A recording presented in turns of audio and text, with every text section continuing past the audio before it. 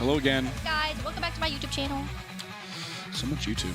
Are we still on the speakers? Oh, we totally are. Hi, guys. Alright guys, today we're going to give you a slime tutorial. First you put on the glue. That's so true. You get your borax, so make sure you boiled it with some hot water first, and you let it cool off, and then you put the borax mixture into the glue and you stir it up.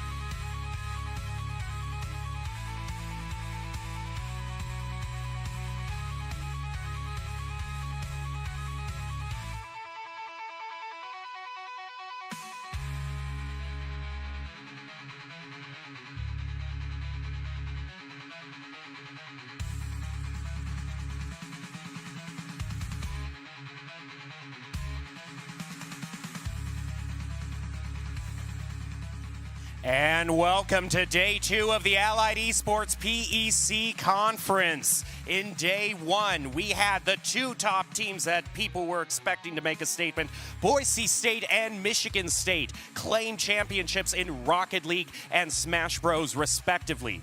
But in day 2, as we're ready to crown Overwatch and Valorant, there are rumors swirling about that there might be overconfidence in the leading teams. In fact, some are saying that these teams might be thinking of this not as a competition to be won, but as a due to be paid.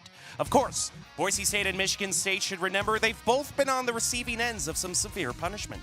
They've tasted the bitterness of defeat, suffered the agony of a close loss, and there can be no excuses for a subpar performance in the entertainment capital of the world, Las Vegas. So as we get ready to see if Boise State and Michigan State will continue adding to their wins, or if an upstart Syracuse, Ohio State, and Kansas will take the crown away from them, let's head up to our 2 casters. We got Alex and Carson up in the casters booth to help us crown a Valorant championship. Take it away. Thank you very much, Jacob. Welcome back to the Sin City. We're here for day 2. Like Jacob just mentioned, I'm Carson Cass here in the booth with my co-caster today. I'm Alex Reimer from KU.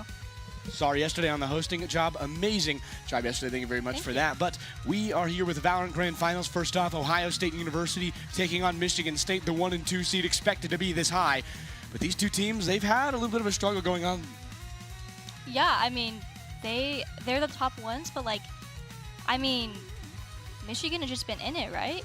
They're the ones with the bye round, right? Yeah, absolutely. And Michigan State only had to play 1 game yesterday. They went 2-0 against Boise State, who beat So they're not Syracuse fighting. They're not climbing. They're ready to defend their title of top seed, right? Yeah, absolutely. And as we get towards that, we're going to jump right in here to pick bands as soon as we can possibly.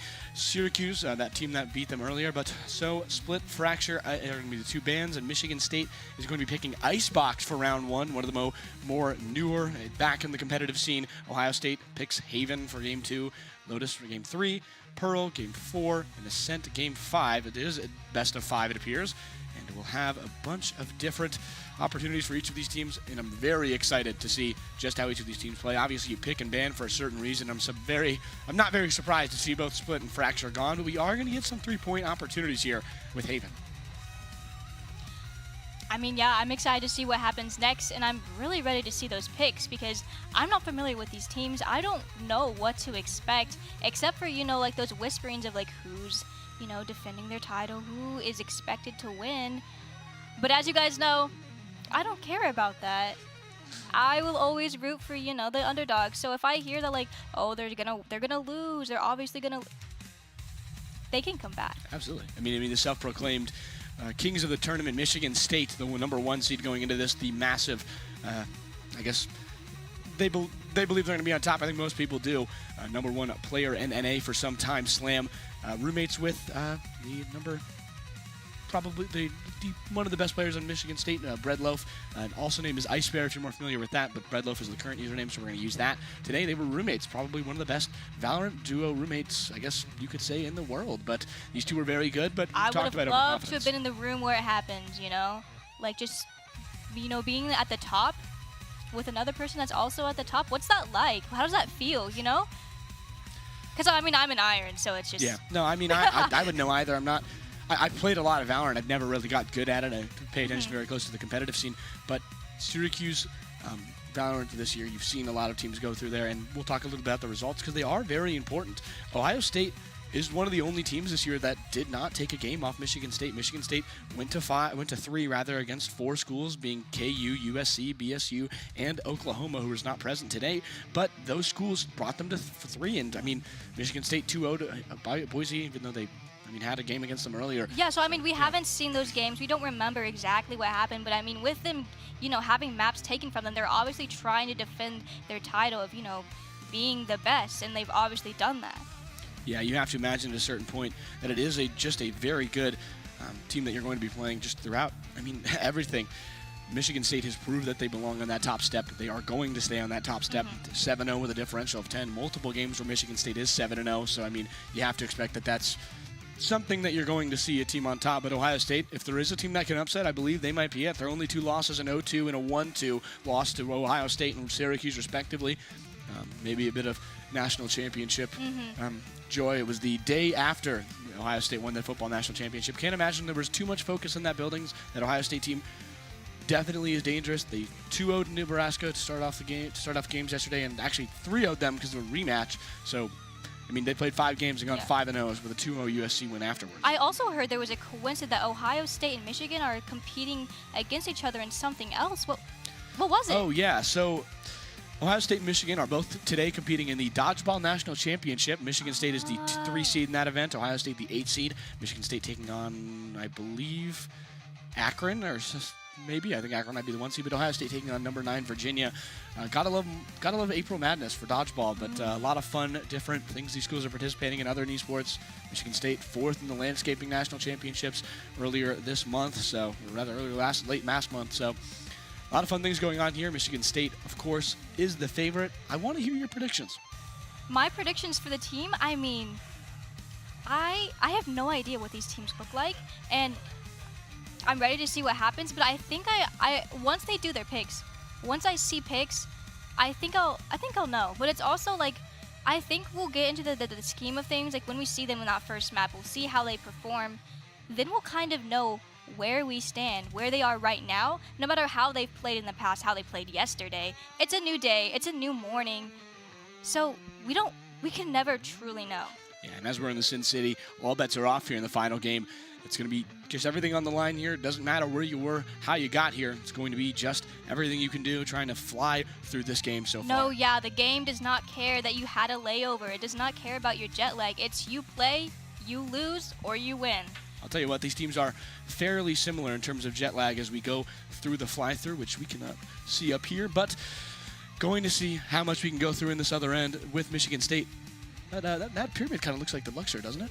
Oh, it does. And we have our picks. Oh, yeah, picks on the other side. Waldy, Gritty. For there is Knight is going to win to go. Maybe on that deadlock. We'll see how that's going to go, but yeah, take us a little bit through this analysis here. All right. So, I mean, Harbor on Icebox. I mean, that's like an unconventional pick, I would say. And looks like we're hovering ISO, and we already have a Chamber. And I mean, Chamber, I feel like, is not like a conventional pick as a Sentinel, but in Icebox, does it really matter?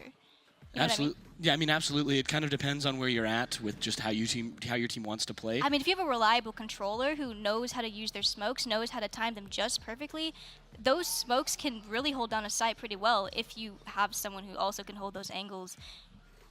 Yeah, absolutely. And Ohio State going for it's a very similar comp. Obviously, you're going to see a lot of Viper on Icebox. It's a fairly common thing to see, especially with just how her ult works, how her abilities just are. They kind of tame to this map very well, and it's a very good control on the other end. Knight, Hamburger, Dez, all on that top end. Dez, an average APC of average combat score of about 318, I believe. Very high, has done a really good job in this overall matchup tournament so far, but attacking will be the Michigan State Spartans. Sparties guys will be playing on offense here with their pick of Icebox. Defending will be Ohio State. And we'll have to see here, really interesting Harbor pick and a Viper pick. That's what I'm saying is Harbor is not really, I mean, like, it's in the ranked game. Like, okay, you pick Harbor, whatever. If you get your kills and you do your job, like, okay, you can play Harbor. But in organized, does it work? Or does it matter? That's also an interesting point, is Harbor, you have more control. You flat out, I mean, you have less initiation. You have less, I guess, combat boosts in the terms of, like, flashes, everything and like that. And it's also really great for sticking bombs. Yeah, Harbor's Cove is such a good thing for sticking a bomb. Or, I mean, just messing with people, because you just throw it and it, like, bounces and it's weird. And it can just, you know, distract the team or mess up their line of sight. Absolutely.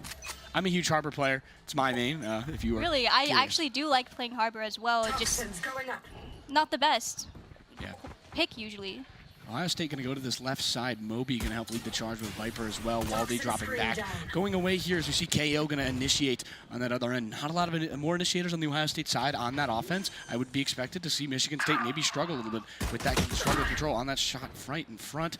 moving down that left side. Firefight on B, back towards up. Moby gonna get some damage off. I mean, but it looks like they're just trying to play off. They're trying to like look for Flood. I mean, they're not trying to, take those initial frags. They're not trying to give Michigan anything here. They don't want to give them those picks. They're just trying to play as a team and do well. Absolutely. Slammed. One of the best players in the country on that offensive side is going to be Michigan State on the defense first, rather. I apologize. Or Ohio State on the defense first. 2 picks real early. 3 for Dez, who's been really good in combat early. Waldy, 1 more. And they lead defuse for Ohio State. They wreck the Spartans, but we're going to come back to Casters for a map restart. 1 round for Ohio State. They're going to lose that round. They've had a lot of rematches already. Did well that first time against Nebraska. 3-0 win for them. Absolutely dominated the Cornhuskers. Big Red. I mean, we just got a sneak peek of what we're probably going to see there. I mean, they were playing off site. They weren't like fighting those initial angles. They just gave the site truly, and then they waited, they grouped, and they really tried to flood. But the thing is that you have to time those floods just perfectly, because if they have time to set up for that post plant, it is stall work. And they had all that util too, because they're not fighting these initial angles. They're not wasting that util. They're not, putting anything into like getting onto the site. So they have all of that to defend the site. So then it's like, it's gonna be tough. I mean, if you don't take those initial fights, if you just, play more passive, it gives them so much more space to be aggressive, and that's not something you want to see from Michigan. Absolutely. When you're in a best of 5 for Valorant, you have to imagine that this is going to be a slog. You're going to have, it's going to be a punching battle whether you like it or not, because coming down to it, neither of these teams are probably very experienced. This is a very, not weird format, it's a new format. You're talking 0-0 best of 5, first 1 to 3. That, at minimum, can be what, it's at minimum 60 rounds, and that is typically what you see in a best of 3. But in an overtime matchup with a sweep, it's going to be 6 rounds in a 3-game series normally. And you talk about the potential of Ohio State takes 1 game, they're bringing that up to a total of 80. And if Michigan State can't handle it, and Ohio State's, who's probably got less pressure on them, can maybe take a game, maybe take 2. And Ohio State has been fighting for this. They have been in it. They've been playing these matches, and it's like they've been working hard for this. They've been doing the work, and it's like Michigan hasn't been playing against these teams. Michigan doesn't quite know what to expect, but it's also like right now it seems like we're feeling it out as a defense player. We're just kind of letting them do their thing, trying to see how they push sites, and then we decide how we place our defenses after they've taken it. But also, you can't just always give the site. Absolutely. If you're more comfortable on offense, which I don't know how Ohio State plays that, if you are more comfortable in offense flat out, you're going to let them take more, because once that spike is planted, obviously you're basically switching sides. Now you're on the offense if you're on defense, because the bomb is planted and you now to go, or spike rather is planted and you need to defuse it. It's a really interesting matchup because it allows you to be more open. Valorant is one of those games I really love the push and pull, because when you're playing defense, you don't always play defense, because once they get that bomb down, now you're the offense. Now you're attacking the site. So whenever you have this moment where you're not defending, even though you're on defense, and you just purely play the offense to try and get the site back, you lose some agency there. Yeah, and I just said offense and defense doesn't matter. That's not true at all, first off. I apologize for that. But it does matter, but in a way it doesn't, because now you're looking at it in a way where, say, I have to go into it, I have to go right there, and I have to play this game in a sense that I'm playing with Harbor and maybe at Viper too, and now you have more control. Now you have more control on the offense, but once you go to defense, you're going to have that advantage, because no matter if you are not letting them have sight or if you're trying to take back sight, you're getting favorable angles, and you're making favorable angles. As we're going to take another quick look back at pick bands. It's the same. But looks like the same, yeah. It is the same, but yeah, obviously Icebox is on the same end. Just a little Michigan refresher. State. Yes, no. Split and Fracture, the first 2 banned. Icebox, Haven, Lotus, Pearl, and Ascent. Pearl and Ascent if needed. BO5, of course. So if Michigan State or Ohio State takes his first 3 games, Pearl and Ascent will not be needed. And I'm curious to see Ascent, obviously that quintessential Valorant map. When you think of Valorant, you think of Ascent. Love to see Game 5 there. I mean, also Split. Split is such a Valorant. And that's why it's banned, is because it's so overplayed, and everybody has comps and plays for it, because that's the Valorant map. Yeah. So then taking that out of the game takes them under their feet a little bit. Yeah, this is a quintessential favorite for me. I love Icebox, so it's a very contested, very strange map where the angles are not as fluid maybe as other maps. Yeah. There's not a lot of room. and you get up The close and angles personal, are I don't so think odd. It's not like Haven or Ascent in the sense that like when you're pushing a site, you're looking across here and there's maybe someone here or there, and then it's so different with Icebox because there's those levels. Yeah. And it's so much harder to push a site when there's so many levels to figure, because like a lot of people say like aim is about crosshair placement, but where do you place your crosshair when they could be up top or down low? Yeah. As a former CS2 player, that's really interesting because CS2, yes, the angles matter, of course, vertically, but it's very rare you get a map where that's the big thing. That's a huge part of it. But Michigan State and Ohio State going to be playing with an up-down section earlier, and we are backing out. Looks like we're going to another tech pause, potentially, yes, another tech pause. So we'll have to see some claps for that one, but Michigan State is still up 1-0. I believe I kind of just a bit confused with Icebox. I'm kind of curious. I don't really understand the Harbor play because Harbor obviously has that limit on the height of his walls too. Yeah, no, but if you like pull it up, it goes over kind of like Viper. Yeah. So it's like, what if we just kind of like have the Viper wall and the Harbor wall, and you just can't see anything? You throw the cove, you throw the orb, and there's nothing. Like what? And then you just swing out of whatever because there's so much like here, you can't tell where they're gonna swing out from because like you can't see anything. Absolutely. Certain points, it's like GTA free roam and Icebox where you're just kind of lost. There's not much you can do because I think you at get that locked point in you're between just so many playing walls. aim labs. You know what I mean? Because like you're just like you see the like the little balls and you click the balls wherever because like they could be from anywhere. You are like you don't have the angles of the lines of where they're gonna swing out from because it's just smokes everywhere. Yeah, of course. And the big thing there is it's kind of it's so strange. That double Harbor, that Harbor Viper pick is really interesting to me because you have so much control over Icebox because the angles are so tight, obviously, and we'll have to see just how Michigan And State. I'm excited to see how they apply that, or if they apply that, because sometimes I see some like the best players playing controller. It's like the pro player that's on their team, and like this is the guy that's the good one, and they play controller, and he plays Viper, and like he just puts the wall somewhere, and it's like not even like doing much for the team, but he gets his frags and he's doing stuff for the team, so it doesn't matter. Absolutely. Controller Valor, not one you hear too often, but as we're going to jump finally through this bye phase, we will just see how Michigan State and how Ohio State can put this together. Buckeyes, Spartans finally underway. Going to be 0-0 fully bye phase. Going to be a replay of round one. Well, replay of round one, replay of round two. We've got round one. It's going to just be right quickly here soon. So, looks like we're just on the screen right now. Hey, yeah. guys. Hi. Hello, welcome back. So many more on this other side. Val has been a clear favorite just for about everything else here. They're just replaying round one. Oh, okay. I think they're just going to get it corrected. Yeah, Michigan State going to get all the points that they need. Kills everywhere, right? That's what you're watching in the background right now. But Val was a really interesting thing because you had to. I don't think anybody really expected OSU, despite being the 2 seed. It was very rare that they were going to, I think, feel like they were going to get there. They weren't one of the teams that took the game off. They had a tough loss to Syracuse that didn't really seem like a great team. Syracuse, a 5 seed, lost 0-2 to Boise State in the first round. As much as I like my guys and I want them to do well, they didn't do very well in this game, this tournament. They had a very tough beginning and couldn't find a way out. And Ohio State losing there, they've improved a massive amount. Back towards the end of the bye phase. Michigan State going to look maybe for the defensive side on that left. As they're going to push Bureau heavy towards A, out towards Ohio State 3 and 4 and 1 with a split push for Ohio State. Soba trying to make some noise over at B, but initial firefight really going well for neither side, honestly. Ohio State and Michigan State getting some damage off for both. KO going to be an instrumental piece here as well as Omen into leading this fight in, but Ohio State, again, very conservative lead into this. Knight with a big shot on a slam Val right instantly. You're going to see Knight vary with those long shots. He really likes playing deadlock. And Breadloaf goes down right in the other end. A good pick from Dez, who I believe we are switched. Michigan State is on the offense. Rifty, yes. Michigan State is on the offense. And Ohio State's on the defense. The names are switched. Moby's going to get Hamburger again. And Moby 2 more. That's going to even it down to 3 overall. A logical forward. Knife for KO put on that right side. And Michigan State's kind of in a tough opportunity here on the offense.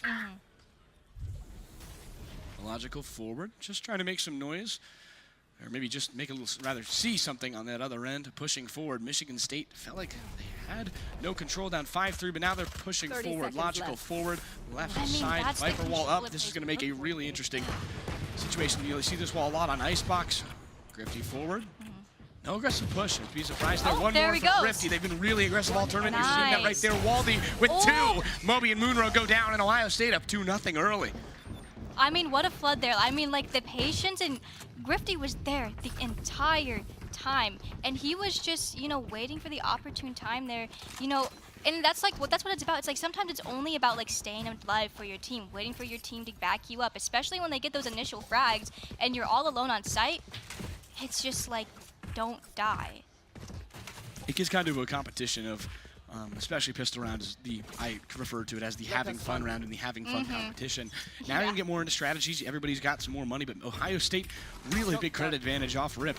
Hamburger going to get blinded immediately as the Harbor Cove comes out. Bit of a slow, and you see an aggressive pushback from Michigan State. Wrong angle, wrong time. That's what you just call poor timing for Man. Hamburger, who goes down to slammed. Moby gets one more. That's in the Viper trade, and that's going to be a huge loss of control for Ohio State, who's only got initiators fully as 2 go down immediately. Knight and Dez right off rip. Michigan State trying to get their comeback here. Down 2-0. And I mean, those are the ones you just cannot lose there. And hello. Trying to use that handle. Oh. Gun advantage can't really help. What Grifty can you do gonna go there? down. I mean, you can't shoot them all at once. No, they just got unfortunately, they just got paved over. New road in Columbus. Michigan State, East Lansing team has come down, and I mean, they are the favorites for a lot of these games. They're favorites to compete in a lot of these games. The only one they really haven't, they were the 1 seed, 7-0 going into this for Rocket League, and of course, they fell to Boise State 4-1, and I mean, it was kind of really just all Boise State, and we'll see how that pans out later. No Michigan State, obviously, in Overwatch. No team competing here tonight. KU and Syracuse, if you missed that, we're competing right now in the losers finals to play Overwatch Grand Finals against Boise State later, but we are in the Grand Finals for Valorant. Dez on that top angle at A, seeing a bit of a split push from Michigan State, who's going to take it a lot slower than they have earlier. They like that push at A and B initially, very aggressive, but are backing off. Breadloaf going to get one for the side of Michigan State. You're just seeing a really tough situation on both sides. Dez drops down. Oof. Timing there, you know?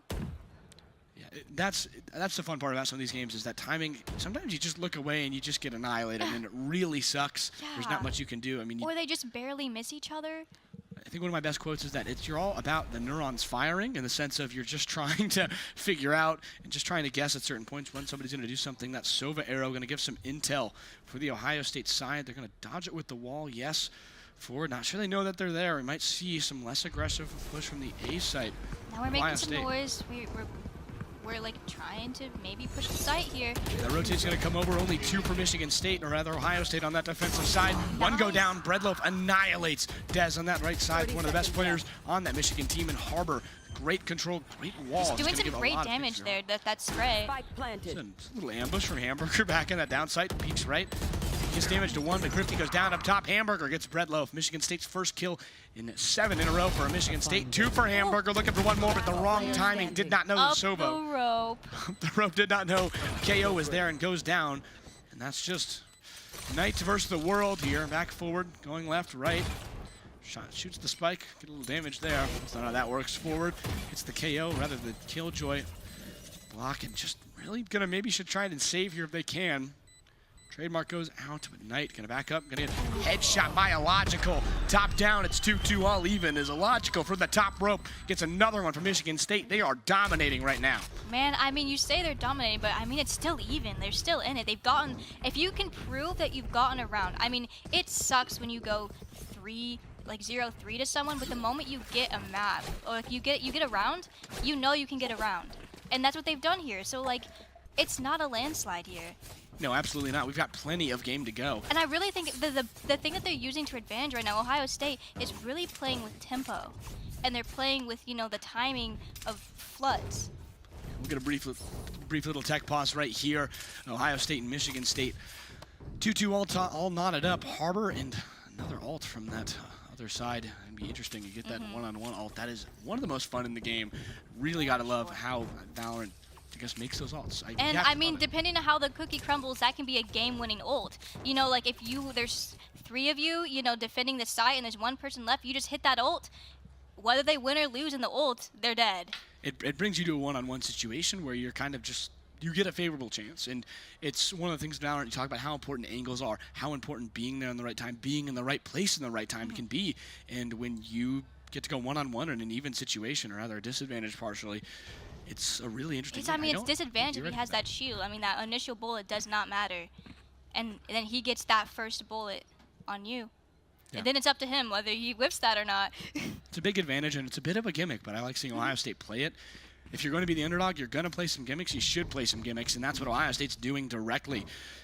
Talk a little bit about the team. We didn't quite meet the rosters. OSU, Kame, the coach, founded OSU's first Valorant team when the game came out, and graduated in 2022. Has been coaching the team since that point.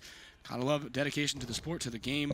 Been a great coach to them to get them here in this 2 spot. Dez, their real offensive mastermind, it feels like, was really good. Average combat score of 318 in these last 5 games, has been dominating the competition. I mean, wow.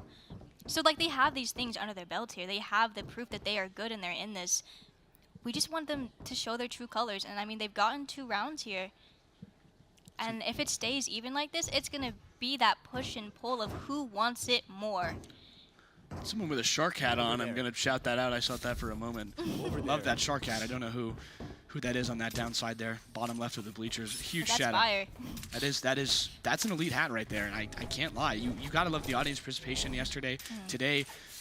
It's awesome. But other for Ohio State, you have Hamburger, Sam, a CS major from Ohio State for the red and silver. Waldy, who squats 500 pounds. Oh, fun fact. Goodness, that's squats 500. Frightening. Powerful on and off. What does that do for Val? What do you think? Like, I mean, like, I know a lot of the aura. Yep, I think it's aura. I think aura is an important part of Val, obviously. It's a big key to winning and losing is aura. And obviously, the last one, Grifty Griffin, has a presentation due tomorrow. We'll see if you can get on that after this. I wouldn't want to be thinking about that right now. No. Why would you bring that up? No, that's actually the fun fact he gave me. So, so it's on his mind. Maybe that'll play into what we see on the field. Maybe if you did your homework, you're at an advantage. Oh, okay. I'm not sure. We're college students, so we'll see how much homework does get done after this weekend. We're student athletes, so it's going to be all of it. I believe in us very, very much. If I can't see it, it can't see me, right? I did my homework, actually, guys, so you should everybody do your homework is kind of the general thing, I feel. Well, I'll be the devil's advocate. I did not. Oof.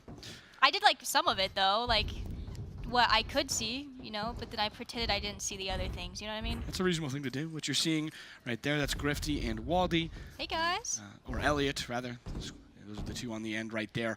But for Michigan State, we have John Masterini, I believe. Slam was #1 NA ranked for a period of time. Maxine Moby has... I didn't write that properly. Logical, one of the best duelists in the country, at this facility. Yeah. They say Alex K, a duelist as well, and says was a roommate with Slam, and says that they were the best roommate combo in the entire country. Did you like duo queue together, like I would as the assume they do. roommates? That's kind of low key a LAN, like a mini LAN together. Mini LAN? It's kind of cute. You're that's the way to sharing the phrase Wi-Fi, your duo together. Absolutely. And you can't blame it on your Wi-Fi. You can be like, oh, I lagged, like, oh, my ping, because you have the same ping. Yeah, as Knight reconnects here, we'll get going underway soon. But last 2, Broad and Munro, who is a civil engineer. A lot of STEM majors here in esports, and you gotta love that. I'm not a STEM major, I'm a journalism major. You might be able to tell, my job is talking. Love communications. As we go closer and closer to getting underway, we are finally going to be back here in Michigan State, Ohio State. All knotted up at 2-2. Finally, round 5. Had some tech pauses to go here, but hopefully we'll put it back together and we'll get the pieces. But good things come to those who wait. That's true. That is true. That is very true. We're going to have an excellent game through here. Hamburger de Silva, very aggressive push from Ohio State on the defense. Not done being content anymore. Slam going to get Grifty up top. See that gun fly down. What's left of Grifty? Rather, Des goes down as well. Munro, another pick for Killjoy, who is also a great controller for Michigan State. They have full just angles, can control so much. They're just so oppressive. I mean, and it's not always about the util. I mean, some of these fights, they were just gunfights and they won them, and then there's your sight because they're dead. Yeah, you've seen the, I guess, duelist erasure in Valorant. Not a lot of duelists being played anymore just because they don't provide as much that you would want. And I mean, you would see Phoenix in every matchup almost in the beginning of Valorant. Yeah, I mean, I remember it used to be double duelist every map. Absolutely, and now it's how much control, how much angle can you get? Is good kill. Knight up top, Illogical goes down. One more, ran out of bullets, unfortunately, and down it goes. Waldy, Breadloaf gets one. Hamburger, though, able to get one as well. TTV slam Val. Knight on that bottom end, and it's a 3-2 advantage for Michigan State as Ohio State back on the offense trying to get the retake. Ooh, that's a crazy wall. It is a very interesting wall there from Ko, who just knocked Hamburger out of the game, essentially. Forced him to walk right into a harbor wall. Knight forward, goes down. Breadloaf's third kill of the match, and it's 3-2 Ohio, rather it's 3-2 Michigan State. Sparty is rolling already. I mean, we just saw what that harbor wall can do there. It was like a paper in his face because you couldn't really stick it and watch the angle without it being there. You talk about those first two games being pistol round, and then whoever wins pistol round having an advantage once rifles have fully come out, full buys. Michigan State's 3-0, and I think that's something to watch for the rest of the match. We'll have to see if Ohio State can find more success on this even end, but they're going to have to go to a save round here, I believe.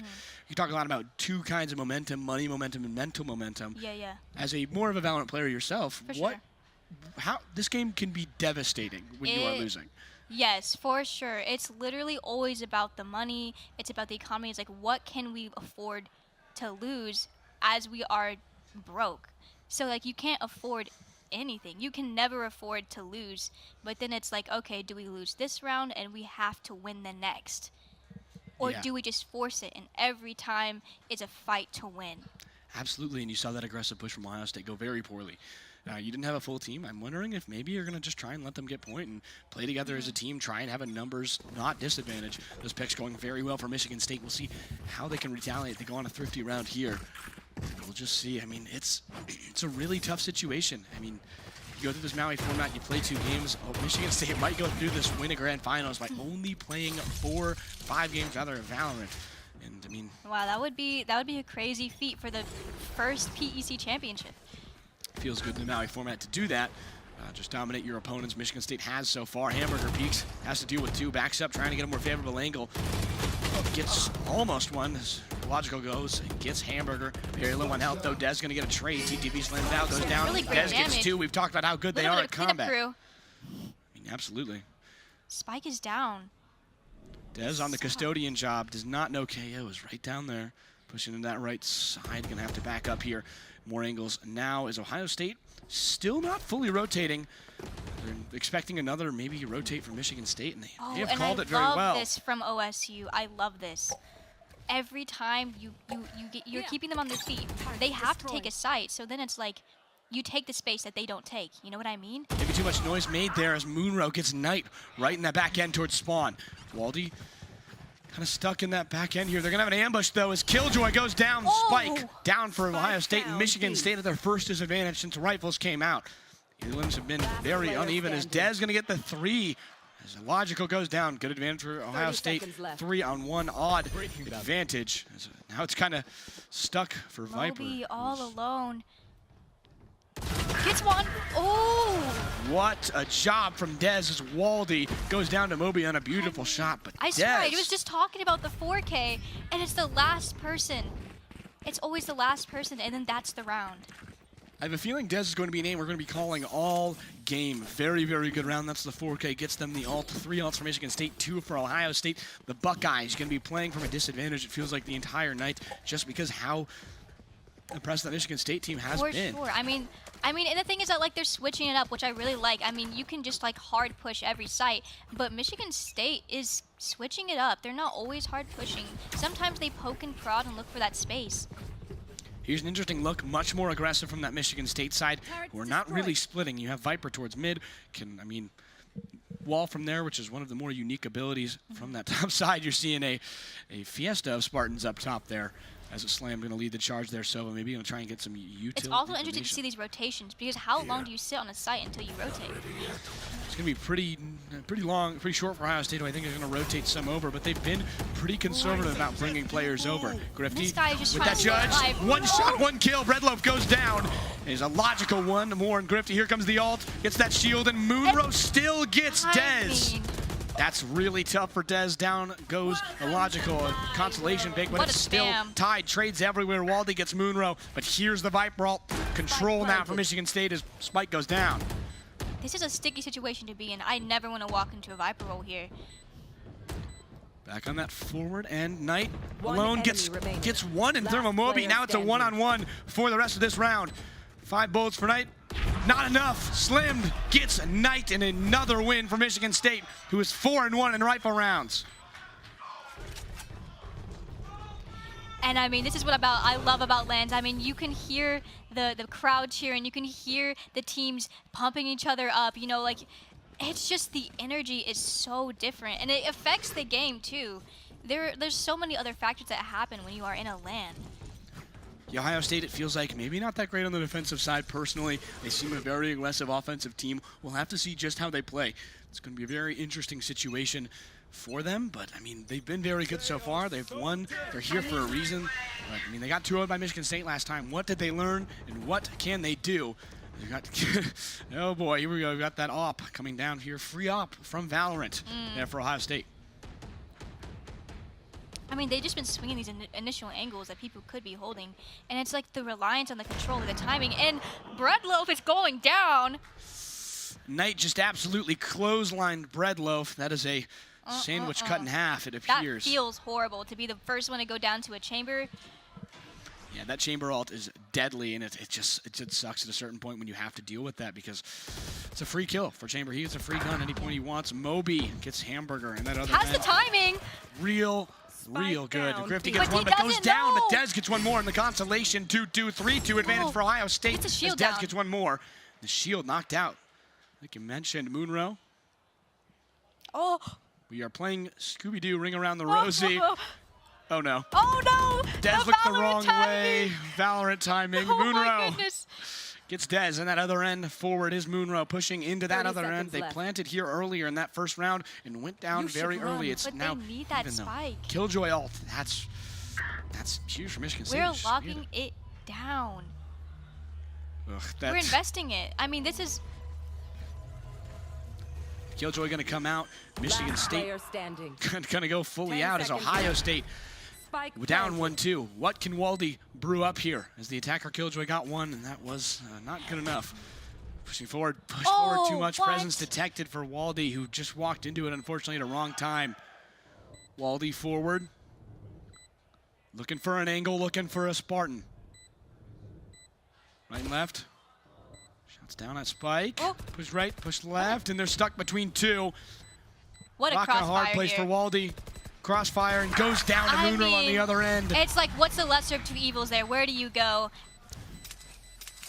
3 shots down, and that is rough. Moonrow, another 3K there. Killjoy has been dominant shooting. Of course, the spike there has not put it there yet, so it's kind of just made Ohio State sell themselves out. Yeah. Killjoy not putting those traps there really For sure. anywhere on. I mean, this is one of those things where it's like, even if you give this site and you like lost your fight or whatever, if you get out, if you are 5 HP, that is so much better and is so much less stress for that person who has to 1v3 to get the spike. If there's 2 people, you can Yoru clone your way in or whatever.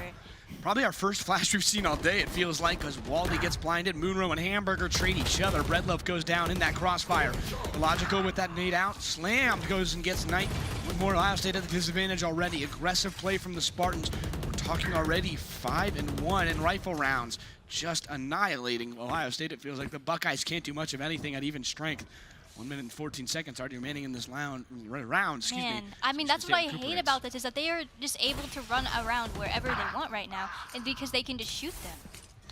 Dez goes down to slam Val up top.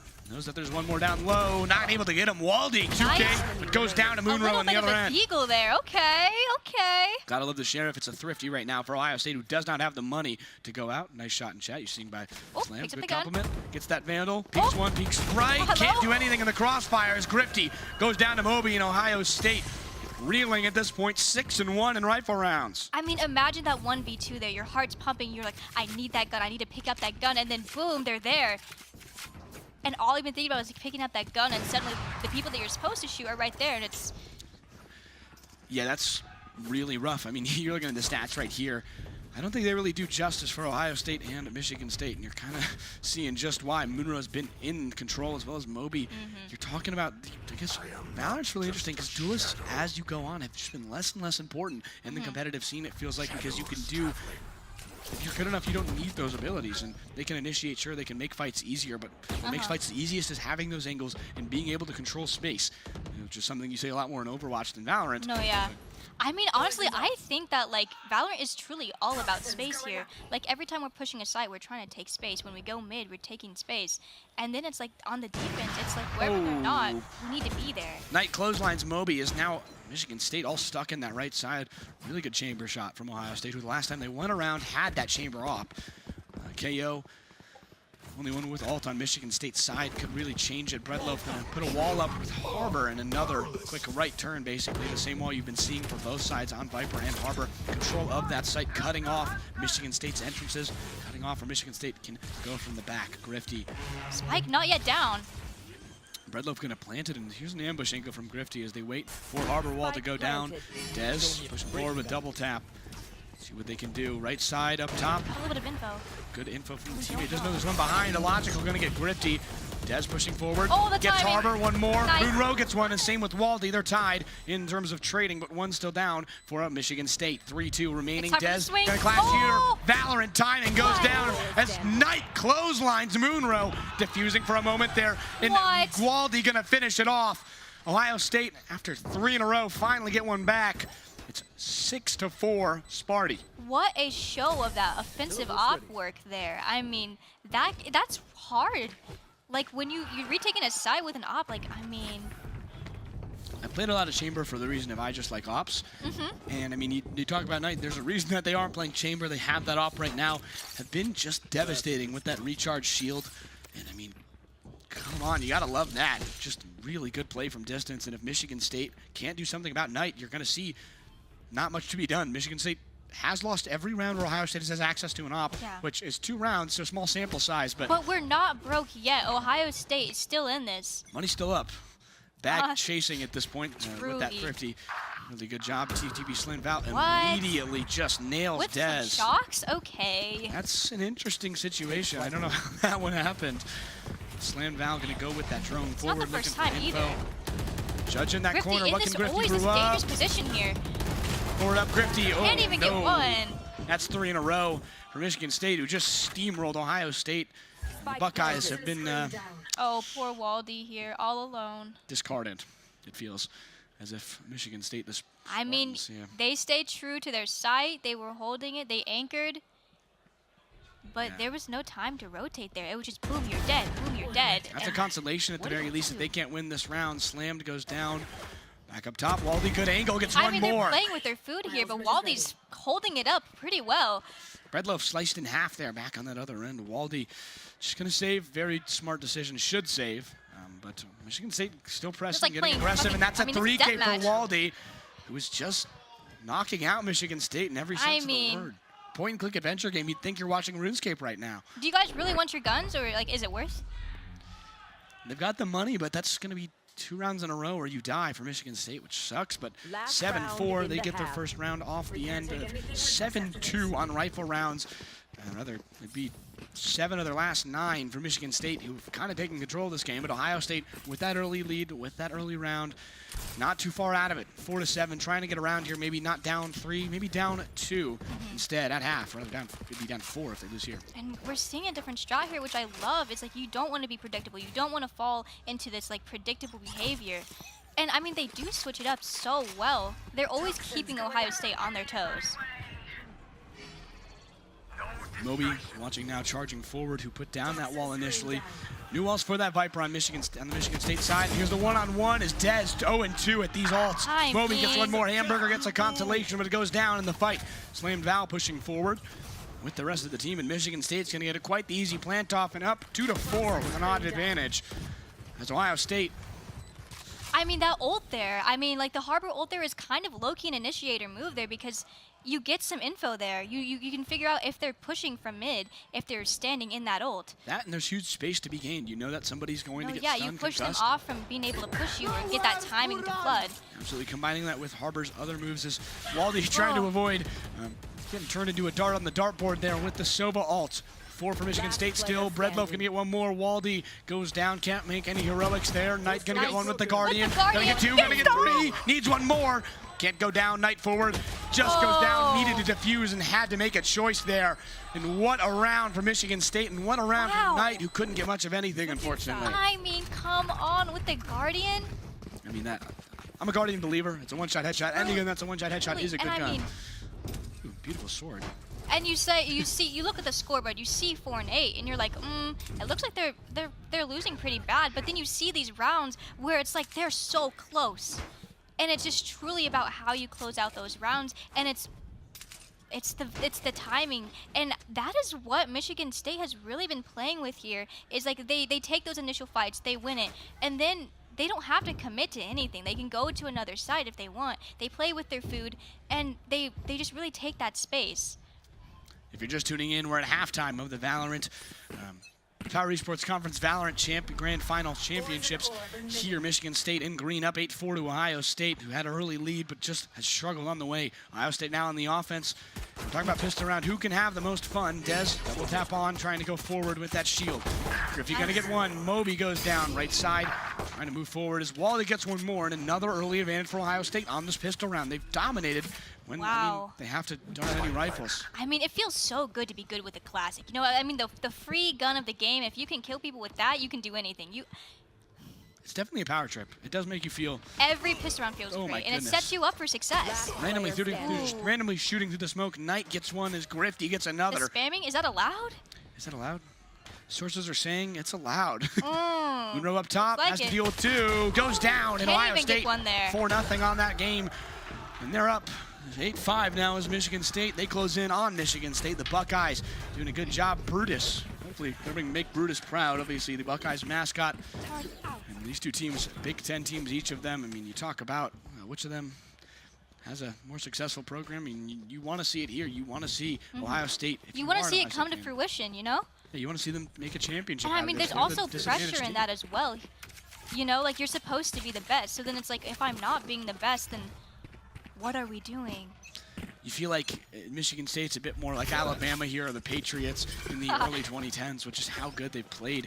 And you feel a lot about that with the two teams you want to beat.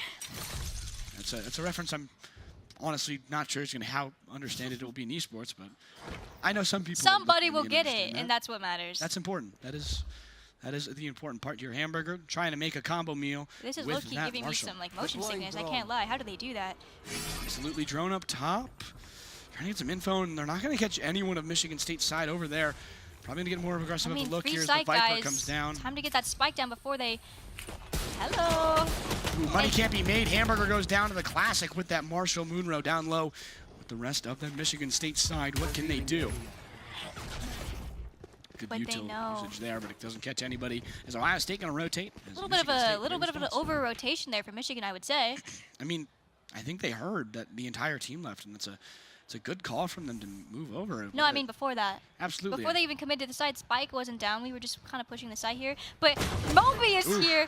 That's gun advantage. He sits him down. That's gun advantage with the Sheriff. Knocking the shoulders off of Moby. Illogical goes down as well. Munro gets a consolation, but it's 3-2 Michigan State at a disadvantage once again. Spike going to go down as Knight holding that angle with that sniper there. Ohio State really liking that long range. There's 2 long range guns so far I've seen, or 2 players that are making it in those early rounds. 5-8. Ohio State trying to bring it within 2. Munro going to place that turret down. As now you're at a 2-2. As Slam goes down, now you're at a 2-2. Rather, was 2-2. Waldy gets them. Dez gets their 3rd kill of the round, has the Vandal round 2. It's going to result in a lot of good opportunities. Shot missed.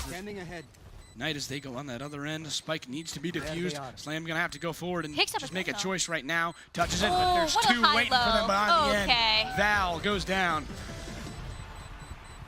I mean, wow. I mean, that was a save round for them, and that they mean to lose that. And it feels good to get those frags with the Classic. And every time you kill one of them, when you're on that save, is more money.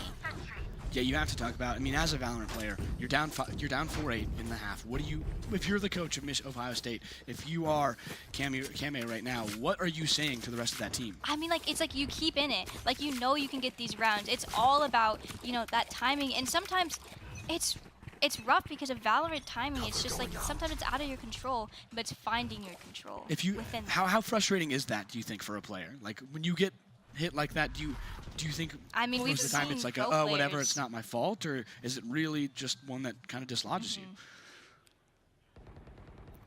I mean, that's the love of the game. Is nothing is truly ever predictable. And if you're a predictable player, you're not playing it right. It's a really good point. And Michigan State trying to not be predictable. Nice. Knight nails one, but Breadloaf Instantly catches them in traded. the other end, turns them into a sandwich there. Chamber right in the middle between two slices. 1 minute remaining as Ohio State still deciding where they're going to go. Has to back off from A initially. Has maybe backing off again as Grifty goes down that end. Breadloaf dominating that A site. Harbor has just... He's holding it down. That's what I'm talking about. It's like as a controller, sometimes a controller is just as good as a sentinel.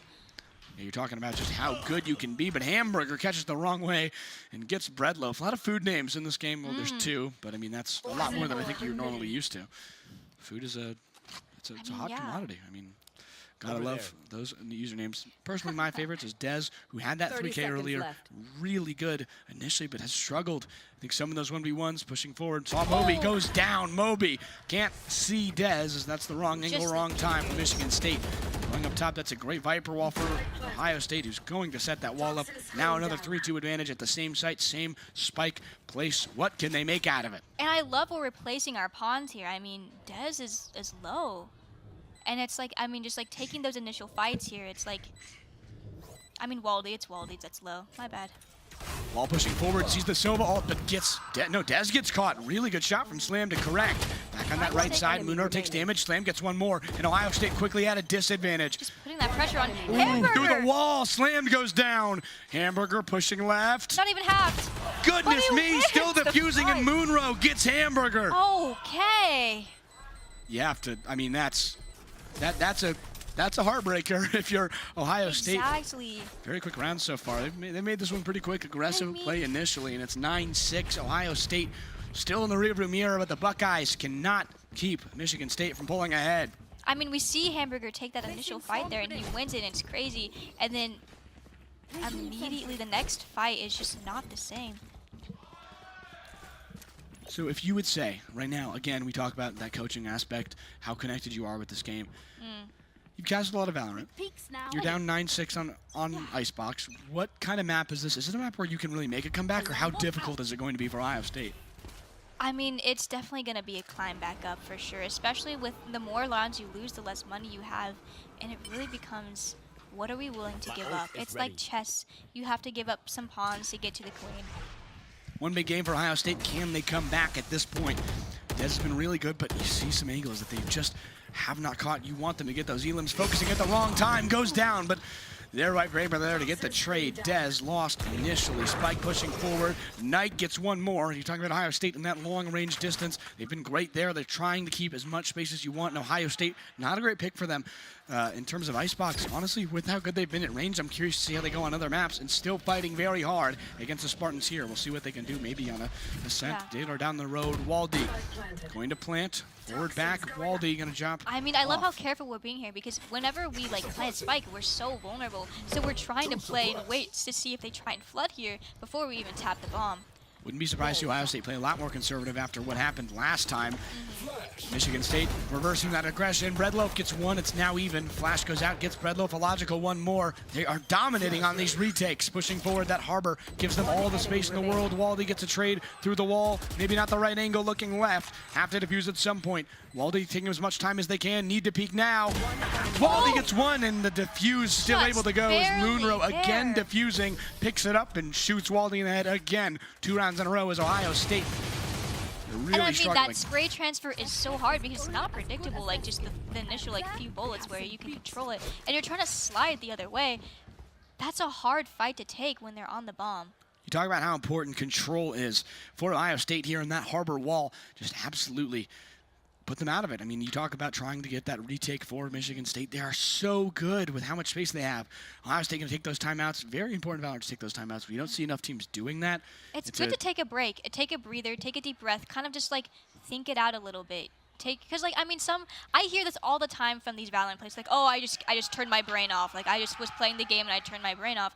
And it's just like, this is what these timeouts are for, is because you need to like suck yourself back into the game, what we're doing. We're playing because it's not a ranked game. This is organized. You have teammates that you can rely on, and they're relying on you too. So you can't turn your brain off. You can't stop talking. You can't like stop calming because they need you as much as you need them. Yeah, hearing some screaming from the, I believe the Overwatch side. I'm not sure which team is enjoying. KU keeps it active over there, always. I don't know if Joey can hear me. Joey, the other side. How's the Overwatch 2 game looking, Joey? Kansas or Syracuse or Kansas? Do you know? Says maybe Syracuse. So back down on stage, we've got Syracuse potentially. I don't love to hear that, but. No, I understand. Roll orange, I fear. On the other side, Michigan State up 10-6. Obviously, Overwatch Grand Finals will be just after this. Lower finals being played right now between the Jayhawks and the Orange. Two teams that are eliminated from every other bracket, haven't reached the finals in any other bracket, but looking to get their slot against Boise State, who have just been a buzzsaw throughout the entire game. Back up top, Slam, gonna get Knight in that upper container, and Grifty just again. You talk about how much space they're helping to take, but Grifty, I mean, just there, can't help anything. Rather, that was Waldy that could not help in any way, shape, or form. Slammed Val going back up towards the A site as Waldy in a tight spot of logical. This is what you like to talk. This is what the fun part about seeing through walls. Yeah, I mean, this is like the timing here. It's like, who's gonna leave first? Who's gonna take it? Dez going through teammate smoke here. Wrong place, wrong time. Stuck between a rock and a hard place. And the hard place wins. Moby gets two as gets Grifty and Dez in the same spray. Waldy one more pushing right. And that is one you have to win. At advantage for a logic. Gets Waldy through the wall. Hamburger one consolation. But Moby 3 kills. 11-6. Michigan State. Sparty is rolling right now. I mean, we were saving there just a little bit. I mean, we were trying to keep our creds up for the next round. So I'm expecting them to like go a little bit harder here. I mean, do we have ults on the board? I mean, look, I mean, time is running out. We got some ults on the board that we can invest. And I mean, like if you think about money, you think about abilities. Everything costs money. So when you think about these abilities, you think about these ults, it's everything to invest to win that round. Look, time is running down here. You're talking 11-6. You have 4 ults. You need to use them at some point, but you need to win more rounds. You've got a very long road back. Have to win 6 on a road to get even to overtime. Rather, have to win 6 to get to overtime. Michigan State needs 2 to win it. First to 13, of course. If you're unfamiliar with the Valorant format, I know we have some new fans maybe from other games watching their schools competing in the Power Esports Conference Championships here in 2025 in Las Vegas. Sin City, who's going to come out on top in the grand finals for Valorant? Best of 5, of course, Dez. Up top with Ohio State, they're going to get A-Site pretty locked down early. This is the first time I think they've had A-Site and been able to maybe play a retake. We'll see if they're going to continue doing this. But Sova ult coming down, not going to catch anybody on the first 2 shots. Third one gets no damage either. There's no util even acquired there, it feels like. And you know they're on site. You just know who's on site now. Crazy position there. Interesting retake spot from Ohio State, but it seemingly works out for Viper. Waldy gonna get Moby in that Viper trade, if you will, as the defender Killjoy comes out. Ohio State gonna have to vacate the space. Here comes 2 ults to try and lure them in as of the outrage. Long range ults for here. Dez 0-3 on those ults now. Slammed and Val goes down. Moon forward. Knight gets Breadloaf. Slam gets Waldy, but the defenders win on the spike defusal as Ohio State can do nothing but watch. The Cove. And it didn't even matter. The Cove actually doesn't matter. He's sticking, and there's gunfights going, and they're losing the gunfights as well as the Cove. You're not winning that. Harbor is overstimulating the other team because you're just like you're in a gunfight and there's now a wall running at me. And there's also a lot of animation to it as well. Like, does that mess with their eye line as well? I'd have to imagine it does. I mean, you're getting distracted in any way, shape, or form if you are Ohio State. But game point year for the Spartans in game 1 on Icebox. This was their choice, of course, so we'll have to see where Ohio State goes next game. But it's looking like it's a wrap for game 1. Unless Ohio State can somehow change this around, have been absolutely dominated on rifle rounds. We've saved for this round here. They believe Ohio State round is going to be your last. Illogical gets 1. Oh, my goodness. Knight. Oh. Oof. Valorant timing there. Going to have to back off. I think it's smart enough to do so there. Teammate waiting in the wings on that right side. Still split. I think they're deciding where they want to try and go. But that Viper ability going to force Knight back in that other end. It looks like it's going to be an A push from the Buckeyes. Michigan State have 2 split, 3 on the B site as Viper moves up into nothing. A site back in that other end. So I mean, Michigan is really just holding it down here. And, like, one of the things is it's tempting to, like, go and try and take that space. Like, it's obvious they're not pushing the site right now, so it's like, maybe we can catch them or, like, do a flank, but you don't know if they're actually there. Ambush for Logical got caught by Knight up top. Breadloaf gets Dez up in the top side. One more shot misses for one. Knight able to get one, not before Moonra gets one, though. Really tough situation as Waldy goes down. Grifty, though, able to get slammed, try and even this one up a little bit. Here comes Cove. Grifty gets Breadloaf, and that's finally even. Ohio State fighting back here, down 6. Grifty gonna push together with Knight, who has that ult, that chamber op, obviously, the 3-gun from Valorant, from Riot Games. Back on that left side, Moonra pushing forward. Invest those ults. Knight has that right angle. Checking everything they can. Doesn't know there's one down there. Trademark triggers. Grifty gonna put down bomb. Doesn't get Killjoy. Moonra has dominated all night and dominates here. Michigan State gonna take this one here. 3 in a row for Moonra there as Ohio State falls 13-6. Wow. Really good game for Michigan State, who are now 1-0 in this grand final in the overall game best of 5. Of course, if you're just tuning in, you've got plenty more Valorant action to go, but give me a little analysis there. What did you see from Michigan State that you really liked on that defensive side? I mean, they were really great at, like, just winning those gunfights, those initial gunfights, because, like, even when you're, like, pushing main and you're just kind of peeking to figure out if people are on site, you're still at a disadvantage there because they're there already holding the angle. So every time you're like, hey, I'm gonna maybe push this site, it's dangerous. But they're doing dangerous things that they should not be allowed to do, but they can do it. And they win those gunfights, and it just gives them the upper hand. Once you get that pick, once you got one that's off the site there, it's a snowball effect. I mean, absolutely. You talk about 2 types of momentum. There's obviously money momentum. That can snowball really bad. But Ohio State had the right foot forward in both of the start of those halves. They were 4-0 on pistol rounds and 13-2 on rifle rounds. That is not a stat for success if you are reading at home, watching at home. I'm still holding out hope here because here's the thing: it's the morning. Maybe we've played like 1 or 2 games. Maybe our aim just hasn't warmed up yet. So maybe these fights that Michigan's winning and Ohio State has just been losing because they're like not winning them, like they're whiffing or it's just the timing. Maybe they're gonna warm up here and maybe they can turn the tide. Yeah, we talk, good harbor pun, we talk a lot about how just good Michigan State is, but I mean, you talk about early mornings, Michigan State may be more ready. They've played more lands than Ohio State, obviously as a team that is more, I guess, global, more national, if you will, as they never seem to leave any of these games like this wire that has been plaguing me all weekend. If you've been watching, this wire has actually been my #1 enemy, so we have to shout them out, I guess, but some other shout-outs what we'd like to do here. Obviously, Esports Integration right here, and Daktronics, very big sponsors, as well, of course, as Allied Gaming. I mean, we couldn't do it without them, truly, and we're so appreciative. Absolutely. We're only in the Sin City because of them. A lot of fun going on here down on the stage. They're going to recuperate, talk a little bit more to each other. But what can Michigan State do against Ohio State? One more in their own pick. Ohio State going to have the home field advantage, if you will, back in the shoe. It's obviously one of those maps that they're confident in. So it's like a new map, new me. I mean, that's how I feel like. It's like every map is another chance to turn the tide here. And it's like every map is a different strat. It's a different comp. It's always different. And then it's like, are we warming up? Are we ready to like truly like show our... And it's like reverse sweeps happen all the time, and I'm an advocate for it. I mean, and this is their pick here, so I'm like, I want to see. If this is one of your stronger maps. I'm ready to see you really show off what you've been working on. Like, I mean, people are doing these scrims, they're doing these practices. I mean, I assume that they're really practicing here, and they've won these other games. Ohio has won these other games using these strats, so they're confident in it here.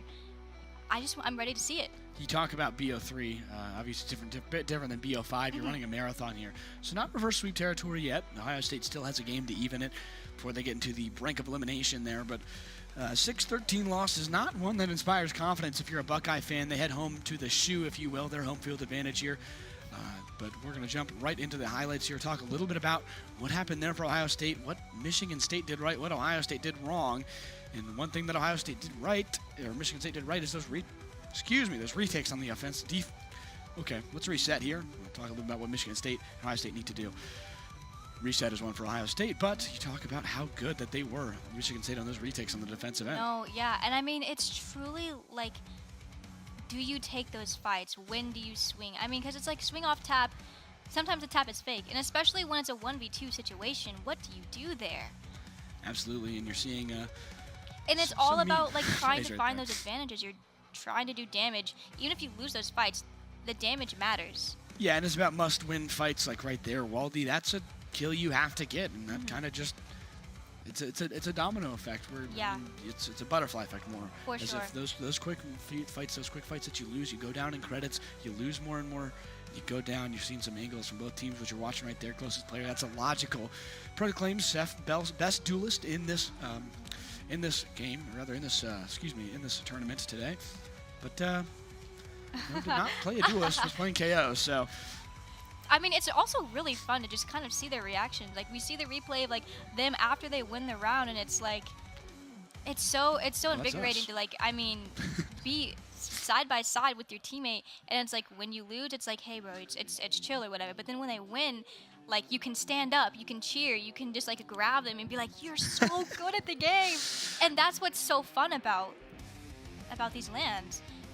Yeah, the tournament style is one that I think not a lot of these teams are used to. And obviously you talk a little about Joey Gariziak. You saw that he was the one going like this and looking right up at the board for half those replays when you got the overall sight. Talked a lot about how important this is for the overall scene of collegiate esports. They're trying to bring attention to this in events here like in Las Vegas. I mean, you're going to see schools look at it, and you're going to see hopefully more schools put money into those programs and integrate more money into just esports and having more teams and giving scholarships and having a bigger competition. Power Esports Conference, the objective here is obviously up to the directors what they want to do, but their vision is growth, and it is trying to bring esports to a collegiate level And the vision affects like the next generations and how, and it's just like, and it's like the next people who come in, and it's new, it's coming up, and I mean, pro play has been here for a while now, so it's like, it's about time. Like, I mean, we have these schools that literally just farm out, like actors or people who specialize in something, and like that's their entire job as a college, is to have people who are amazing and great at this thing. And so it's like, now it's time for esports. Like, we need those kinds of colleges for that as well. Absolutely. Why not a Georgia pipeline? Why not a Georgia school pipeline to FaZe? Why not a New York pipeline to Gen.G? Partner, one of those cool partnerships here. Especially with young talent. I mean, that's what you see in esports all the time, is that it's like the younger you are, I've seen is like they find like more talent there. So it makes sense to have it in college, Yeah, and some update on the Overwatch bracket. If you're curious, Syracuse up 1-0 on the Jayhawks. Yes, no bias here. We'll take a little bit quick into the pick band situation for Game 2 here. We're going to be on Haven for, rather, that was, Icebox was Ohio State's pick. Oh, Ooh. Okay. Yeah, my bad. So I'm not sure, because I would believe the higher seed would get the first pick. That may be reversed. Either way, we're going to have a 3 objective situation here. I believe that those logos were switched from the last time we saw that pick band screen. Either way, this is one of the more interesting maps. Run us through to maybe someone who's not used to Valorant about what Haven is and how it's different maybe from a typical CS2 or a typical even Valorant match. I mean, this is one of my favorite maps to play, to be honest. I mean, it's so different because there's that like third site there. So it's not just you hit one or the other. There's another factor you have to deal with, and it's also that site that you take, like mid is just usually mid. But then if mid is a site, then you can just take mid, and then that's the game. Like, you can win just by taking that. Yeah, and that's the fun part about Haven, is it makes it so hard for the defenders. I'm not necessarily going to say it's a defender-sided or an offensive-sided map, but it really feels like that against a team that maybe can't. One of my favorite things about this map is it's also like a very sentinel-y map. Like, it features a lot of sentinels. And so I'm excited to kind of see how they set this up, how they work this out, and how the attacking team is going to respond to those sentinel setups, or if they even have to. Yeah, Michigan State going to start on the offensive side here. The best part is you're seeing a very similar comp here between two teams, and that's going to actually the exact same comp. Goodness me. We've got one of those games where it's kind of you're mirror comping, so we'll see how that's going to go for each side. But I mean, this is going to be a game of like who's better. Let's see who can play Sova better. Let's see who can like really drop the Omen Smokes at the right times and like the right places. For Ohio State, I think I'd like being on defense first because then you know what you have to deal with at the end. And you have to make some daring plays on Haven, and that's what you're seeing right at mid for Ohio State. But Michigan State's gone a different angle.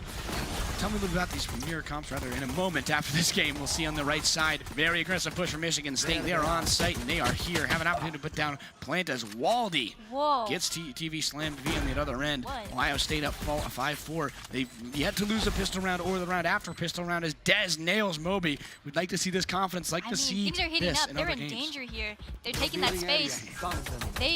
That is the most advantageous intel I've ever seen in my life. Try and get. I don't know if Hamburger knew they were there. Everywhere. Hamburger headshot to the back of the It other team. doesn't Gets Breadloaf as Knight and matter. Dez get 2. It's not enough. Michigan State go down in that first round again. 5-0 on those pistol rounds and the rounds after. Can Michigan State come back after this? But can Ohio State translate this into a rifle round? Can they keep themselves ahead? They went 2-0 at the start of each round. They have to do more here. They have to get better. Yeah, I mean, I don't know if you noticed, but I mean, with all those people alive, I mean, sight felt squishy. Like, it was like, where do we watch? Like, where are we going to be placed here? And then when they're coming from so many different angles, I mean, they did such a good job about, like, keeping them on their toes, taking all these different fights, because there's a way to find that timing. If you're fighting here, and there's someone coming out from this other angle, it's a lot harder to cover that. So, it's really just, it's keeping them on their toes here, because Standing ahead. to them, it's predictable, you know? Hamburger really aggressive, going to go down, but Dez aggressive as Spike well. down A. Gets 1 as a consolation. Breach goes down, but Jet able to get the Ohio State Jet. It's a 4-3 advantage, maybe 4-2 if Ohio State's going to be able to get out Good here. damage there. Yeah, that's a really tough, another really tough start for Ohio State. But this is Michigan State. Maybe going to be able to get that second round. They have the disadvantage, but they're going to be able to buy some guns a little bit. But Ohio State still with that advantage, needs to collect themselves, needs to get ready. You see obviously one up top, one below. Preparing here. What a good line Baldy there. jumps down and Baldy! nails slammed. Grifty one more. Breadloaf going to get a consolation. No, going to get 2. enemy But Ohio remaining. State one-on-one, both at low health. What can Grifty come up with? And it's a headshot.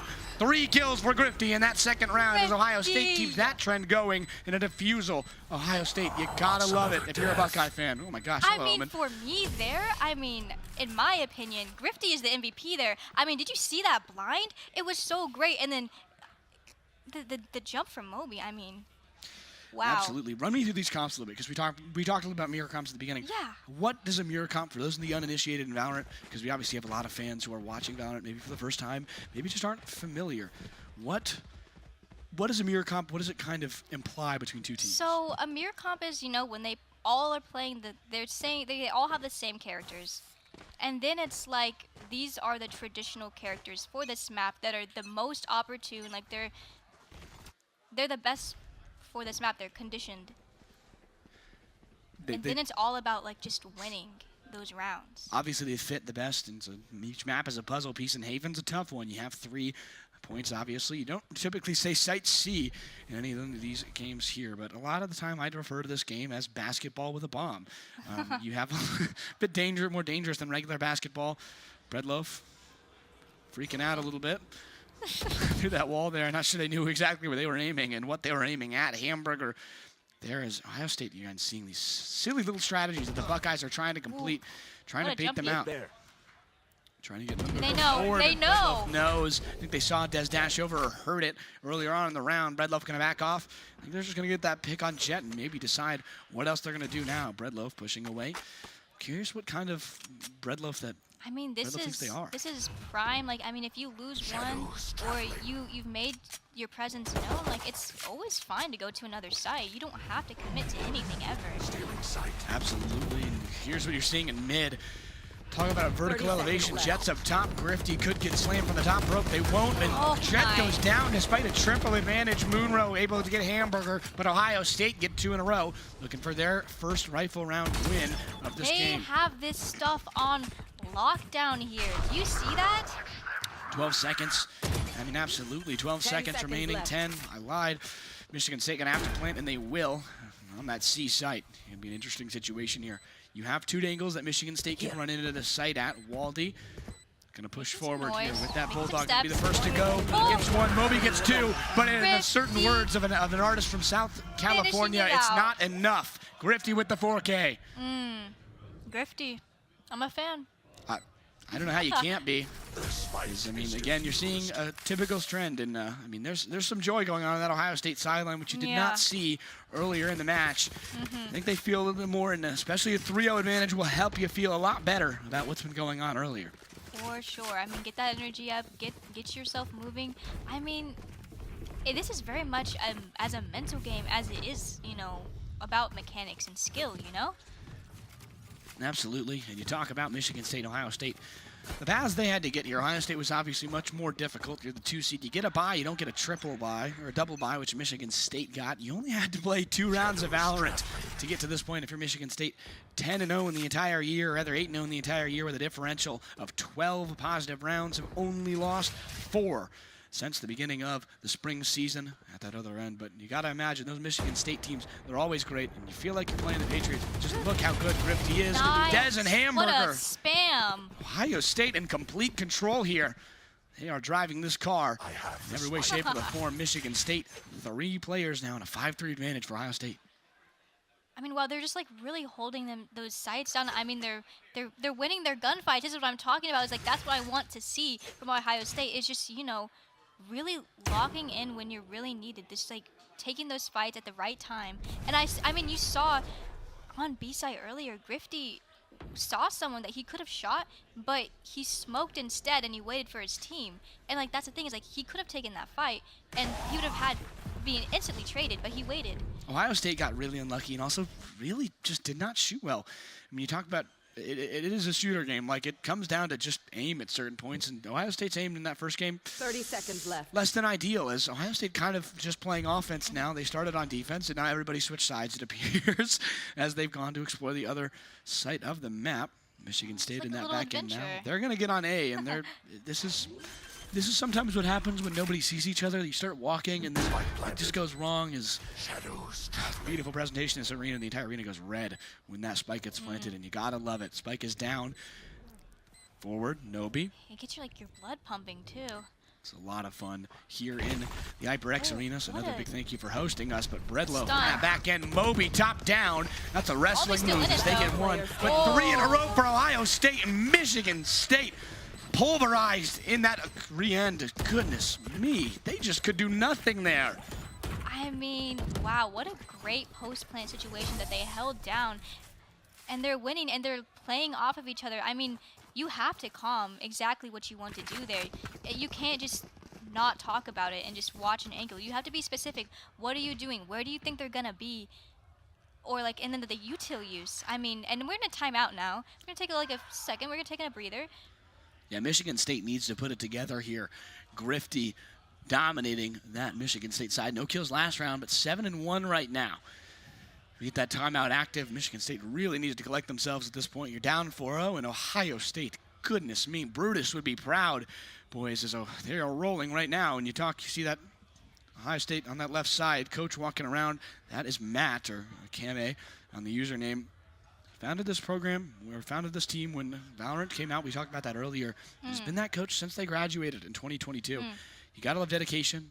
Gotta love the people in this arena. A lot of STEM majors and a lot of great people who have been in this space for a long time, and you simply love to see that. No, yeah, and it's such like a comfortable space because everybody here loves the games. They love being here. And you don't have to hide it. Like, you can cheer for the team. You can really just intently watch the game, and everybody's watching it with you. And the bleachers got brought out today, so we have some individuals I'm seeing doing homework, which is completely reasonable. But just a lot of people in the bleachers. We have like a full stand of people, a full bleacher. What am I thinking? The stands, yes, it's like a stands. But a lot of people in there, a lot of support for either side. Get a shot of that later. That'd be beautiful. To the broad team. Michigan at a disadvantage here. But they're still working as a team. What a push here. Desmond about to be in a very sticky situation if they peek at the wrong time. Grifty knows there's 5. Not going to get aggressive there, but Des will. They'll get punished for it. Slam there. That's a great deagle shot. Sova, Wow. oof, they got two, Oh. but Knight able to bring it back. What? One more, Grifty, one more, and the What? ambush stays on. What a great wait from Grifty, standing in the other end, waiting for them to walk by, and Michigan State never turned around as Moby goes Oh down. my Michigan State, 4 gosh. attack defenders left, 5-0 Buckeyes. I mean, the spams through the smoke. Ouch. I mean, That you sucks. can't even. That sucks. The Michigan State team is rolling right now. We talk about those 2 times of momentum so many times. I think I'm going to say that about 5 gazillion times to prepare yourself. Maybe get a bingo card. I don't know why you would count things on bingo. Just count it. You can tell me the final count later. But obviously, Ohio State. I mean, you were looking for those rifle rounds, and now you're 3-0 on them right now. And I mean, they save for next, so this is the round that they want to win here. Michigan needs to win this round. Not sure what their buy situation is as Hamburger. Shock dart down low. I believe Michigan State would have to jump into not a thrifty here. Oh, hello. Right? Hamburger Oh, off the side, we wall. know. And that's the wrong place, wrong time. Figured very right. Waldy's going to get 2. Red Lobe with a consolation, but they don't go down. Moby does. Waldy gets that Cypher trade there, and more information for Ohio State as they try and gain it. No Red Lobe's going to get spiked, but goes down again. He Waldy's wins third. those. I mean, you cannot. You have to imagine Michigan State. You're crippled right now in momentum. You have just nothing. And that other end as Moonrow gets 1. I mean, he gets his 1 there. Momentum That's is their little just consolation, falling I apart for guess. Michigan State. You're down 6-0 Wow. right now. That's not, I don't think, what anyone expected. And I mean, what do you say to your team right now if you're Michigan State? I'm not sure they have. I mean, they do have I believe they do have a coach, or rather a sub. What do you talk about if you're the captain of Michigan State right now? I mean, there's always next map. That's a fair point at this point. They need to lock in at this point for Ohio State, who is just, I mean, it's a steamroll at this point. And look at those buys. The best team on Michigan State, rather on Ohio State. Yes, no, I was right. Michigan State is 5-6 right now. No positive Their KD pockets are ratios. hurting. I mean, that's not something you see too often from a team like Michigan State, who goes and competes at these best events. And they're not used to this, you know? They were confident. They were bragging. They were bragging earlier about this, and Easy dubs, what? the team game, and Okay. you all had to participate. 5 Looks like HP nobody there though. for- Hello? Oh, Oof. still alive. Yeah, Ohio State, that's exactly what you don't want to see on a thrifty round. Very good start for Michigan State. And I mean, we talk about this being a team game. Michigan State has not showed up for each other. And so far this point, that's the first time I've seen it. Here comes an ult. Have been holding out for this. They need just 1. Only going to take just 1 to really get them back into this with rifles. Going to get some revealed, some intel. Moby. Oh, low, waiting for man. Cypher trap. It's time. More cheering for Overwatch that you're hearing. Waldy forward through a bunch of traps. Gonna get Whoa. 1 with the help. It had no Baldy. help. Moby and slammed. Oh. Gonna get 2. There's 1 left for Ohio State. Can they pull it together? Knight with 16 HP. Maybe should just save here as Michigan State looks for their first round win. Yeah. Knight coming down low, looking to the right side. Who can they get? Oh. Nobody as Sova knocks him down, and a thrifty win for Michigan State for their first round of the game. And that is what they needed. That's the one they needed there. I mean, and this is the thing, is that like as many rounds that you lose, you can always bring it back, and you just need the proof, and you need the money that you can get those rounds. It's not a Sorry, for the good news for Ohio State is that you have 4 ults, or 3 ults rather, and you're still even with Michigan State on that end, rather 4-3. Michigan State holds the advantage. But now you're at a full buy. You have the ult advantage for Michigan State. Got to use some gear. Got to build some momentum. Cannot let Ohio State back into this. Rather, cannot let Ohio State back into the just complete control of this game. Scary. Down low, Dez. That aggressive strategy no longer working. Michigan State expecting it now. You got to change what you're doing. I mean, yeah, I mean, the defense is becoming a little bit predictable here. And now it's, how do we switch it up? Middle sight Grifty in a logical trade as both Omens go down. Jet on that other end. Ooh, no slam. Oh. Goes down. Hamburger. Nice. Greatly timed ult. Spike does go down. Either way, Hamburger on that top right side coming down. Here comes the breach ult for Michigan State. Got nobody. Absolutely nobody hit by that. Or rather, it was. No, Waldy was there. Waldy got clipped by that. But now 3-2. Still an advantage for Michigan State as Ohio State lost their Cypher with that ult. Still one that could be used for Michigan State. You're going to hold it if you're Jet. You're waiting for a thrifty now to use that ult. Last player standing. Grab. It's one, and that's a 1-on-3. What can Knight cook up here? Manil trying to get one, has the Jet in sights, and goes down. Can't complete. 2 in a row for the Michigan State. I mean, wow. Michigan really played around with those angles there and like the different entry points because they did that wrap, and at that point, it is so hard to maintain control. I mean, they retook the site there. They were trying to defuse, but they didn't have it. At a certain point, if you're Ohio State, you got to take a timeout here because 2 in a row lost. You know you're still in control. You still have a 4-round lead. And I mean, they did invest some ults there to try and keep it in there. I mean, that Sova ult was really great. I mean, it pushed Slammed out, who we heard was one of the best players. So we got him out from there with the Sova ult. So he wasn't in the playing field. And it was like we invested so much for that round to keep it, but Ohio State lost it even with those investments. And that's the thing about the Spartan squad. They're a machine. And they're rolling over Ohio State right now in the last 2 rounds. Can they come back? Can they get a 6-0 deficit and turn the tide here? But Ohio State, really big advantage. Just going to take that timeout, calm down, and look at this beautiful stage. That's the Michigan State Esports team doing a bunch of homework. Student athletes, let's go. But on the other end, a lot of different people here cheering on their teams. And you got to love to see it on that other end. I don't think they can hear us in the arena. Yes, they can't. Can they? They're probably ignoring us. Maybe. No idea. It's okay. You don't like us. It's fine. It's okay. It's okay. A lot of screaming. So that's positive screaming for SU on the Overwatch team. That's Ryan Blankenhorn screaming. One of my very good friends. Very talented coach. Gotta love it. Oh, Uh-oh. So ult here. a little Get bit of some body damage. blocking occurring here. They trade this time. Slammed able to get Ouch. Hamburger this time with the Sova ult after last round, but Ohio State consolation pick. Jet gonna get shot there. Grifty one more. They've gotten back in the driver's seat, but go down anyway. 3-2 lead for Ohio State, or rather for Michigan State. Oh, what a standing. running lead. headshot.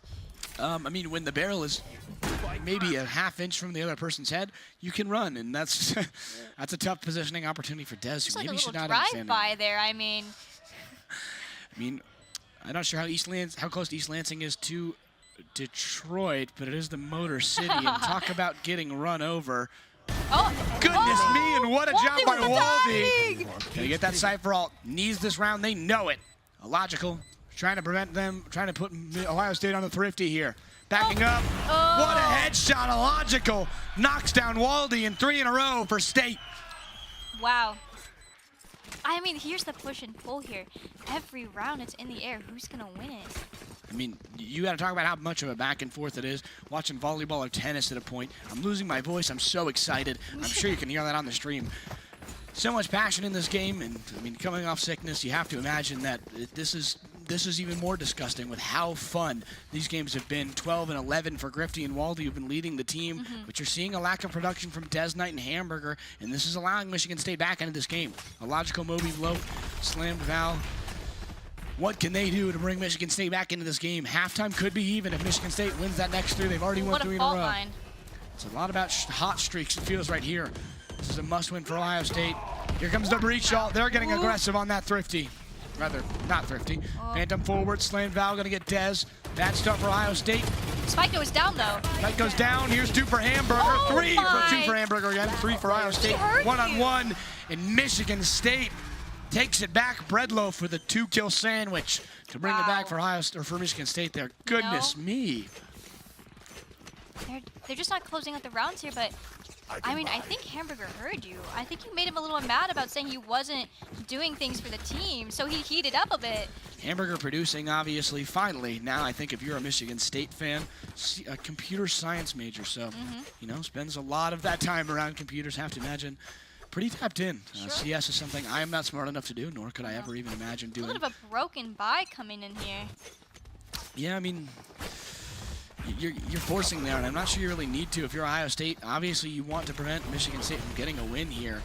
But, that's a tough situation. Illogical with that Jet. Gonna get one with the Vandal, and just sometimes spam is gonna work. But Dez, double headshot with the Sheriff. Goes down to their Jet, though. Illogical. Trying to stay safe.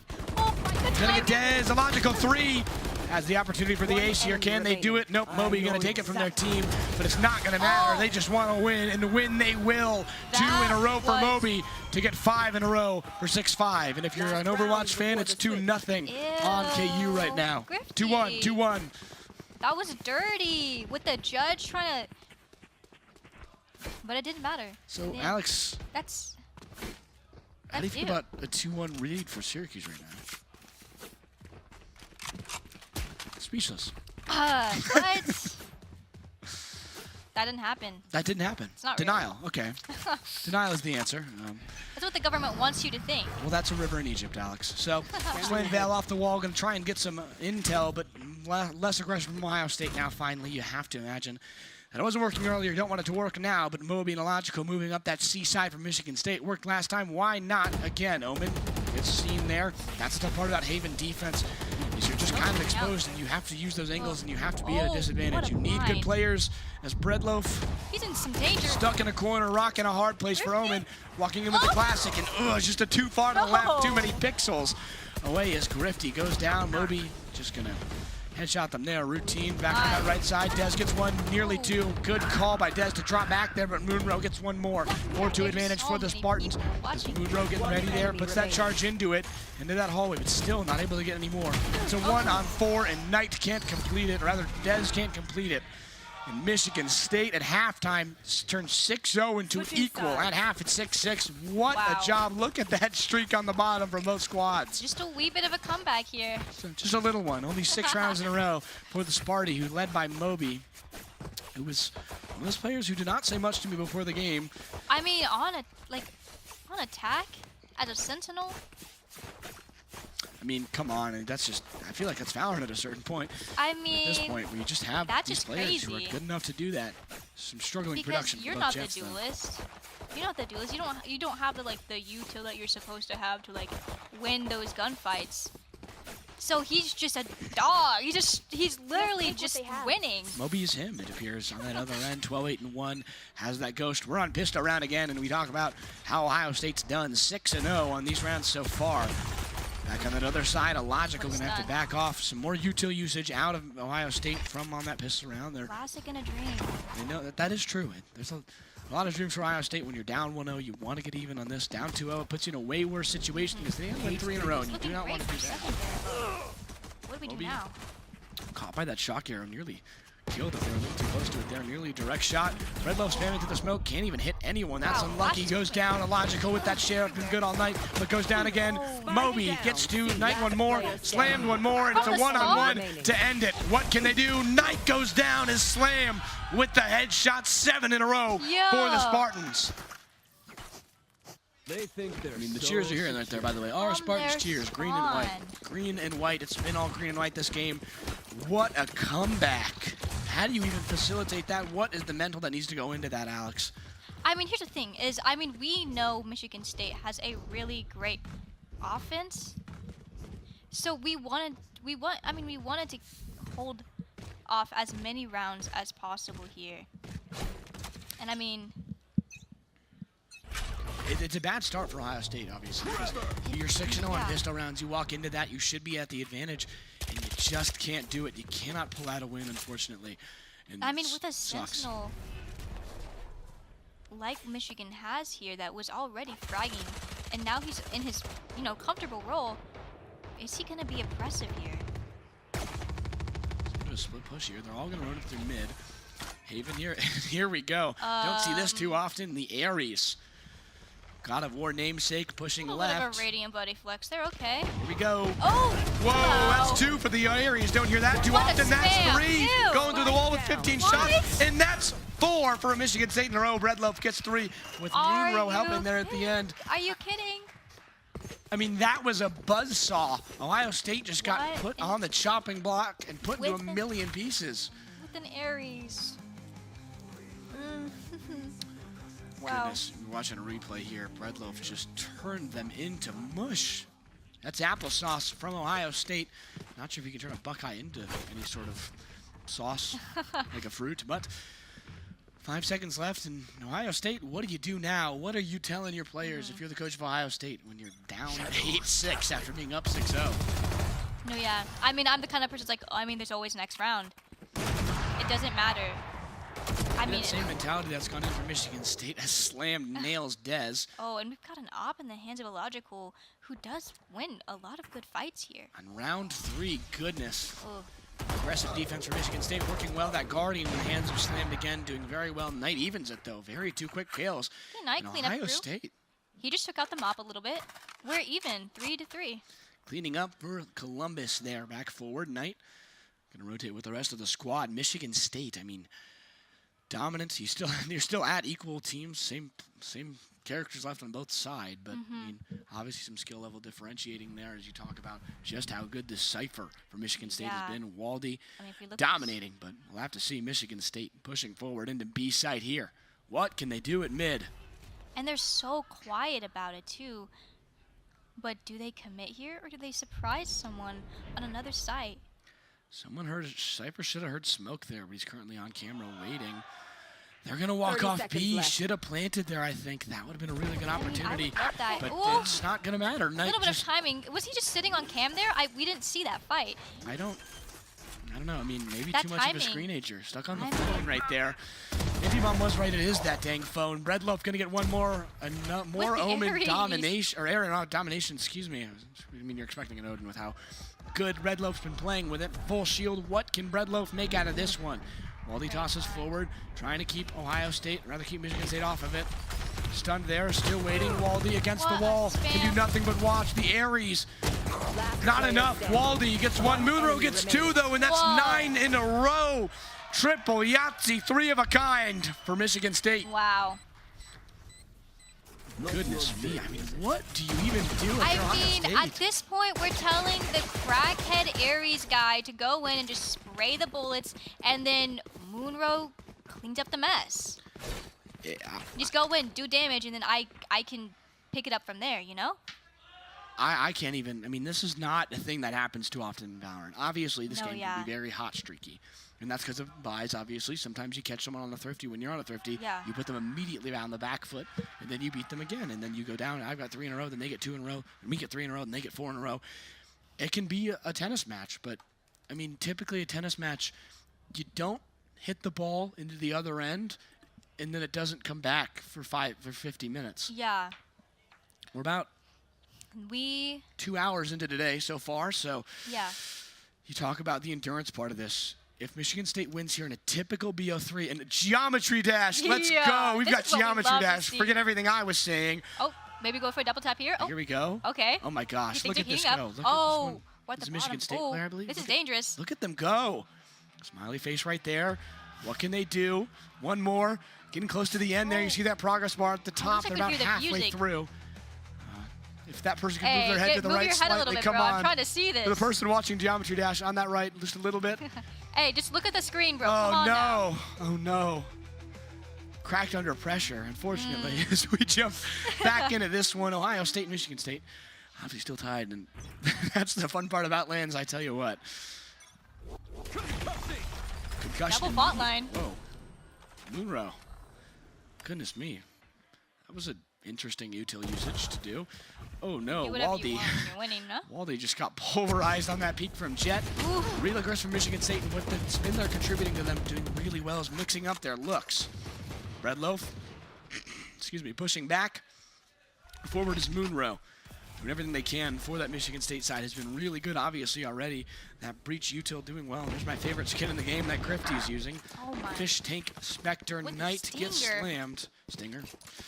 Stinger, man, that's Neptune. Thank you. Magical voice in my ears.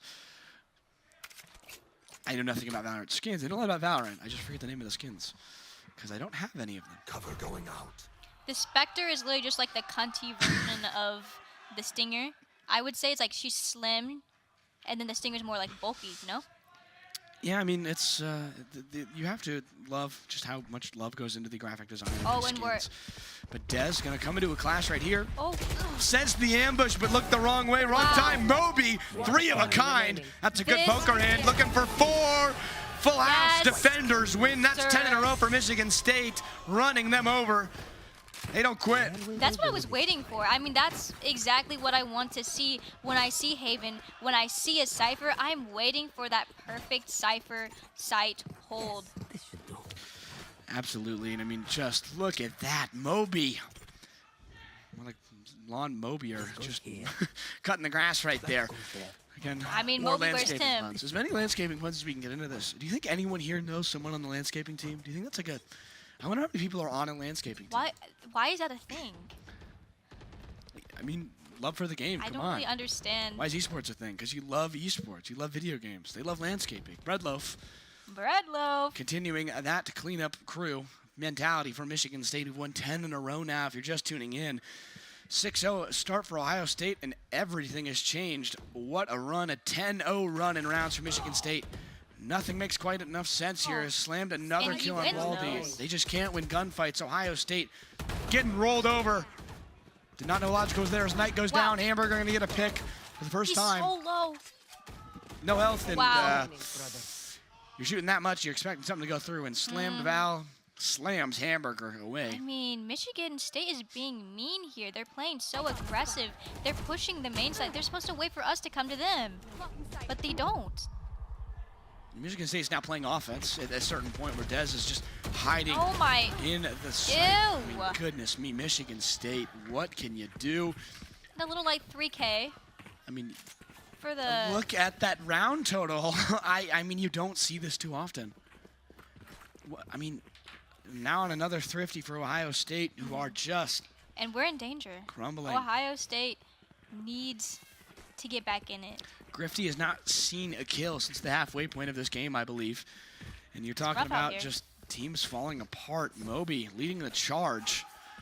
I mean, just 19, 11, and 2 as a Cypher. You talk about great players. I mean, they And had once- such a great defense, but then they lost their footing there. They became predictable, and it lost them rounds that they really shouldn't have lost. Yeah, I mean, Ohio State really at a certain point should at least have gotten a few games here. They've made poor decisions, haven't won gunfights that are must-wins. When you're up 3-1 and an advantage, I mean, Michigan State is just able to do what they wish at this point with how good they've been playing. In terms of overall momentum and how well you're feeling, I'd say it's about an 100-0. But, I mean, come on. Got huge kudos to that Michigan State squad. Well coached. That East Lansing team is just steamrolling. And, I mean, honestly, it's, you know, maybe their second Power Esports Conference Championship game of the weekend. And they won, obviously. Rocket League did not win. Smash Bros. They dominated again, but Rocket League they fell in. They could have had a sweep and everything that the game they didn't play, but Boise State going to prevent that. They'll play in Overwatch 2, and if they win here, Michigan State, they could try and match. And like they don't even know. It's like we know, so we're like, oh, don't do it, no. But they don't know. Oh, I mean, and what an ult. just put into, just Henry put through the 6 ringer there. HP That's in a dream. 3 in a row for Michigan State, or for Ohio State, who have finally found maybe some good luck here. Should have We grabbed found the we Vandal. found a gun. That's not a deagle. I mean, that's big ups. That's That's an upgrade. big Bulldog moment here, and we'll see And- this interesting strategy. We talked about how good Ohio State was at range, and they have yet to plant on seed. They finally have. This should be an advantage for them. I mean, yeah, Michigan does not have their smokes player. This is going to be rough for them to be able to stick this spike. Nobody gonna get hit by that breach machine from Michigan State. Knight goes down to the Knight gets one with the op. Oh. Fighting his Moonroad, Almost. trying to get rid of the A op. lot of damage Has to coming out. defuse, peeking, goes down to Hamburger. Okay. And just like in and out last night that I had for the first time, a delicious yeah. cook-up from Ohio State to finally bring themselves back. And you might have just lost 11 rounds in a row, but you're only down 4. Their first round since round 6. And I mean, that's exactly what Ohio State needs there. They just need that that ego boost. They're like, I can get another round. I'm still in it, and we can do this. Even if it looks dicey. We're not even at match point quite yet. And there's always another round. Absolutely, as Knight charging that Ohio State team with the op. You see, once they have the op, I think they're about 5-1 right now. What a spam 11 there. straight rounds for So Michigan much State. I mean, damage. come on, I mean, you have to. Kudos to that Ohio State Wow. for somehow breaking that up. That's not real. Logical. hello. And Goodbye. goes down. You like the ambush idea there, but when you miss every single one of your knives, it's not little a rough. logical decision, if you will. Illogical, if you might say. Horrible puns. I thought you were about to just get up and leave right there, actually. Might as well. At a certain point, it felt like Ohio State had that same mentality in this game, but they found a way to maybe try and back. And a great teleport by Grifty gets one. Leading the charge once again, Dez one more. 2 left for Michigan State. Can the Spartans maybe try and get a comeback here, but it's not looking great. Hamburger in the throw down that spike and rocking a hard place. Moonrow gets turned into a panini right there. Dez gets them right on the other end. Number 1 last act rating here. Let's see what he can cook up. Slammed at some point was the number 1 player in all of NA in terms of rank. What can they cook up here? A 1v5. Can they find anything versus the Buckeyes? Maybe even just a pick. Nothing doing for Michigan State. 5, and it's flawless for Ohio State, who are charging back, it feels like. Only down 2 rounds now. You lose 11 rounds in a row. How do you collect yourself? I mean, one of the things that I really like about these teams is, we've heard about how great these certain players are, but the thing is that, as a team, there isn't a star. You know what I mean? There's just no, it's because, sometimes we see comps in pro play where it's like a really good player and friends. You know what I mean? It's like a really good player and then some people who are okay that are just really just trying to set up the good guy to go and do good things. But we're not seeing that here. We're seeing different players really show out and show their skills here. And it's by the book. We're seeing great fault lines. We're seeing great omen flashes. And, the smokes are just beautiful. They're really doing great. And it's those are things that you don't really think about, but that is what a mirror comp is seeing how well they can use their util and how different, the play styles are different. Yeah, and more Geometry Dash, but a third game that we're going to talk about. Syracuse wins 3-1 against KU. Your Jayhawks fall apart right at the end, and they will face Boise State later on in the grand finals. Ryan Blankenhorn, that coach, he's a great guy. Overwatch will definitely be one to watch there. I think at a certain point, everybody's kind of expecting Boise State to turn into a buzzsaw and annihilate everybody they play, but we have to see it's grand finals. So you have to acknowledge that there's nothing to lose. This Syracuse team, very well put together. I don't believe in steamrolls. I will never believe in those. It's a good point. I think construction companies would have something to say about that. Yeah. But they're not sponsoring us, so they don't get a say. They don't get a say in whether steamrolls really truly do exist. Grifty, back At forth. least for esports. We get a sponsor for blowouts called the Steamroll Cam. Yeah. That'd be really sad. Michigan State still up 3 another round there. It's we're poking and prodding, we're finding, but we haven't made contact anywhere. We haven't figured out really where they have their pawns placed right now. So Fog of War chess, if you will. Fog of War chess. What do we do? Back on that other end, you see. Where are we gonna drop those battleship bombs on the ships? You know. Battleship shout. That's actually really good. As Moonrow sinks that battleship, Waldy goes down on a great headshot, but Grifty able to even back with another 2. Point on the other side is oh my gosh, Breadloaf. Whoa. With the 3K. What? Trifecta, beautiful Breadloaf play. And that's 3 slices right there. Served up for Michigan State. Sourdough, with how beautiful that was. Nice. Sourdough is the best kind of bread. That's simply true. We have to interview that guy. We have to ask what his favorite type of bread is. True. What kind of bread are you talking about? And then the hamburger, is it no cheese or what? That's what a hamburger is. But what you got on your hamburger? Lettuce, tomato? Yeah, I don't eat hamburgers. I'm a cheese. You just had I had a cheeseburger from Oh, now. same difference. No, it's really not, because the cheese is important. But why isn't it just a cheeseburger with no cheese? Why don't it just be a burger? Or is that too short? Burger with no ham? Either way, we'll see what either team can cook up. Oh, Logical with the ambush nice gets try. 1, but oof. Whatever. You gotta love it here. That's a good pick. You need at least 1 if that's gonna work out in any way. And another Ooh, ambush on the other Waldy. side. Slammed walks into that one. Waldy shuts the door. Closed. Ohio State with 4. As they push in on the offensive side, Michigan State at another disadvantage, but it's match point here. Michigan State needs 1 round to put away game 2. That's the aggressive Cypher plays I'm talking about. This guy's a Sentinel, and how is he doing that? I mean, goodness. Ref, do something at this point. Somebody stop this guy. Ref, he's not allowed. omnipresent. Ref, he's everywhere. Ref, he's got cameras. You're watching Big Brother shoot you in the head with a vandal at a certain point. It's really rough. On that other end, Moby not able to do anything. Hamburger runs him over right there, 7-4-2. Not sure low, but it does not matter. Because they are just doing it from anywhere at this point. Moonrow able to just knock over Breach. And I mean, come on, 4-1 Ohio State. Big advantage in Michigan State. What can they cook up here? Breadloaf. It's 2 kills. Breadloaf. We've seen how good they can be. Put him in the oven. Beautiful. Yeast is rising.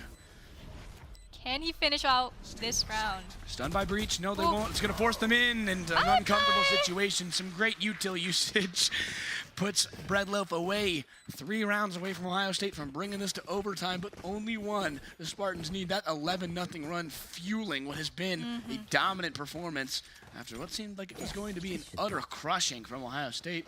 What can the Buckeyes do? Who can they collect? Now 9-12. I mean, we're still in it. The dart competition obviously still going on. Saw the geometry dash earlier. A lot of things going on here. A lot of fun activities. I mean, there's Waldy's not just still one leading thing though. to watch. Goodness, what a dominant performance, right? I mean, yeah. I mean,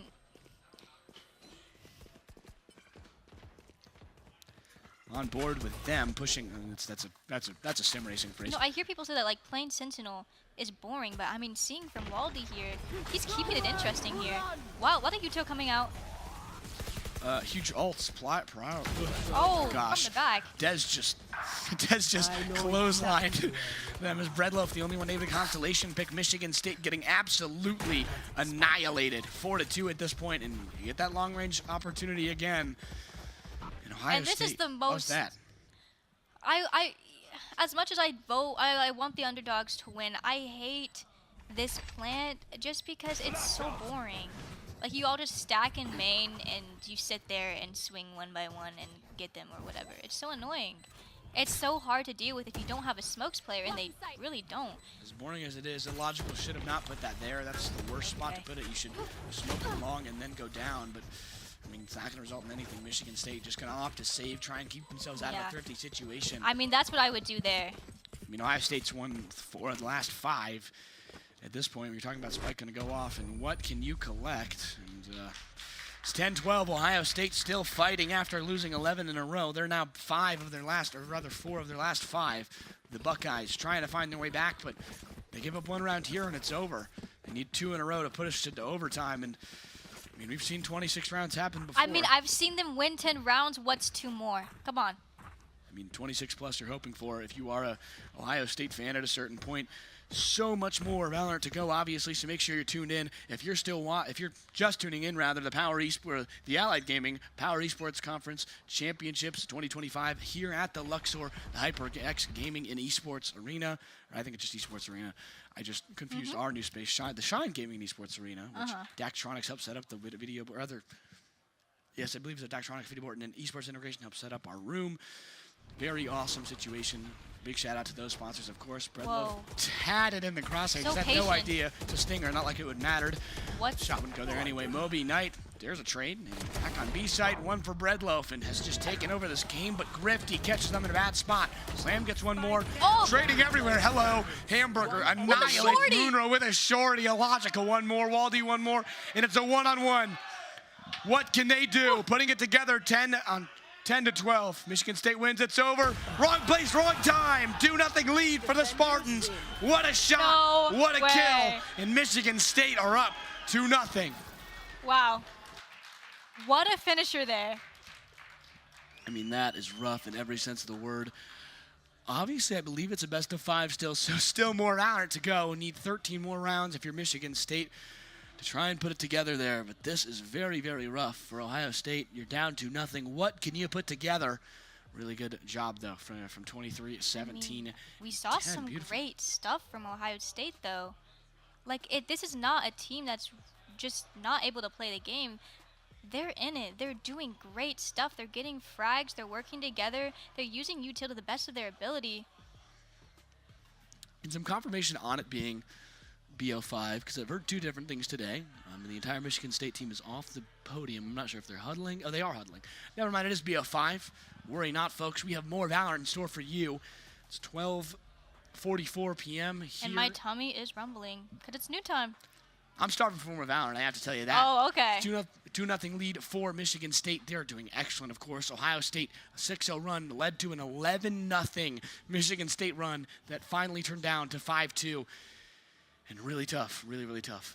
Yeah, I mean, I can't imagine how Ohio State feels because they're working hard and they're getting good rounds in there. But that doesn't win the match, does it? No, you talk about that 11-0 run was just the fuel there. 5 of their last 2 rounds for Ohio State, but I mean, you lost that last 1v1, and that's Valorant timing for you. I mean, you lost just on luck at a certain point. Just gross. It's not fair. You're praying for the other person's neurons to fire in a way that does not result in them looking at you when you are not looking.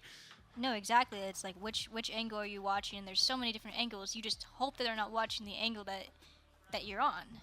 Yeah, and you talk about just how these teams have played all year. Ohio State found their way back into that 2 seed. Such a good up program, such a good team. Have 2-0 and 2-1. So many teams found their way in overtime sections. But we're going to take a quick break here. I've got more Valorant action coming to you in the Allied Gaming Power Esports Conference Championships 2025 here in Las Vegas. More Valorant action coming your way soon. We'll be right back.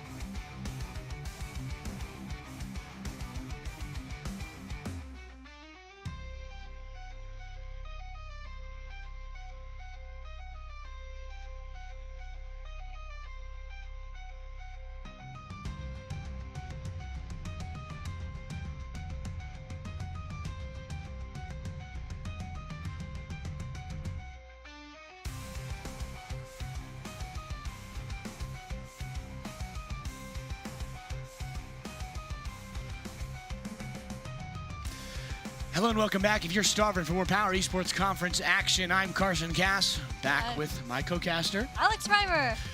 We've got a lot more Power Esports Conference Valorant action for you. We're in the grand finals, of course. If you're just tuning in, it's 2-0 Michigan State over Ohio State.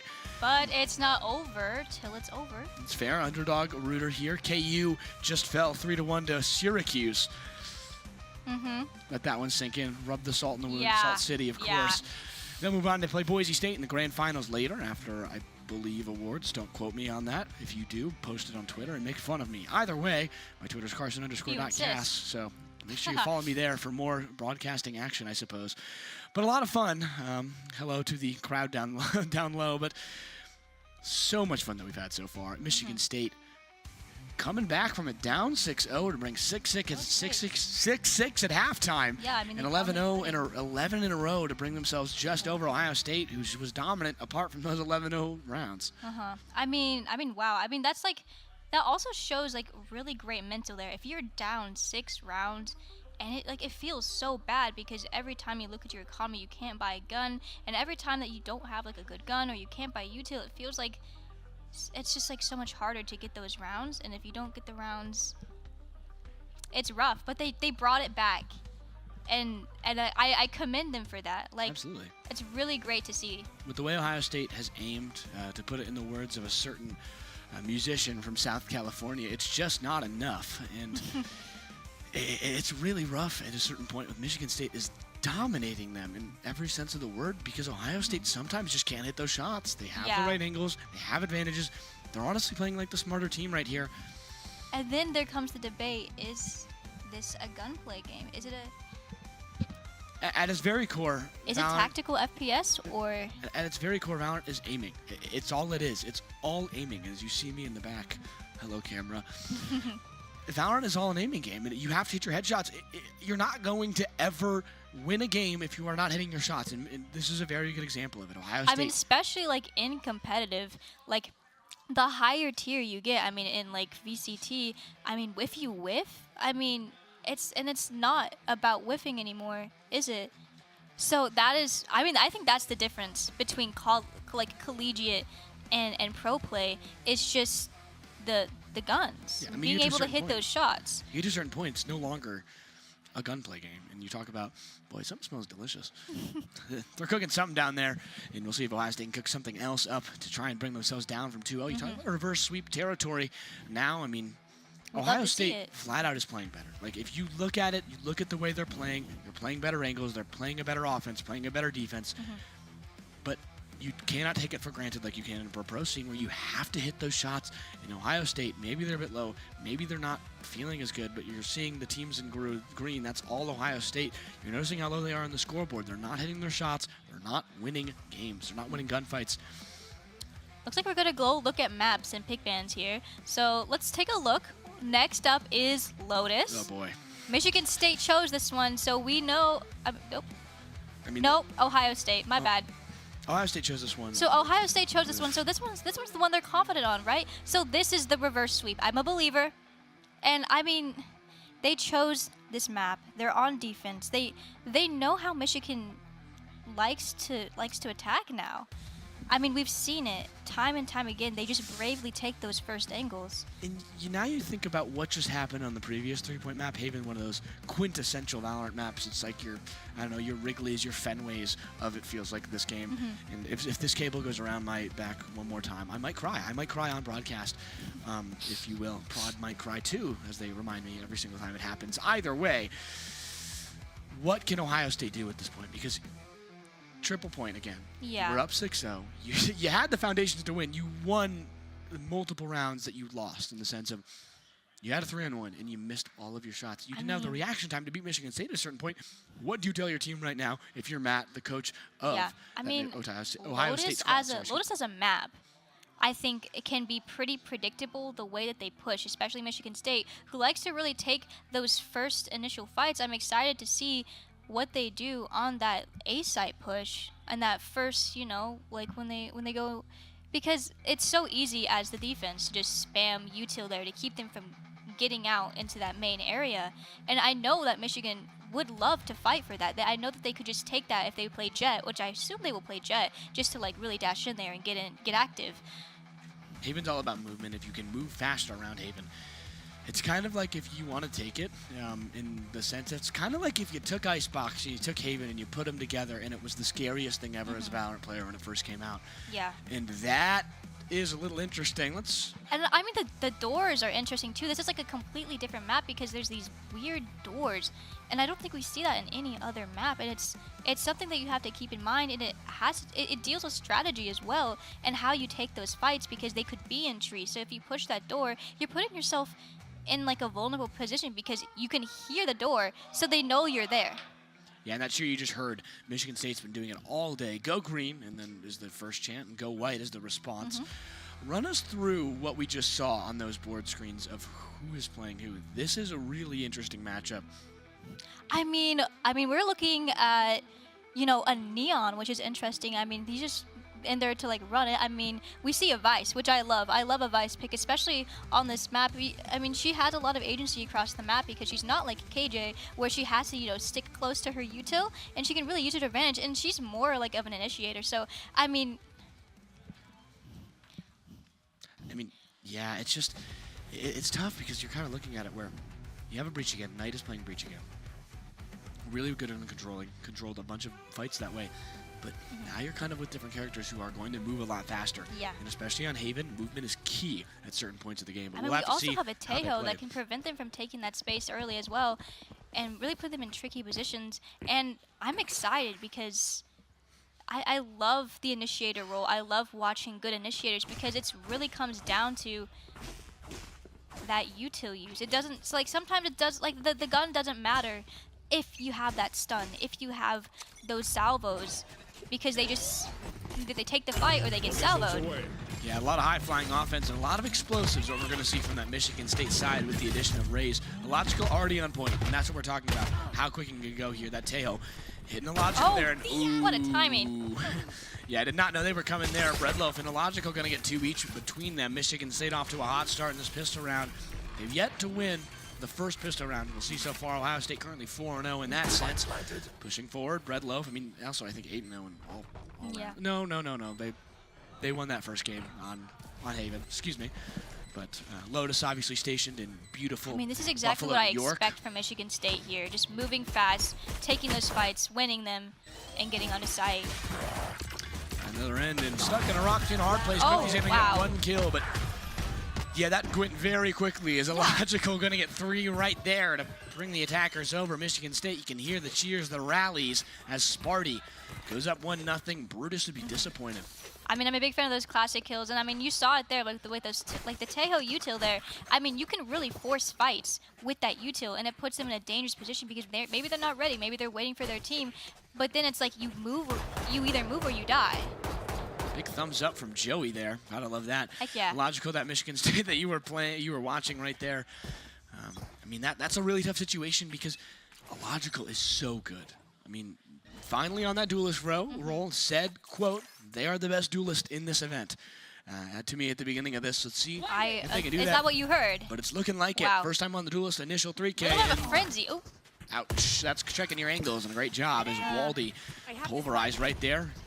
Iron goes down, Moonrow gonna get 1 in the form of Dez. Neon lost for Ohio State, and again, it seems like a very tough half here as another one And goes you can't down. miss those. Val with the Guardian has been dominant all game. I see why they like it. Very Yeah, I good player. mean, Oh it's my gosh. doing its job. So I know you said that steamrollers aren't real, but whatever that machine I just saw right there, that kill animation was, We it's are currently 2 walking rounds over in. We are 2 Ohio rounds State. in. Like, there's nothing has even happened yet. I mean, once they get guns, once they actually all have Vandals, and they're on even playing fields, it's not, you can't determine from the first 3 rounds. That's a fair point. But I think if you talk about how rifle rounds have gone, I mean, Michigan State is just dominant, especially with that Vandal. You know it's kind of like their fastball, and it's somehow 110 miles an hour. It's going right past you. There's not I much mean, you look can at that do. util. I mean, that's Yeah. what you need here. Absolutely. Ohio State still is the better buy right now because Michigan State hasn't needed to. Obviously had those guns from that last round. Yeah. See what they can do. Dez. And then Ohio State side. Good defense initially, prevented a very aggressive Michigan State push, which is Poking and working all prodding. game. But those guns could help them out in a major way. Val pushing onto site with that Guardian. I mean, I think pushing is actually a loose word there. Standing, waiting. Poking, prodding, kind of trying to find gaps, and Munro just annihilates Knight right there. Another Walking bad in. start for Ohio State. First pick, first Upgrade. blood again there on that other side. Here for Michigan State, who are still on the lower buy, but that's 2 for Michigan State again. Neon on the hunt. What? Oh my gosh! Just Is the stun clotheslined. real? Just clotheslined. Munro just, I mean, that was like a melee. I mean, jeez. Just ran right into it there, unfortunately. That was a bit too quick and a bit too advantageous for the Ohio State side. 4-on-1 Ohio State. What can they put together here? You see that red spike presentation. I mean, you have to highlight how fun that is and how nice this facility is. Absolute blessing to be here. I mean, if I'm Grifty, Right. I'm saving my gun, you know? And that's what you're seeing right now. If you look in the top left of your screen, in that radar, not a Michigan State player I mean, they're technically bordering states, which you'd have to imagine right now. One's in Michigan, the other one's all the way in Hawaii at a certain point with how far they are. And, I mean, that's what a save is at a certain point, right? I mean, and like every gun costs money, so if you can save it, and I mean, they're bonusing. Every gun that you can keep and use for the next round means more money for later and more resources for later. Yeah, and maybe this is the 8th time I'm saying it, but money momentum obviously super important. Things can snowball out of control really quickly because if we take a look at Ohio State's buys right now, I mean, that's not going to sustain itself very quickly. They pulled out last time. I believe they're going to have to be on thrifty here. If it's not this round, if they lose the next one, they will. But it's just tough. Munro not able to do much of anything there, and you see just, I mean, Munro doing much of everything. I apologize is what I meant to say there. and I mean, just already has 2 ults on the side of Michigan State on round 3. It tells you a lot about how this is going as Ohio State needs to put it together here on that defensive end. It's hard on a 3-point map, but they're going to need to find a way. They move to that C site, and if you take a quick look at C site, you're going to notice there's literally no one there on the Ohio State side. I mean, what a gamble there. And now, I mean, we're working as a team, which I love here. It's Vegas. Backside Munro pushing forward with the rest of the Michigan State squad. They're all going to have to move into the same 2 doors. You're in Dez, ooh. That was very close, Teo, rather. Ult coming down, and the plant finally for Michigan State, which is not going to complete itself. Good util usage there from Ohio State to prevent that for just a few moments, but nothing doing. Spike planted goes down, slam going to get 1. Neon falls, pushing forward. Illogical watching that angle, can't do much of anything down to Seawater. No. Shots out, and Illogical, bang! That's 2, a double, a triple. As 1 more goes down. Waldy is still alive. That's a double kill. What can they pull out here? Shot comes up as they try and pick up the gun. Moby. That's bad timing. Oh. Like, Waldy is low-key tough with it. The way he shoots that dig is so tough. Aura farming, if you will, as Munro. Big provider right there. Thank you in chat from Waldy, who can, I think, hear part of it. And on the other side, not watching the stream because that would be cheating. Munro on the other end, down low, has just been excellent. Gotta love those knife skins too. I mean, Yeah. beautiful glaive I mean, right there. we have this Visult here, and that's a really great way to take a site because they can't. I mean, unless they're crazy with the classic, which we have seen. Yeah, obviously that ult right there going to be able to just take everything away. You can just drop the other team's guns at a certain point. It's kind of like Killjoy in a way. But Entry not here. now you talk about how Oh doing my the defense crazy into the blind. City. Slam Neon it. slams out, dies. The sacrifice at least has slammed. Whoa. Oh no. That Cleaning is- it up. That felt like What a that guy. did not feel good. That was like an atomic bomb going off right there. You Just know, they tried annihilated. some shenanigans, and it. I saw the vision. Forward slam, gonna get that util usage out. Teo obviously can take so much space I mean, a little bit with of his damage. util there, and has the ult right there for Michigan State. They should not use it here. Waldy gonna get 1 more. Talk about how good they've been. Waldy forward, doing everything they can for Ohio State. 2 to 3 disadvantage. Oh, okay, so they're using it. Retrieving flash. They don't need it though. They're like, they're thugging it out. 3 for My Waldy, ultimate's ready. or 2 for Waldy rather. Is I mean, Michigan State gonna? now it's just exits, no? Yeah, everybody's got to leave at this point. Not gonna be much of anything to grab for Michigan State or Ohio State. Gonna leave it there. Is just gonna save, see what we can do on the other end, and that's gonna be Bomb going off. Spike, rather. CS in my blood. 5-0 Michigan State. And if that's any sign on a three-point map, that's a bad sign for Michigan State if you were to go off last time. Don't answer me. Well, I mean, like... Anything can happen. I mean... I mean... We'll wait till we switch sides. That's what happened last time, I can't lie. I mean, you got to 6 rounds in a row, and then suddenly the other team is full confidence. And I mean, the thing is that Pieces. are we at 6 yet? Nope, we're at 5. So we're at 5. So here's the thing is, if we can get just 5 more rounds. It does sound a little bit like Cope at this point, I'm going to be honest. No, like we're still in it though. Like, because if you get it's like every round counts. So as many rounds as you can take from them, you switch the sides, we switch it up, and then it's like, then it's the climb. Then it's like, okay, as many rounds have I taken here, even if I'm down, then it's like, okay, this is how far I need to climb up here. And now we've got 2 people playing Geometry Dash. I know, Absolutely legendary. yeah. I believe that's Dice from Oh, he the looked up. side. So much Geometry Dash going on being played. Gotta love it. Is Valorant boring you?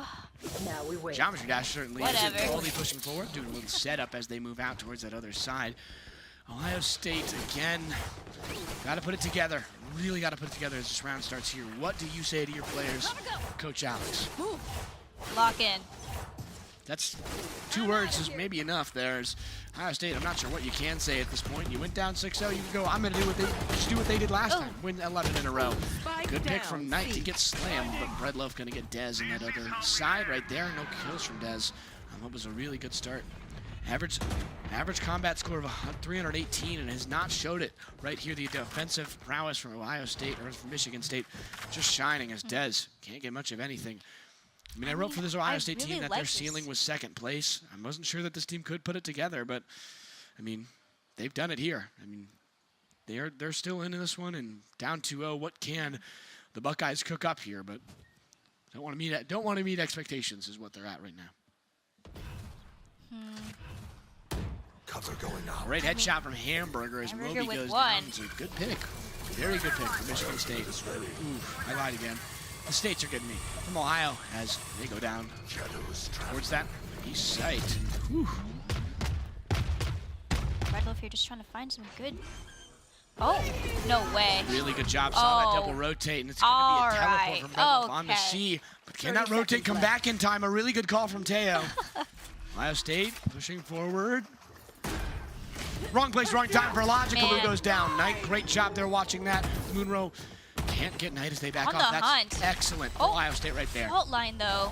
Oh, and a flash. Good stun. Still Tricky. gets a kill. Oh. Gets 2. Gets 3 into the buzzsaw. Ohio State.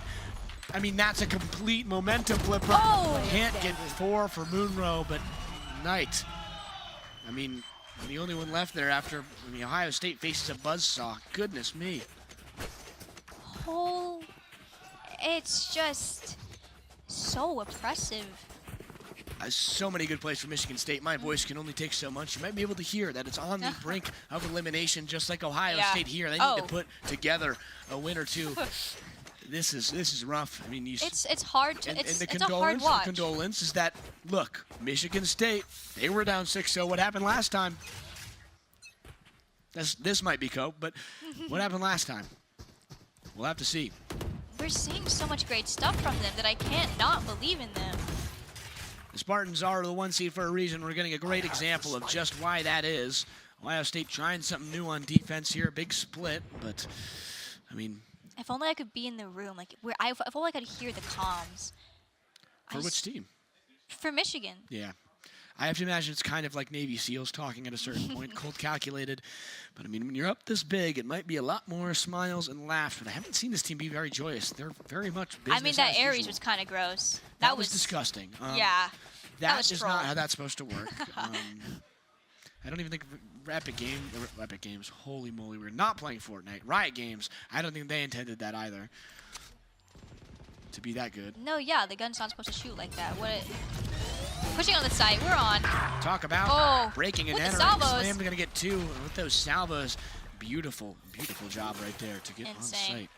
have to just illustrious push. Slam Val with the shorty. Situation. Hello? Timing? Oh, wrong Hello. place, wrong time. Knight and Waldy get 2 Oh. each. Back to 3-3. Hello, goodbye. Door slammed for Michigan State there. Is Ohio State going to get 2, but Patience. can they get this reclaim? Oh Here my. comes the ult from Breach. Boing. Let's go in. That's a flash that gets their own team right there. Oh, Salos from Ohio State. I mean, have to push here. Nobody on site right now for Michigan Yeah. State who are holding that archway. They know they're at that wall. What's going to happen? the- Omen gets 1. Omen gets 2. You cannot Moby miss gets the those. last. That's 7-0 for Michigan State. Excuse me. You can't miss those. You simply can't. You have your team with you. At least hit like. Where are they going? Where the bullets go? I need more bullets. There's.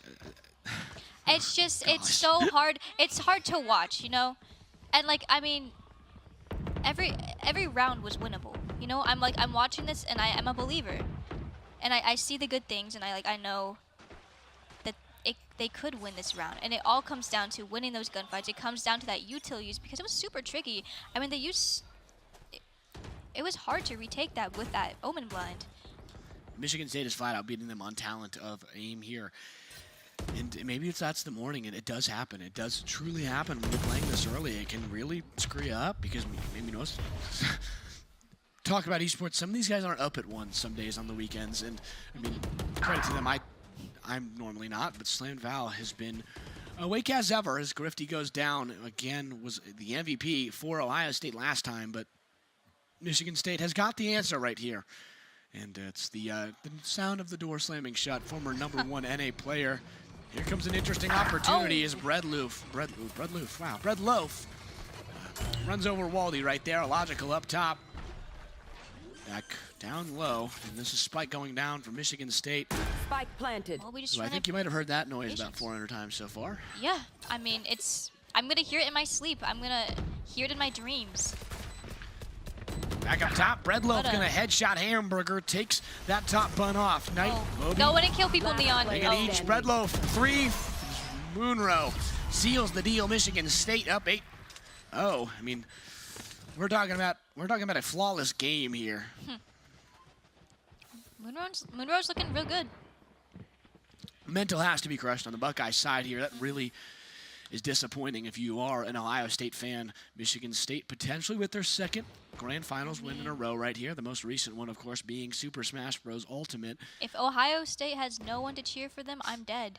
That's a fair point, but they still have plenty of fans right here. And if I could, I'm not sure if I'm going over the speakers in the stadium right now, if the Super Smash Bros. Team from Michigan State could wave, they can't even.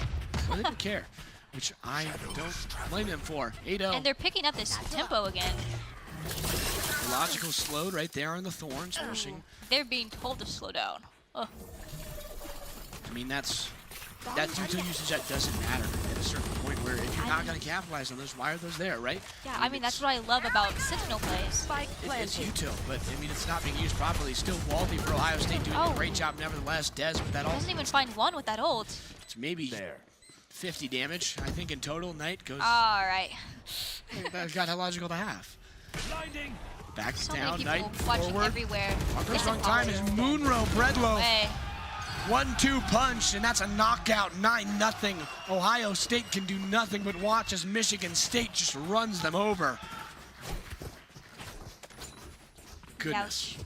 That was ouch. Absolutely speechless, but this Michigan State squad, the Spartans, running just, I mean, through a wall at this point. I think the Kool-Aid man would be just proud at how fast the Spartans team is going into the objective. And they're saving some time for the Grand Finals later. Obviously stay tuned in. This game may be coming to a close. Could be a 3-0 sweep for Michigan State. But stay tuned. We've got plenty more action for you today. Overwatch 2 on the horizon. The Grand Finals, of course. Exciting. Plenty more action for the Bauer Esports Conference to come.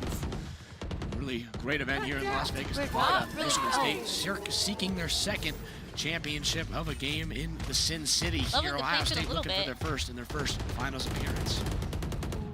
Logical up top. Good smokes from Michigan State. Logical somehow lives 400 bullets to the wall. That's a bit unfortunate that Ohio State couldn't find one on the other side of that wall. Red Loaf and Knight, that's a trade. Moonrow gets one more, who's just been a buzzsaw. Spike gonna go down for Michigan State. As Ohio State tries to get this reclaim now. Hamburger, aggressive right now, right off. Rip, not gonna wait, no time wasted. Grenade out for Raise and a stun for Hamburger, who is just stuck. You could say between two puns in a bad spot. And I mean, there's that util forcing him off that angle, and he goes down to Moby. Moby nails Hamburger. Grifty gonna get one. Grifty gets two, but goes down. Waldy gonna get it down to 1v1. What can you do? Same character. What do you got? Oh. Some tap shots there, trying to go through a wall. Needs to go forward. Moonrow backing off. Knows that they can keep this space anywhere. Wasting as much time as they can. Here comes the defuse. Goes half. Swings. Gotta drop it. Forward. Shot and killed. Michigan State finally goes down. Ohio State gets around. Oh. And there's the proof. There's the proof. And Ohio State, that's a breath of air. I mean, it's not a breath of air that 8 rounds I mean, it down will be a would climb. Be great with, but it will be a climb. If you're a But big we're rock climbing still fan, in it.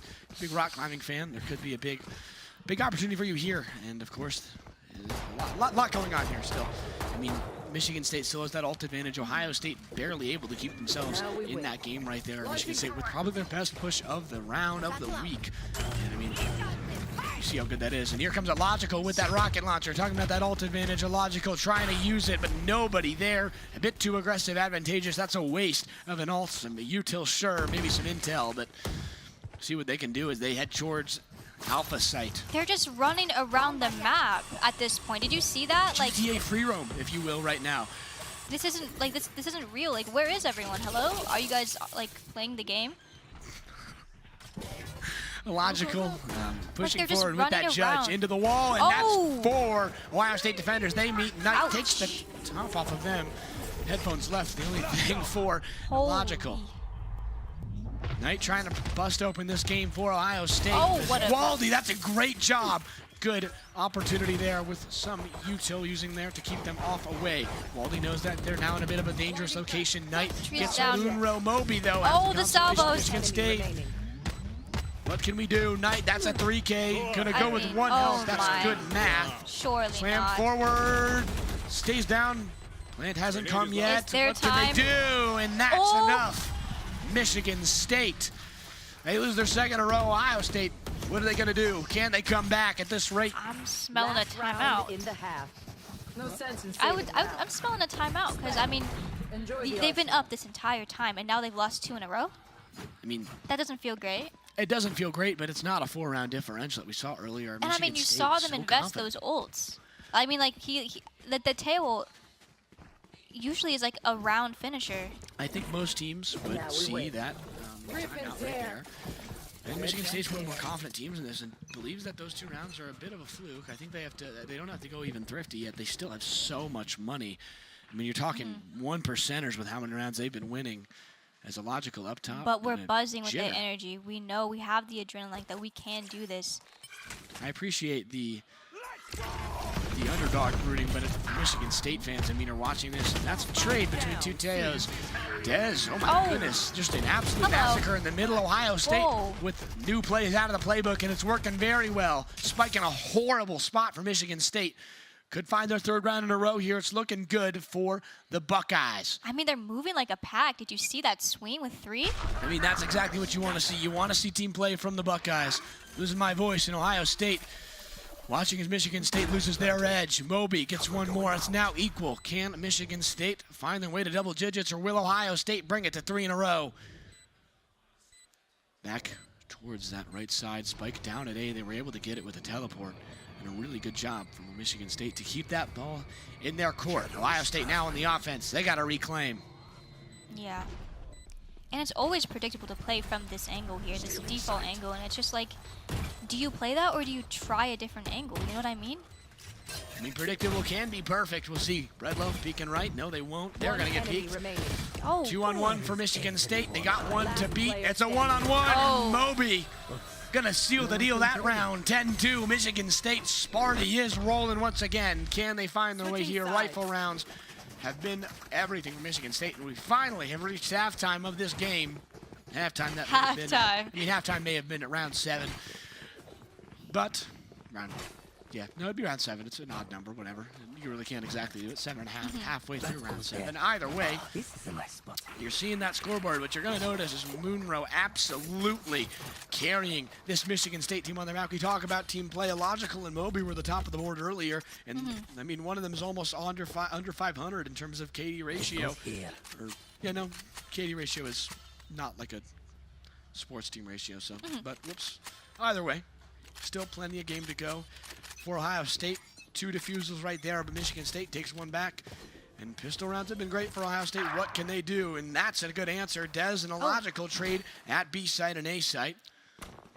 Munro moving over to help their teammates. Michigan State loses 1, loses 2, and it's 2-on-2 with both remaining. What can a little bit of timing here. What? Hamburger nearly gets top down, but still top rope for Munro, who makes a interesting choice, to say the least, on that jump. Maybe there was something there. Just wasn't ready to see one right there, and Michigan State can do nothing as Hamburger gets that 3K. More pistol round domination for the Buckeyes. Whew, Ohio State, what can they find? I mean, they're finding like these little gaps in Michigan's stalwart. I mean, they're really great with their util. They're just by the book, great and amazing, and their aim is consistent. But then it's like Ohio State just needs to find those holes, like the times where they don't. You gotta start dusting off the trick plays, right? You gotta do things that they're not expecting. No, yeah, and it's like, ooh, there it is. And that's one. Moby gets clotheslined by Knight. That's knowing habits and seeing teams play before, and that's what happens when you scout a team. I think you have to see these teams obviously played 4 rounds of Valorant between them. They know some of their habits. That's one of them right there. Plant early for Ohio State. I mean, this is an offensive-sided map, flat out. 3 points makes it easier for the offense in almost every way, shape, and form. Grifty, that's one more. Ohio State with a huge advantage here. Spike down at a 5v3. Dez leading that offensive charge earlier for Ohio State, but hasn't been much of a presence. Let's see what they can do. As Knight again, Hamburger, that long-range shots for Ohio State doing everything. And with some close range from Dez, that Guardian, great. When you talk about an offensive-sided map in Ohio State, looking to change the tide of this one, 2-0 in pistol rounds in this second half. What can they do? But Michigan State, this is really where they've been taking it. Ohio State has to put it together right here. Yeah. I mean, I'm kind of girl mathing it right now because they've won 4 rounds. So then they can win another 4 rounds because they've already won 4 before. So that's 8. And if they get 8 rounds, they only need what? 4? Absolutely. I mean, and we've done it before. We can do it twice again, no? You have to see that. You have to hope for that if you're a Buckeye fan. But the presence of a 3-0, even with 2 rounds in a row, seems daunting. Dez. With plays like that, maybe not. Illogical gets one with that big ult right there. Only gets Dez, though. Still a 4-on-3. Can't reach equal. Dies in the process. Slammed. Gets Knight. Now we're equal. Sparty's team looking forward. Oh. That sucks. Ouch. Nobody getting much of anything out of there. Wait. Some intel gained, and Ohio State gonna Thought I back was watching off. Ohio for a second. Hamburger tries to get that ADS over the top. Get that util out. Moby gonna get one of Michigan State back in the advantage pool. Locating targets. Hamburger pushing forward. What do you got? Ohio State down 2 to 3 players. They're trying to get everything they can out of this one, but like you mentioned, it's tough for underdogs. And what a shot from Grifty. Nail slammed in that other end, and that's quick reaction time. Exactly what Ohio State's been needing is winning those gunfights. Is the path to greatness just buying snipers? Is the cure to loneliness snipers? Truly, at long-range fighting, at close range? Come on, that's beautiful. Is that who we are and what we have to do to win this game? On the other end, Hamburger back atop, putting down Spike right here, and is going to give Michigan State a run for their money here in the second half. 3-0 would be a great start for the Buckeyes, but you got to win here. Health advantage going towards Ohio State.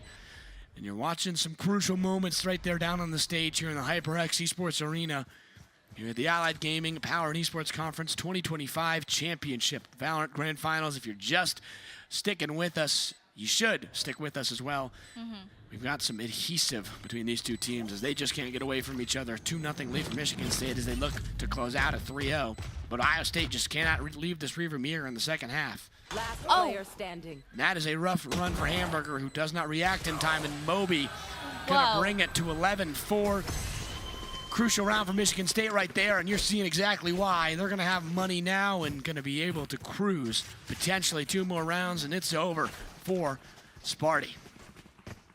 See, more Wow, geometry I mean, dash they above the did. rim. I mean, Ohio State did the thing. Like, they did find like ways Now to we wait. put gaps in whatever like stronghold they have, but then they had so much time to regain their footing. I'd like to see more aggression out of Ohio State, kind of going off what you said right Yeah. there. I mean, you can't let them do that. It's miserable. You're making it Like, miserable once for they yourself can when you're giving a recollect team- themselves and figure out what they can. Oh, Des! What a shot right there, and aggressive like I No! just mentioned. There's a double That's kill. crazy. Ball coming out, 3K. one more. There's the triple. Can you go forward? Can you get sight? Completely domination on that A site. Ohio State's gonna have the chance to plant right here. But they need to get on site right now. They're waiting way too long. They need to get spiked down, and they need to force Michigan State's hand already. But do we win just by killing everyone? Is that like the strat? Potentially, but you're giving Michigan State the best opportunity they can. You're letting them back onto site right here. 2 up top on ramp. What can they do? That's going to be seen in that Teo. Drone right there, right side. Dez going to swing. Headshot. Oh. That's 4. Ace opportunity for Ace. Dez. 318 average combat points, and you're about to see why. Dez pushing forward. It's a 1-on-2. I'm sure Waldy He's wants so to give this back patient. to their teammate, but not enough. Oh! That's an ace! Ohio State, there's some life, 11-5. They're trying to fight their way back in this, and there's a start. Dez with 5. We're coming back. What an ace. I think this might be the first That time was insane. somebody not from Ohio State is rooting I'm for Ohio State. I'm seeing Michigan isn't as consistent as they have been with those gunfights. I mean, it's also the util. I mean, like the stuns and the blinds is really. But wow. Yeah, what a slide What right there. What a an swing. ace. That's a home run at any point if you're in the baseball season. It's just starting right here in Michigan State. Having a field day at this point, but really good sign from Ohio State. That's a sign of life right there, and Ohio State is at its best when they're at their most aggressive. We jump right into the round right here, and you're seeing just how good they can be when they're aggressive. Hamburger going to lead that charge, but it's a good guess from Michigan State. A lot of teams. Oh, Here comes the ult from Neon on that Ohio State side. Des nailed in the head. Illogical with a Elijah headshot. said my turn with the sniper. Kool-Ace last time. Illogical takes their shoulders off their back. Waldy plants that bomb and said, "What? Dude? Oh, No party for you." what? That's a showstopper That's right there. And insane. Oh, a little bit of patience here. 2K for slaying on that patient shot, like you mentioned. Getting that reload. What can they do? What Teo. trigger discipline? One enemy Gonna be remaining. util usage Wow. here. 1-on-2, 1-on-1. What is Grifty gonna be able to do? Has to find a way right here. Oh, They the get him. timing! 2 in a row for Ohio State. 6-11. Signs of life for this Buckeye team, who are now 4-1 in the second half. But is it too late? Are you too far away from that end? I mean, this is tough. They've got some momentum. They're going their way, but that I Columbus like team it. is doing a They're really good switching job. up the way they play.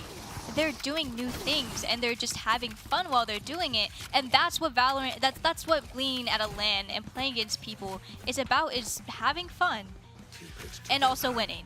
Yeah, and sometimes it's a having fun competition in esports where if you're the most mentally prepared team and most willing to like swing for the fences and you're the most relaxed, I mean, Ohio State, you've got nothing to lose at this point. You're down 2-0. Just make a swing for the fences. Do things you're not used to doing. Play the game untraditionally right now. You're playing a very traditionally oriented team who plays the game in a conservative, And understanding way. maybe I take back what I said about like not turning your brain off, because maybe that's what a duelist needs to do. Just go in and shoot heads. Do it by the book if you're Michigan State, but for Ohio State, take that book, light it on fire, dust out those trick plays, see what you can do. Hamburger, gonna get one. Moonro Knight gets one more too, is slammed, able to respond to Hamburger. It's a 3-person effort for Michigan State, who's now stuck in that A and B site. What a beautiful rotate from Ohio there. Really good aggression here. Towards A as Grifty gets one more, goes Oh, they're down though to catching the timing. Breadloaf. In the Omen Oof. battle of the century, Grifty goes down, Breadloaf Oh forward, my- clothesline by Dez, Oh, shooting the body, goodness me. Okay. Knight forward, as this is getting chippy if you go down the stretch. 6-11 as we head just towards the final end of this matchup here. What does Ohio State have? Can they finally put it together? I mean, we've Logical. got people everywhere. We've got it's going to take some work for Illogical to really get everyone off the site and be able to defuse the bomb. I think it's impossible, to be honest. Clearing the corner, trying to mind jump. Illogical forward clothesline. And Ohio State 7-11 within 4. They are climbing back into this one. Michigan State on a huge run, but I mean, you got to talk about the second half. This is an offensive-sided map. Can Ohio State find something? And like you mentioned, I mentioned earlier, and you mentioned earlier, it's going to take a while for Michigan State to take a timeout, and that'll be there first. And I think that kind of feels good as well. It's like you're putting that pressure on them. Like, we came back, we had 0 rounds. And you have to not psych yourself out if you're Ohio State at this point, because you're very good right now, and you are doing an excellent job. It's just patting yourself on the back where we have pressure on them. Let's continue to, like, be great and do crazy things because, I mean, that's what they were doing, too. Like, the Aries and the op, I mean, like, things, the attack op, it's like, it's just finding ways to catch them off guard because we're playing, like, organized. And maybe the strat is to be a little bit disorganized. Yeah, and you need to have some relaxation if you're the Buckeyes here. You don't want this timeout to ice you here. You don't want to be suddenly in your own head. You want to keep that momentum that you just had. I mean, you're 5-1 in your last few games. I mean, to be honest, Michigan State was just cruising past them. East Lansing, it's obviously close to Detroit and comparatively to other schools here. And I mean, Motor City of the world, you're watching Michigan State just automobile roll over them at a certain point. Very good opportunity, but right in the end here, 5-1 in their last few games. What can Ohio State put together? Still technically could win without overtime, but one round for Michigan State puts them on match point. I mean, Michigan State has so many ults right now, and that's terrifying. Dez forward, right side, had that ace earlier, but gonna back off here. No damage taken, but Illogical gonna get Knight on that sacrifice. Headshot for Dez, looking forward. Really good player, obviously, for Ohio State, who's been part of that offense. 30 HP, back on the right side. Where's the box? Deagle in a dream, and everything's crumbling right now for Ohio State. That timeout has put them the right way. His primary is unfortunately jammed for Waldy with that ult from Michigan State. And what a shot as the cage goes down. Illogical. Deep headshot with that Sheriff. I mean, what a fast round there. It was so scary.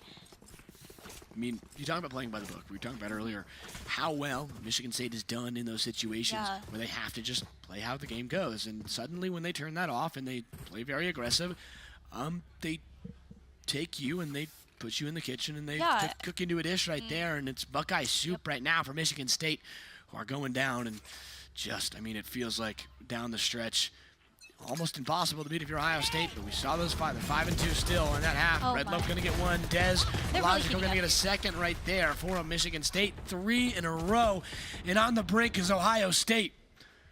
Illogical now, just camping there right down on that A site, pushing forward. What can Ohio State do? Back against the wall. You just gotta swing at this point. With the Cypher ult. Everything against you. Teo Util, it's gonna kill one, potentially. No, it's the stun. Can't get two. Slam falls to the ground. Moonrow looking for one more, and that's the golden pick from Illogical. 13-7. Down go the Buckeyes. 3-0 for Michigan State. Expected to win, and they take care of business. Your 2025 Power Esports Conference Valorant champions are from East Lansing. Wow. What a game. Just a stellar performance from Michigan State, and you have to love what you saw as a Valorant fan. Great offense, great defense. Everything went well for the Spartans here. And like, you really had to be here. I mean, on paper it looks like a sweep. They were 3-0. Wow. They were so good, and like they just got swept. But no, like if you're in the stream, you saw there were rounds where they did amazing. Like it was truly, it just came down to the cards being played and really being able to play as a team. Yeah, and it comes down to a certain point of, we talk about this all the time. We have these notes right in front of us, but you don't play this game on paper. And it takes a lot of pressure. What do you do under pressure? Do you turn to diamond or do you falter? And do you crack apart? In Michigan State, they're looking pretty high in bling so far, as they are the second championship for Michigan State here tonight, or rather this weekend, I apologize. And just a beautiful, beautiful job. Let's take a look right back at those replays to see just how Michigan State did that. Starting here off on that first triple point map is Waldy from the top rope. You gotta love all of that right there. Waldy, again, a big piece of that puzzle right now. Grifty, again, also a big player for Ohio State. One of the only reasons that they fought for so long in Haven. But you talk about that 11-0 run, very hot streak heavy during that last 2 games. Slam down the other side. I mean, just come on. Ohio State really did fight, and you talk about how you don't play this game on paper and how it looks on paper like a sweep. Ohio State did fight. They fought very hard, but I mean, Michigan State. And I mean, it's like they took those maps. I mean, there are times where you play against people and you don't get a single round in, and it's like 13-0. But it's like, if you take rounds from them, that in itself feels like an accomplishment for a team like this, for Michigan. Which, like, I mean, now that it's over and done, I can be honest. Like, they're a great team, and they have great players. So, being able to take rounds from them feels great. And that is an accomplishment in itself. And you saw things like that, like Moby, who was just as good as this individual is at Geometry Dash right there. But that replay, I mean, come on. Just how good Michigan State was playing down the stretch. Ace obviously had that, Dez obviously had that ace, but couldn't put it together right at the end, and just a piece of machinery. No cog in the wheel for Ohio State as they took it all out of Logical with that beautiful 2-kill right there, Knight. And Logical just, I mean, you saw how good this Michigan State team played. And to be honest, they looked like the hammer, and Ohio State, they got nailed. And I mean, you go down through it, it's just a beautiful performance from the Spartans. Moonrow, obviously, another big piece of that offense. That was electric. Yeah, I mean, that sucks, and you're seeing a lot of Ohio State reactions right there. That's what it felt a lot of the time. Michigan State did a great job. There's that victory screen. Yeah, that's what did it right there in the very top right there. That's the hype tunnel right in the top, going green and white for this Michigan State Spartans, who just completed their 2nd championship. Gotta feel good if you're from East Lansing, but we'll be on later. We'll be on other things down the stretch. We'll be right back here in just a moment. Just checking if it was ready with Jacob, who I casted Rocket League with yesterday. Going to be hosting today, and obviously you saw him earlier. He's down with the Michigan State team who just won. Jacob, well, how's it going down there? All right, I am here with the inaugural PEC Valorant champions, Michigan State, for a post-game interview. It was great to see you all up there firing on all cylinders. I have to also give a shout out, not just to you as a team, but to the great cheering section that you had here, especially whoever was playing Geometry Dash. You were the secret sauce, okay? Shout out to Geometry Dash guy. But anyway, just overall, how do you feel about the community? How's the team been coming out here to Vegas, the overall experience? Anyone want to speak to that? Yeah, so the team's been great. I mean, we all mesh really well together. We have a great time playing together. And, you know, it doesn't get much better than being in Vegas, so we're really happy to be here. Yeah. One thing I want to ask about just a little bit more specifically was the 2nd round in Haven. It was an amazing comeback, one of the longest win streaks I've ever seen. Even more impressive due to the fact you played those first 6 rounds like a $3 violin. But what was the turnaround point for you as a team that got you back in the groove? Well, it really just comes to us. Like, we were making some small mistakes at the start, and we just had to lock in, you know, get it together. We were being a little sloppy. But, you know, we've practiced this stuff before. We've been there before. We've been down rounds. We're used to all kinds of situations, so we're able to bounce back there.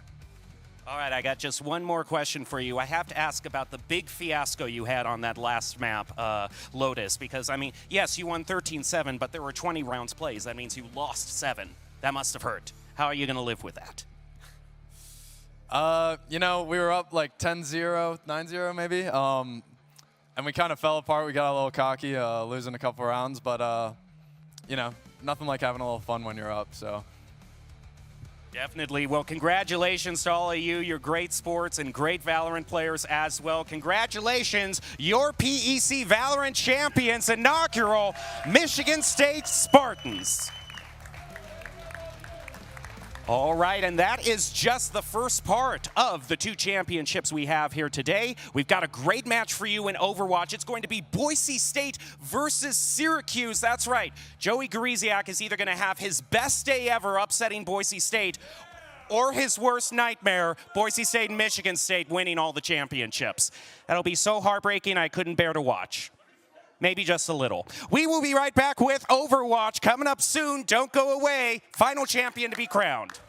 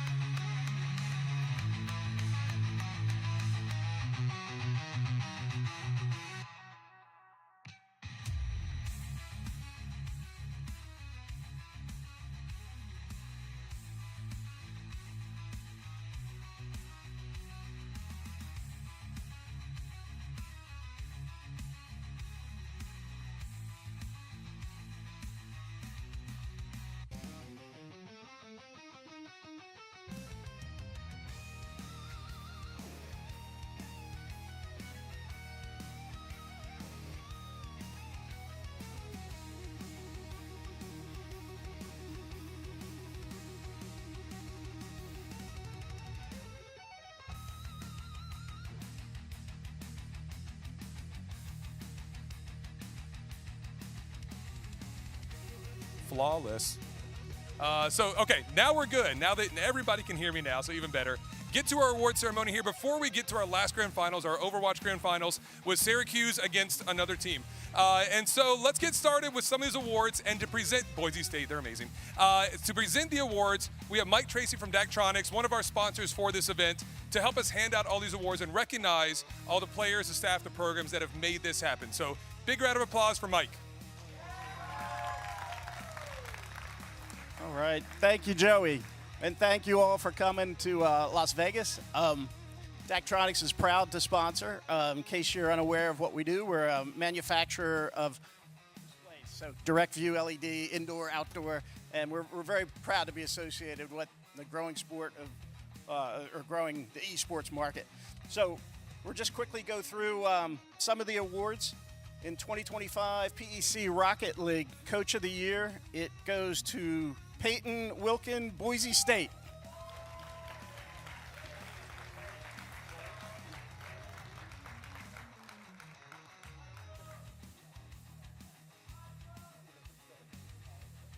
Give him a quick yell and do a quick word. There you go. All right. Congrats, Peyton. Thank you so much. I just want to thank, obviously the staff, Doc. Everyone's just always so supportive, and again, just thank you all for coming out, from the parents to the folks putting on this event. Just everything has to come together for these, and it's great to see it all come together like this. So appreciate all of you. Thanks so much. That was my daughter calling. She always has a sense of great timing. All right, and the next one for the 2025 PEC Valorant Coach of the Year, the winner is Alexander Xander Mills from Michigan State. Also take note of all the finalists. We're not going to name them, but they're up on the screen, okay?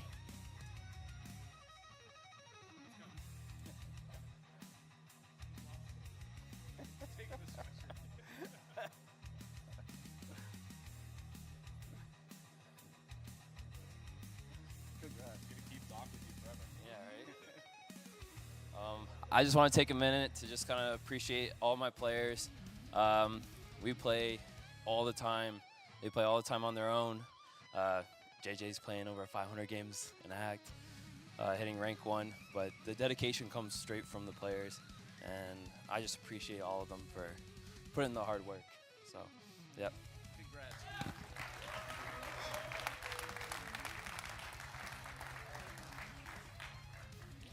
All right, and next category, it's the Overwatch Coach of the Year for 2025. The winner is Boise State's Doc Haskell. Congrats. I'll be honest, I've always wanted one of these. But I can't accept this. I appreciate the voting of the committee, but I wouldn't be here without Joey Gariziak. And so I want to give this to Coach Joey. Can we hear it for Joey? Yay. Number 3 Haskell. Technically 4, but thank you. Thanks, Doc. All right, the next category is the PEC SSBU Coach of the Year. And that goes to Grayson Lunges Harding, Michigan State University.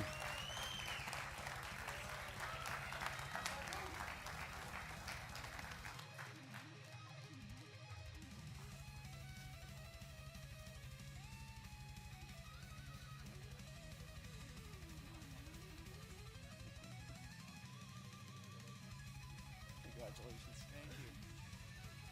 Thank you. I've always wanted one of these. But I have the opportunity to work daily with some of the best people in the country, not just as players, but they're great people as well. Makes my job really easy. So, unfortunately, all of them are coming back next year. So, the gauntlet has been thrown for the PEC. So, thank you very much.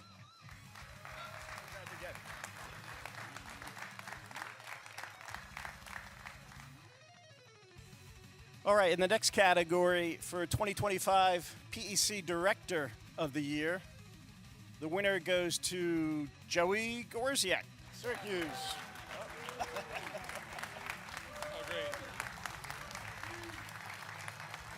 great. I've always wanted 5 of these.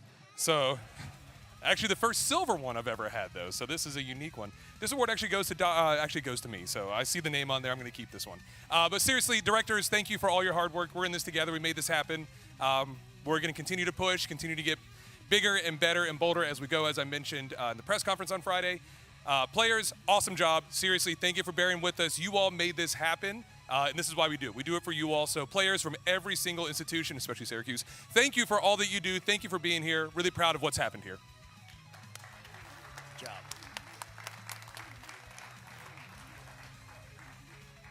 All right, and the next category is 2025 PEC Program of the Year, and the winner from Michigan State University. Congrats.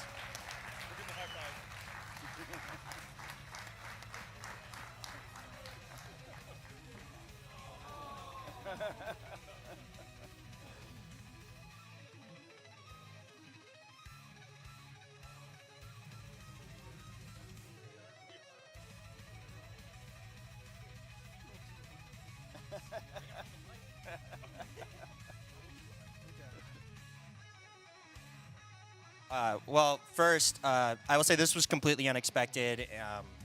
I look at the programs that we have here in the PEC, and when we decided to build the Power Esports Conference, I really said, what is the best group of programs with the best group of directors that I can think of? Let's get them all together to build something special. And so Standing Side programs, Boise State, Syracuse, all the others that are out here, right? You programs, you're really what make the Power Esports Conference special. And like, I can't say thank you enough for honoring our program. We had a phenomenal year. That goes to my staff, the players, everybody involved with the program. You know, I'm up here talking about this award, but you're the ones that earned it. And so thank you for everything that you do on a daily basis. This is just the beginning. You know, this is year 1 of the Power Esports Conference. We as directors have already talked.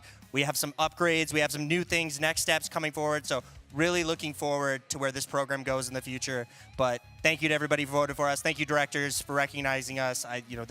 Anytime you're recognized by your peers, it really is a special thing. So I appreciate all of you so much. Go Green. Thank you very much. All right, in the next category, 2025 All PEC Valorant. The MVP goes to Maxwell Mobywitt. I may have butchered that. Humes, MSU.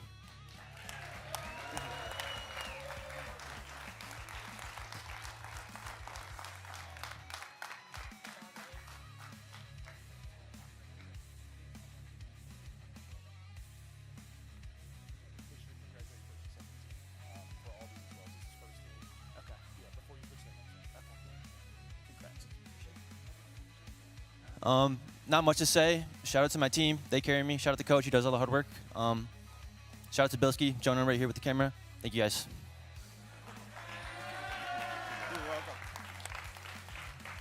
Also, I wanted to note first teams and second teams up here. So, congrats to everybody. Next category, 2025 All PEC Overwatch. That MVP is to be determined. So stay tuned on that one. Next category, 2025 All PEC Rocket League. Cade Woozy Hall, we already... Where is he?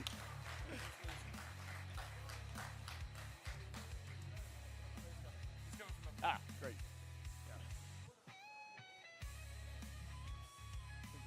Thank you, sir. Oh, it's for me. Once again, I just want to say thank you to everybody who came out here to support not only Rocket League, but just this event as a whole. Obviously, this will be the first of many, and I hope to be able to perform like this in many coming years. Once again, thank you. Good job.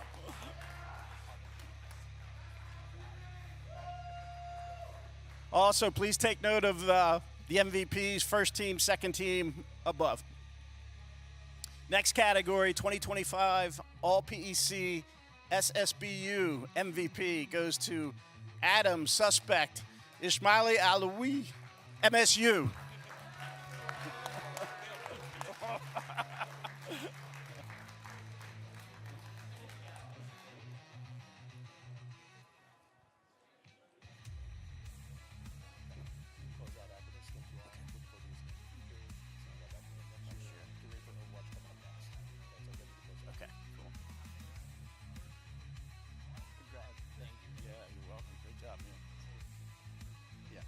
I just really want to shout out all of the MSU teams, the program staff. Jono, he's a fun guy. I like his camera. I don't know where the chain's at. I kind of want the chain right now. Can I get the? Oh, the chain's far away. But I want to shout out everybody, my teammates, the teammates that couldn't make it. It's been a great year. I'm looking forward to next year. I'll be back.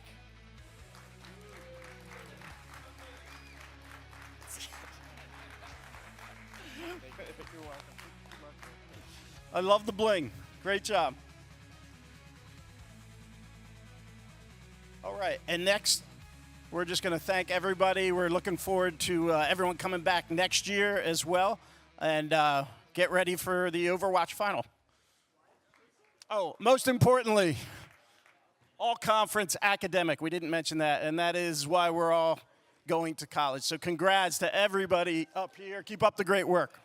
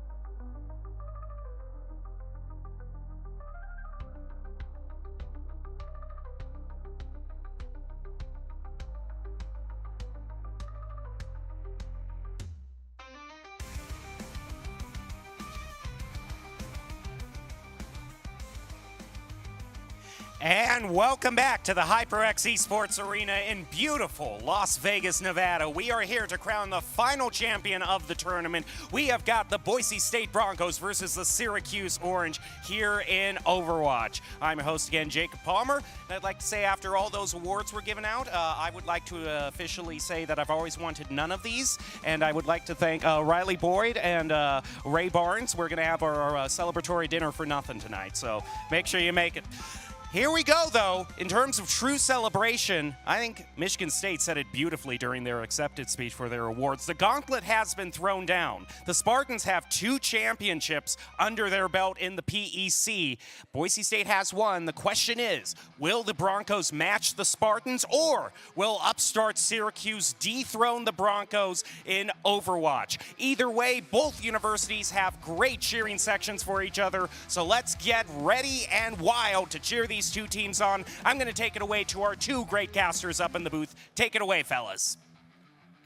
My name is Bryce Jensen. I'm joined by my co-host. I'm joined by my co-host Nathan. And honestly, looking at these 2 teams, we have what is honestly a clash of David versus Goliath. You have Boise State. They have been in this position so many times before. This is almost like a natural feeling to them. And then you have Syracuse, the upstarts, the underdogs. And who doesn't want to root for an underdog in the end? And I understand that we've seen both of these teams play. So what are the different play styles that we really should be looking for, and the key differences between these 2 teams? Yeah, so Boise State, the clear favorite coming into this tournament. They are sort of a more dive composition style team. They're going to look for hard engages and make use of their mobility to really find openings in team fights and get those early picks that will snowball into team fight wins. On the other hand, though, Syracuse, they love their tank player, Lunar, who is an Orisa. I wouldn't say one trick, but they love to play them quite a lot. The Syracuse is going to focus a lot around that Orisa as their tank. They're going to play fast. They're going to play with that Lucio, maybe some Juno in there, and really get going into the backline in this brawl style sort of comp. So 2 strong teams obviously have made it to this point, but they're a little bit different in terms of play style, and I think we might see that expressed today. Yeah, but relying so much on one character might cause a detriment as we move into the picks and bans for this first map of Overwatch. So from the looks of things, Lijiang Tower will be the first stop on this finals destination, a personal favorite of mine, and honestly, the second best control map. Nothing can beat Ilios in my opinion. I mean, the well, just too iconic, but Lijiang Tower, especially Gardens, more than makes up for it with those 2 bridges. Yeah, Lijiang is going to be a strong start for both these teams. Relatively neutral in terms of playing that dive versus that brawl style comp. Keep in mind that this is a best of 7, so these teams are going to be facing off quite a bit. It needs 4 games to win this series, and coming from the winner side of bracket is Boise, so they're going to be given a 1 game advantage in this best of 7. So something to keep in mind as we continue through our picks and bans. And that might just be the upper hand that Boise State needs to take another PEC victory under their belt. And considering that the map band was Ilios, it'll be interesting to see what they decided to pick character-wise. Boise State kind of is known to play those off-meta picks. I mean, heck, they've been playing Wrecking Ball for almost a whole year now. Yeah. And I think he was meta about a few months ago during one of the last mid-season patches, but other than that, it's been a lot of Malga, a lot of the Ramatra, Zarya for a portion of time there. Yep. If you ban those niche picks, they can fall back onto those characters, and it's sort of like a catch-22. Do you ban the obscure character, or do you ban the in-meta character who may be stronger? Yeah, it's a tough question to answer. Most of the time, you're going to look to ban the characters that your opponent's the most comfortable on, but also you want to be able to ban characters that will benefit you in the long term of these series and games. Some great stuff. I'm excited to see what the picks and bans are for characters and maps here. So, yeah, I mean we got the map pick with Lijiang. So when it comes to the dive characters, we've seen a lot of bans on characters like Cassidy, those characters who can really just shut down dives super easily. But then if you take out Cassidy, you have other characters in the DPS pool that may not be as good at stopping dives. Like, I mean, Sombra's pretty good still, but with a bit of a nerf, she's maybe not as good as she once was.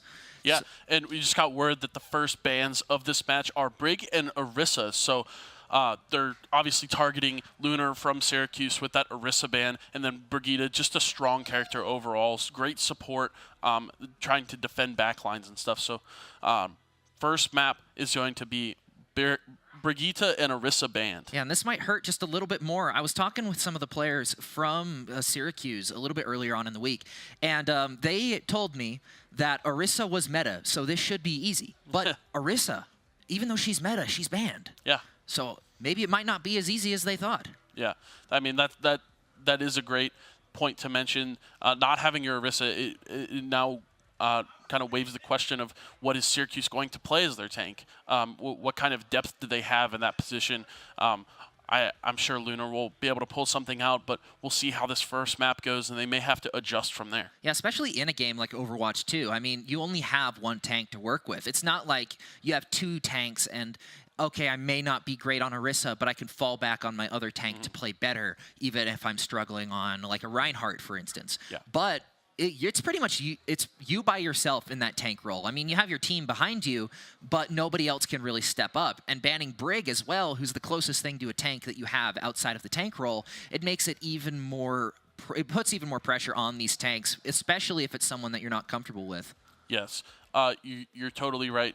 And the introduction of 5v5 removes that second tank, so it requires less flexibility on that role nowadays to be able to compete. So if you end up slotted into one character and that character gets banned, it could spell doom. But we will have to see Syracuse and Boise State still warming up, still getting ready for this first map of Lijiang Tower. And while we wait, let's check out the rosters of these two teams, because they have a pretty stacked cast. For the side of Boise State, we have Clear and Strider, Jenny Cummins, Carter Jones, Amanda Bailey, Will Hess, and Mark Thana. All spectacular players that I have had the pleasure of watching grow throughout the season, and I am incredibly excited to watch them do another play tonight. And then on the side of Syracuse, you have Jackson Phillips, Harris Levinson, Emilio Franco, Lucas Stolman, and Steve Lynn rounding out the lineup for Syracuse. Two teams, we've introduced them. Yes. We've talked about the map bans. We've talked about the character bans. Now it's time to finally get into some gameplay. Yes, we have. We've seen it a little bit, but now it is time for these teams to show their mettle in the final games of Overwatch that will be played for the PEC. One team will rise, one team will fall, and we'll figure it out here fairly quickly. Anyway, no matter what way you slice it, this is going to be a very competitive matchup from both of these sides. They have everything on the line right now. This is for the whole enchilada, all the marbles, the entire cookie jar if you're at it. Yeah, being the last games of the day, too, we have quite a few spectators in the arena ready to cheer on these teams. We're going to get some great reactions, some great moments coming to you shortly on Lijiang and the maps to come. Let's get into it soon. Yeah, I mean, no matter which map you start on Lijiang, it sort of sets the precipice for the rest of the maps. I mean, the momentum that you get from just winning one is really enough to snowball. All these maps are so well made that it doesn't really matter how close it was on that first round. It gives you enough time to really keep it competitive. I've seen overtimes go super long on these maps based off just how short and compact they are, but it looks like we are going to be going to Night Market to start things off. We're seeing the Hazard off the rip from Lunar. We know the Orisa was banned, so Hazard is going to be another sort of brawly tank that can also get some dive potential. We're going to start off here on the right side. Yeah, Clear trying to make a move on the inside. Lunar with the Hazard, chasing down Hex on the Lucio, just a little bit too fast. Strider doing what he does best, taking out the first pick on Emmy. First kill goes to the Broncos. And get the ground slam here. Forces some getaway abilities, and we're just going to trace this Strider, Strider keeping it going. And Lunar's stuck in a corner, so there's the tank down for Syracuse. I believe Boise State's going to be able to cap this point here now. Yeah, winning that first fight is incredibly crucial to Night Market. It's such a enclosed area. You win that first one, especially on a dive composition, and you can just shove your opponent right back where they started. Maxwell with the Pharah spamming the one choke point they need to use to get through. Orange Men kind of trapped, taking a bit of damage. Azer taking a lot of damage in the process with Recall forced. Not a whole lot he can do still, but everybody is relatively healthy on the side of Syracuse. Yeah, and Syracuse is taking this opportunity to get some point pressure here from Lunar, farm some ultimates. Now we're seeing pulse bombs on both sides here coming on shortly, and they're going to be used to get some early picks in these team fights as we kind of brawl for some control here. Point does end up getting flipped, but the boop comes through. Hex falls off the map. Emmy also falling in the process, but Maxwell and Clear quick to be cleaned up. M3 going crazy with the Lucio, taking out Strider. Lyric the final to fall, and we are going to be paused as Syracuse comes off their first team fight win. Yeah, important things to note here. That boop was massive for Syracuse to win that team fight. They were able to flip the point before the fight was actually over, and that gave them some extra percentage to start off. There's also some ultimates online already. You have the barrage from Syracuse and the pulse bomb from Boise. I might have flipped that, but ultimates online early from these DPS heroes, and we're going to get into this next fight as soon as we're done with our short pause. Yeah, characters like Pharah on Night Market specifically, where everybody is pretty much forced into one of two lanes, you get so much value from the splash damage. And Maxwell has been playing Pharah so well in a lot of these games that he's fairly used to just sitting in a spot where nobody can get to him, spamming rockets down a corridor and just building that barrage. And now with perks able to be gained for these characters, barrage is no longer a death sentence. You can actually move while doing it. It's kind of crazy. You're not going to die as soon as you use it. Yeah, that's another important thing that we may have forgotten to mention at the beginning of the game. Perks are going to be a huge difference to some of these heroes, and selecting the right ones could either win you a map or lose you a map. So if used in the right circumstance. So important thing to note there as we continue to talk about that first team fight. Points relatively even percent, I believe. So except it's obviously Captain Syracuse favor here. Yeah. I mean, I feel like I heard it said the best from one person. Perks are not going to make a character worse, but they are going to supplement play styles to make individual players a lot better. I'm going to use Strider for a little bit of an instance. As we've seen a few times this week, his Wrecking Ball can deal a ton of damage to squishier characters in the blink of an eye using that upgraded Pile Driver perk. And for another character, for another player who's maybe going after tanks a little bit more or doesn't go for squishies as much, which I don't know why you do that on Wrecking Ball, but hey, I mean, it's a video game. Play it how you want. It supplements his play style really well, while others may not. And that's where I think perks are super effective. They're not going to make bad characters good, but they're going to make those good characters even better. Yeah, and while we're waiting here for the pause, we can take a quick look at the bracket just to see how these teams ended up in this position. Obviously, Boise and Syracuse are in our grand finals right now, but Boise defeated Syracuse in the winners finals 3-0. So there's potential here to see another sweep like we did earlier in the bracket, but Syracuse really battling their way through this Overwatch gauntlet, taking Ohio State to 4 games and then winning through the loser side of bracket to make it back to Grants. Yeah, and in their losers game, they only dropped one map as well to Kansas, and that is fairly impressive considering Kansas's track record, 3-0ing Nebraska and only losing out 1 to Ohio State. I got to watch that game. They played it really, really hard, and both sides came out of it relatively even. I think both of these teams are around the same skill level, and the Orange Men ended up showing their prowess, and they came out on top in the end. Yeah, and there was some really heated encouragement coming from that losers final match. Both teams, Kansas and Syracuse, really wanted to be in this position. And at the end of the day, Syracuse ends up in the grand finals. We're doing just a great job of having these competitions run smoothly, but also like keeping them extremely competitive. We had both teams sitting side by side, got real loud down there.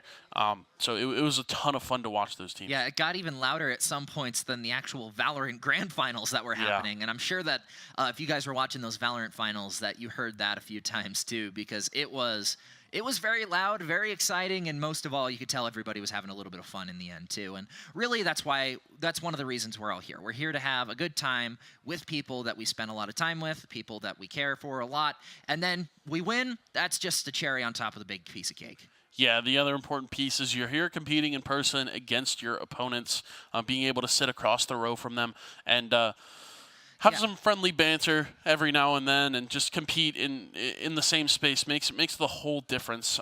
So we're extremely thankful to be here in this space, and we're almost at the end of the day, but it feels like this could last for a whole week if we wanted it to. Yeah, and honestly, going back to the match at hand, we have Boise State and Syracuse. I mean, Syracuse just came off of that with a fight win. They have Pulse Bomb in their pocket, but also Boise almost has Pulse Bomb. They're getting fairly close to it, and a barrage.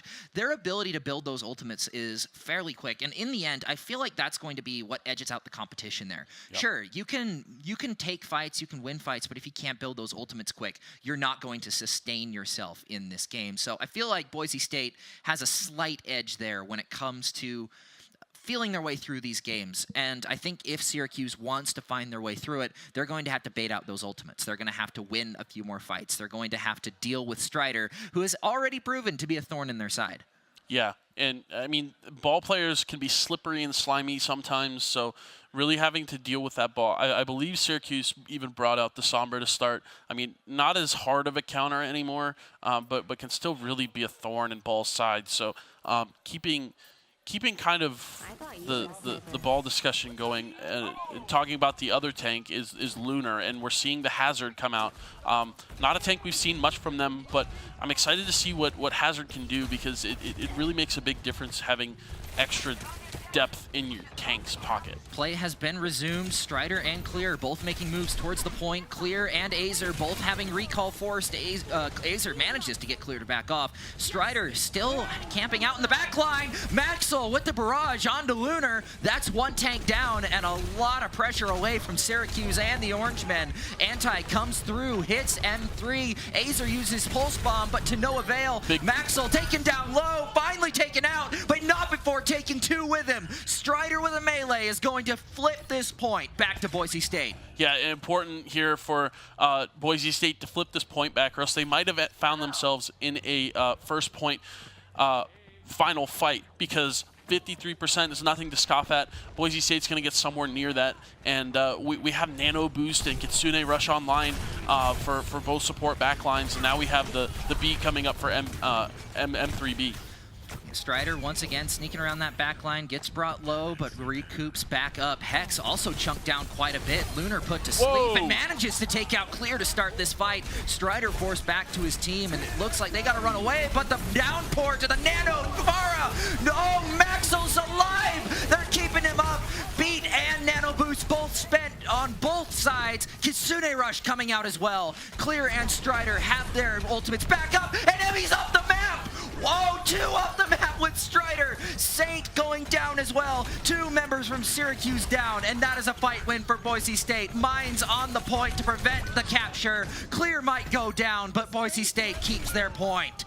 Yeah, 85% and ticking. Syracuse actually during that fight flipped the point, got some percent for themselves, but Syracuse is going to be in a rush to find themselves back to the night market point. They have to really push the tempo here, which may cause some issues, maybe getting picked. Yeah, it looks like Emmy's going to have to touch, but they lose Azer as their transport to the point. They're finally here taking this team fight. Clear's going to get one on Emmy, so both DPS down for Syracuse, and Boise State's clearing up this fight, and that's going to be it. Lunar trapped in a corner, overtime ticking down. First point's going to go to Boise.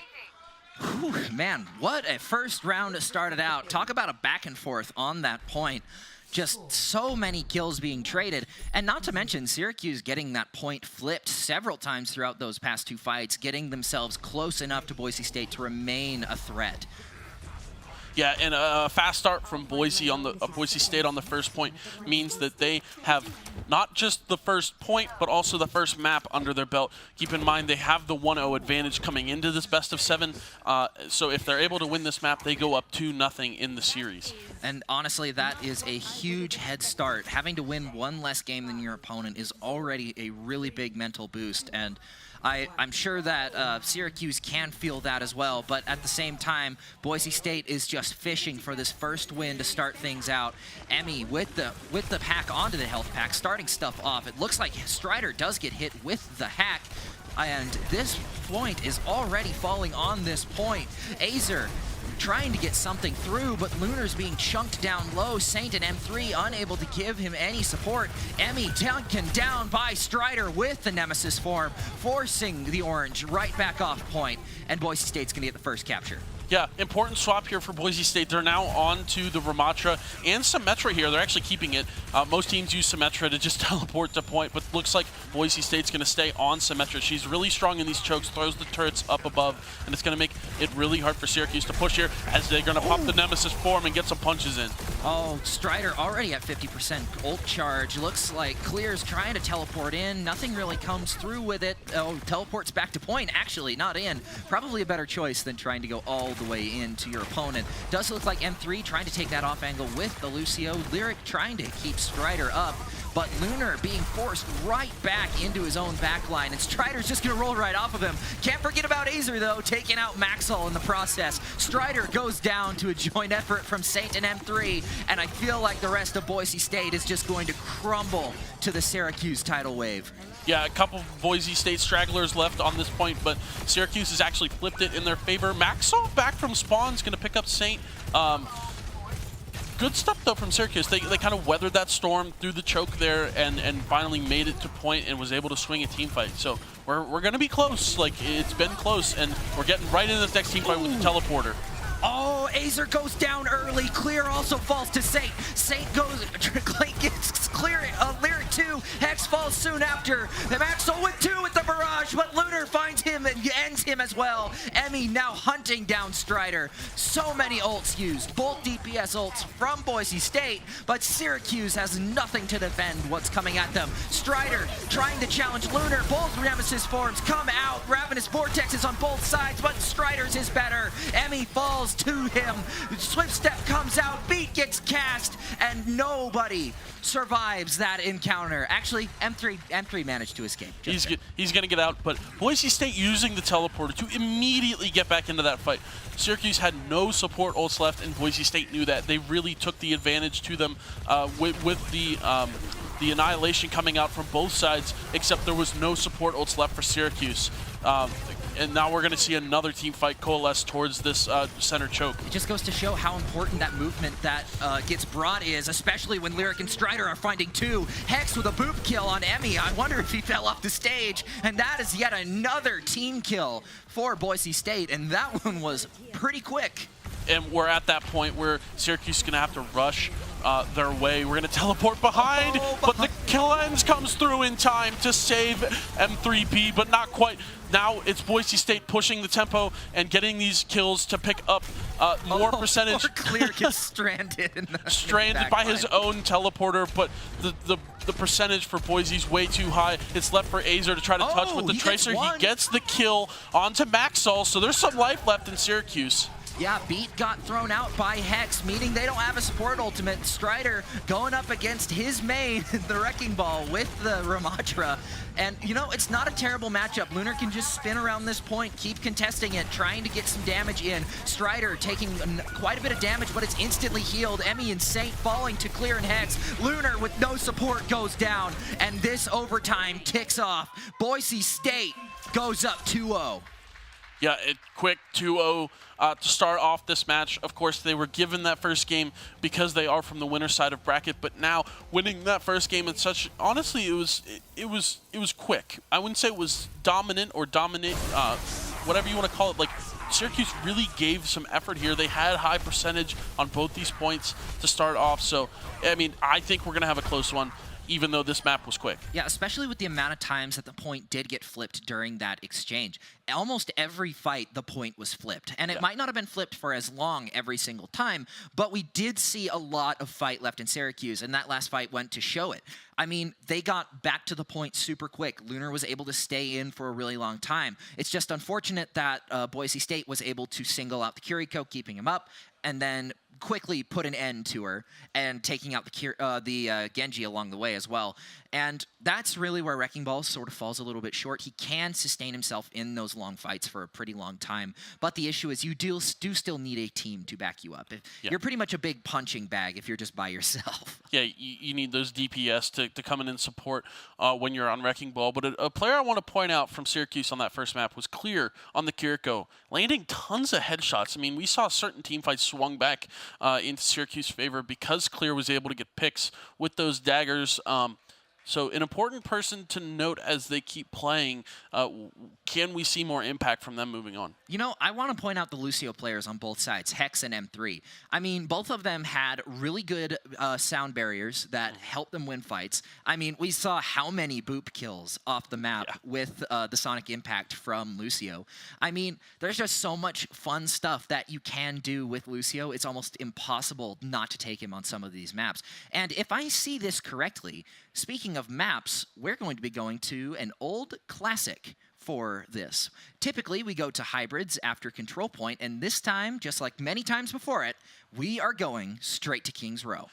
King's Row is a classic map all the way from Overwatch 1 to Overwatch 2, and we're going to get a quick preview here of the depths of London in the future. So maybe the Orisa's still banned, maybe it's not. This map we will have to see, but usually a brawly map. Both teams are going to try to find these brawl comps and take over controls of the streets here. Yeah, unless you're Boise State and then you force Wrecking Ball. Yeah. Because that's just kind of what you're known for at this point. I mean, you can.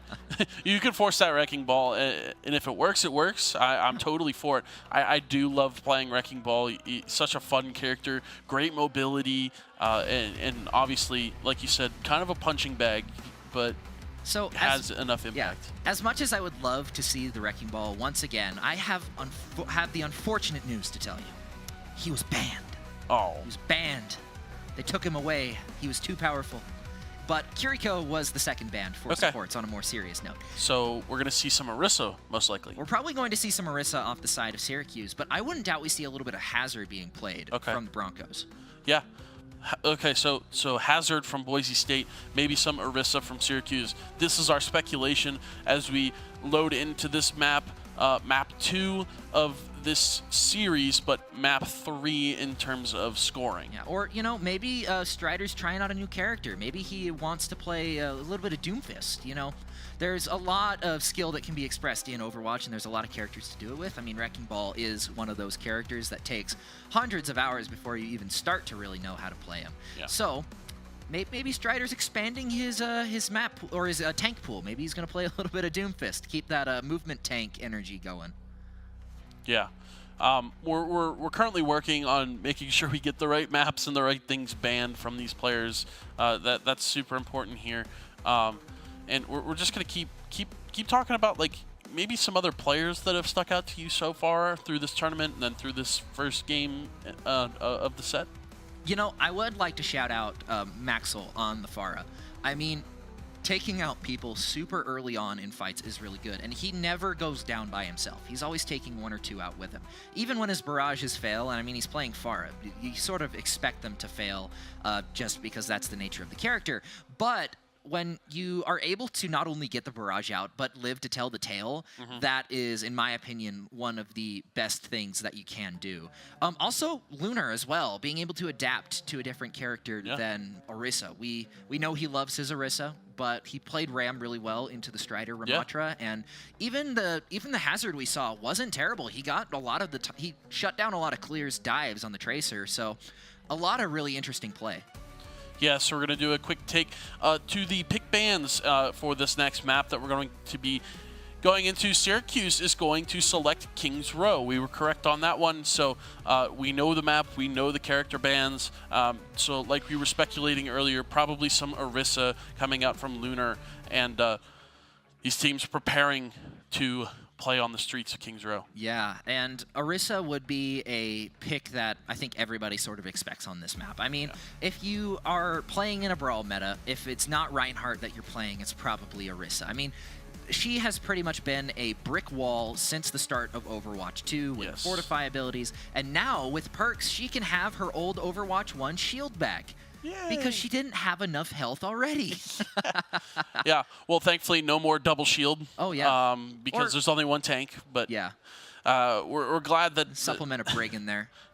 Temporary double shield. In a way, you get double shield, but it's not that traditional Sigma Orisa comp that you can see in Overwatch 1. So getting ready to assemble the heroes, get them to their respective positions, and get this cart moving. So yeah, Syracuse already locked into that Orisa. Boise State going to opt for the Vermatra on the attack side. Yeah, not a terrible decision, especially into this Orisa. A lot of Orisa teams will stack really close together because they utilize the Lucio that M3 is really known for. Saint on the Ana, though, might pose a little bit of a challenge, being able to keep people up. Actually, no, my prediction was correct. Strider is going to be trying out a little bit of Doomfist to start things off. Okay. I mean, the Ramatra would make more sense, but Wrecking Ball also doesn't really make sense a lot of the time, and we see him do really well. So you never know. We see a lot of the we see a pretty typical team for the Syracuse side, but Boise State rolling out on a predictably unpredictable composition.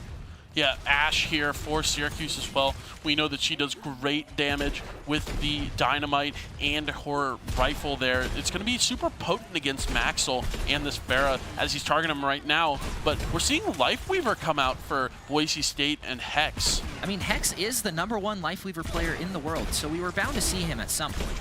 Yeah, Lifeweaver, important pick, but Speed Glasses is going to start us off with the pick on clear. Great headshot there, and it's going to force some pressure here onto Boise State as they try to walk through this first choke. Maxwell unfortunately falls to one of his own rocket splash damage. You really got to watch out for that when you're playing Pharah, taking too much damage. Will most of the time be the end for you. Does look like Boise State is swapping off of the Lifeweaver. I mean, even if you are the #1, it's probably not the pick all of the time. Back onto the Brig. The more standard pick when you're playing with an Ana. Strider looking to go up, but gets antied along with Hex. Hex almost falling in the process, but is kept up. Lunar brought down to half as the rest of Boise State rotates around to try and pressure out Saint. Lyric does take a spear to the face, but it doesn't matter. Whoa. Speed Glasses with a headshot on Maxwell, quickly reciprocated, and Clear is going to find Azer as well. Lunar by themselves on this point, only M3 to keep them up, and they are going to manage to come back. Oh, wait, nope, never mind. He gets caught sleeping on the job and is unfortunately put down. Boise State is ticking the point forward. Yeah, and Saint's going to pick up a quick KO there onto Clear before they give up this first point. It's going to be a really easy cap for Boise State. Yeah, now that that point is captured, that cart can stop rolling and can start rolling, and now we get to arguably the hardest choke point in Overwatch.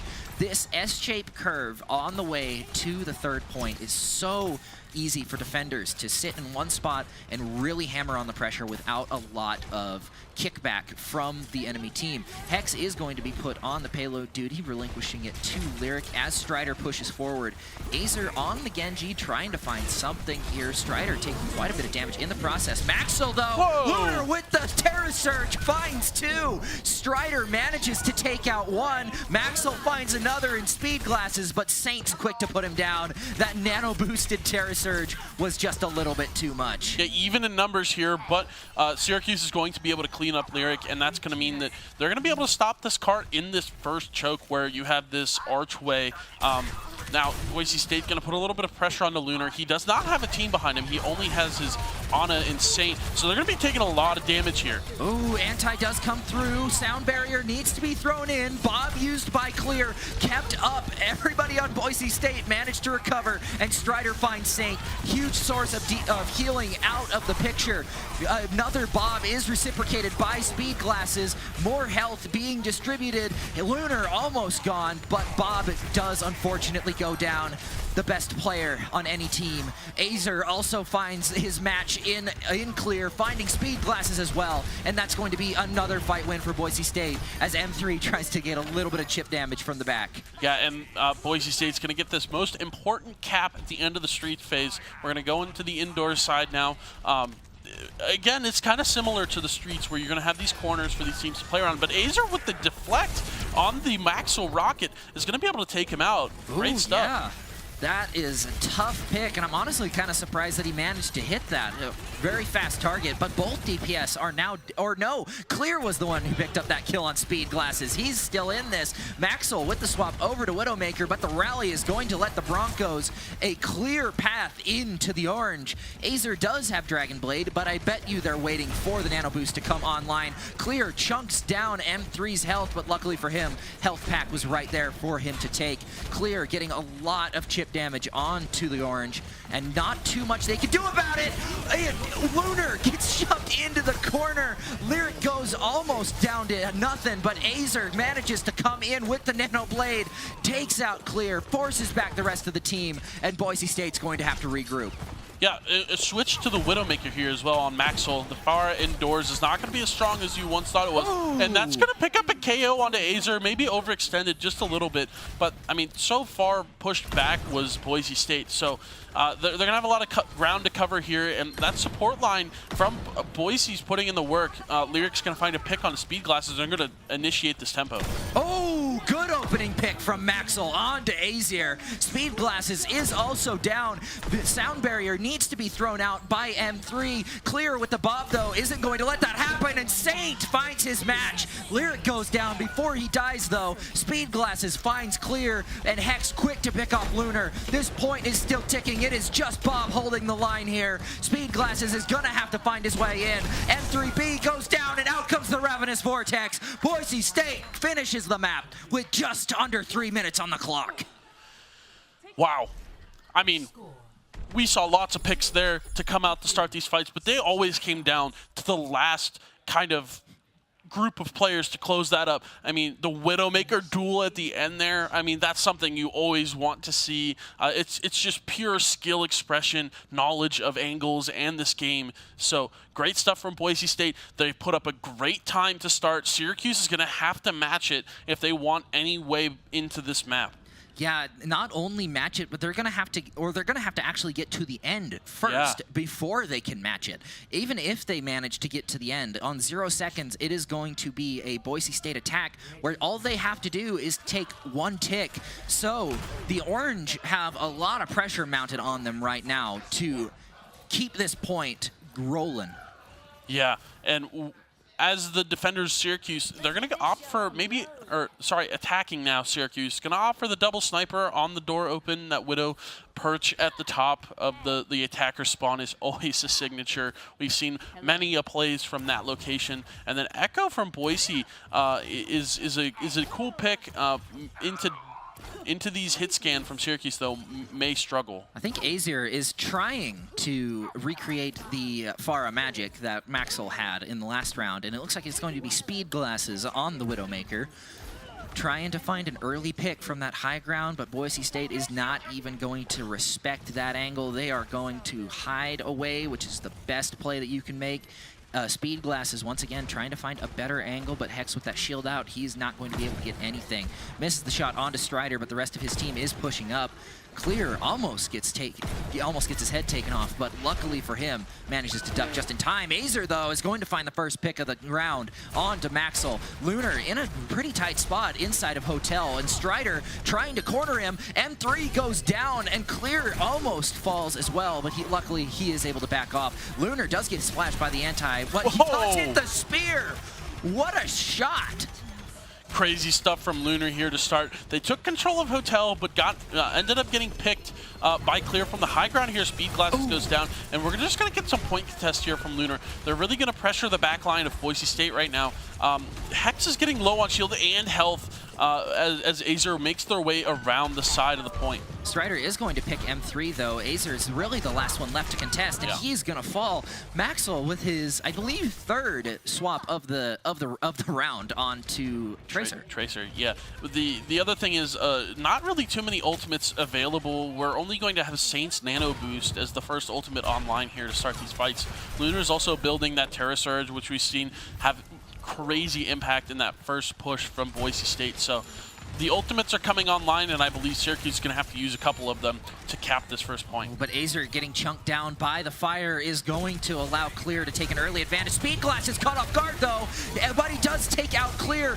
There's an anti in the back line, allowing for Hex and Lyric to chunk down their forces, and now it is just up to pretty much Strider to force them out of this alleyway.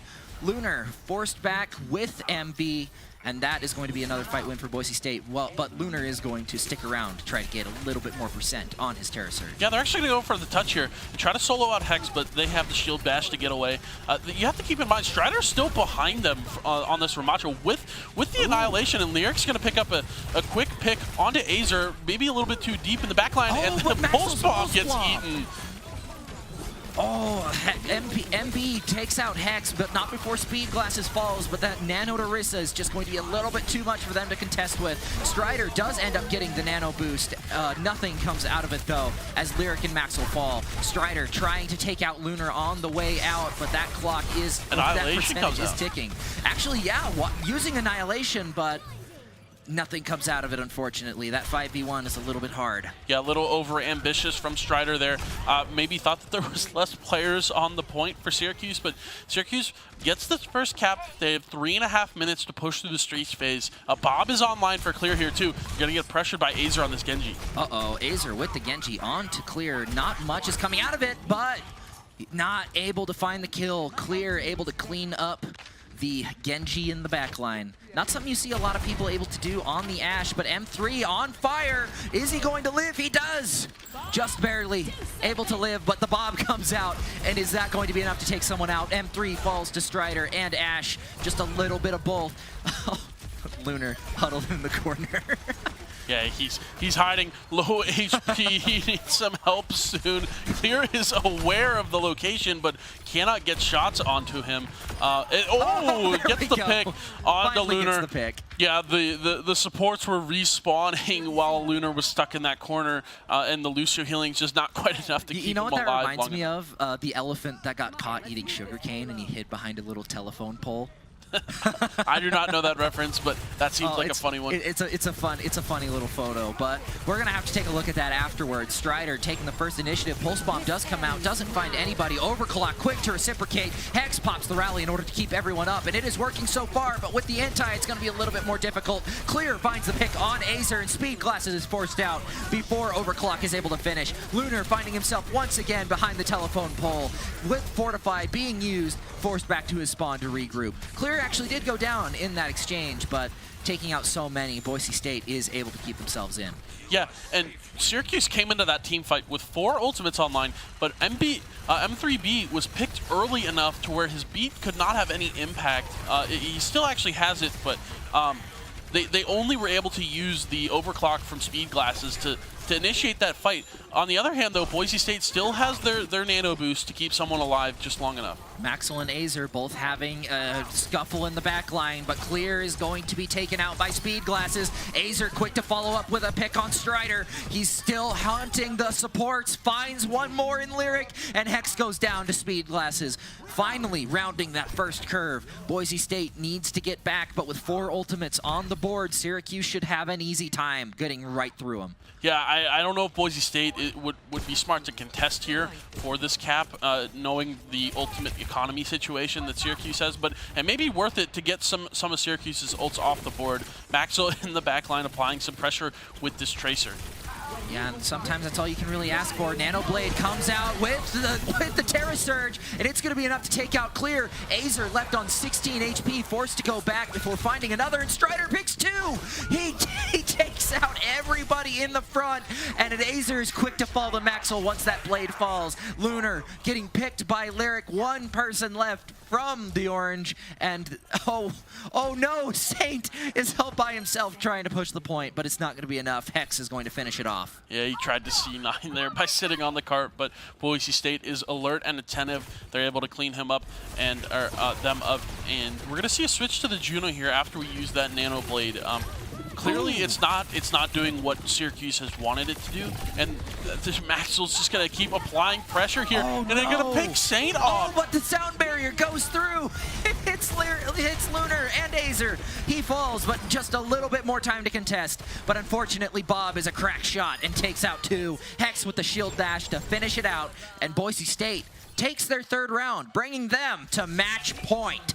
Yeah, important stuff there was the contest from Boise. I said it may not be worth it doing it, but they said let's do it anyways, and they combated that Nano Blade, and then they were able to win that team fight and secure Kings Row as their map 3. Yeah, they just demolished the health bar of Azer so fast, and then applying the anti-grenade to him as well. It really just didn't allow him to get anything done. And I would like to shout out Speed Glasses on the Sojourn for having some honestly cracked aim when it came to those railgun shots. And it did work for a little bit. It's just unfortunately when your Lucio is getting picked so often by Clear, you can't really use that speed boost that Sojourn would really benefit from. Right.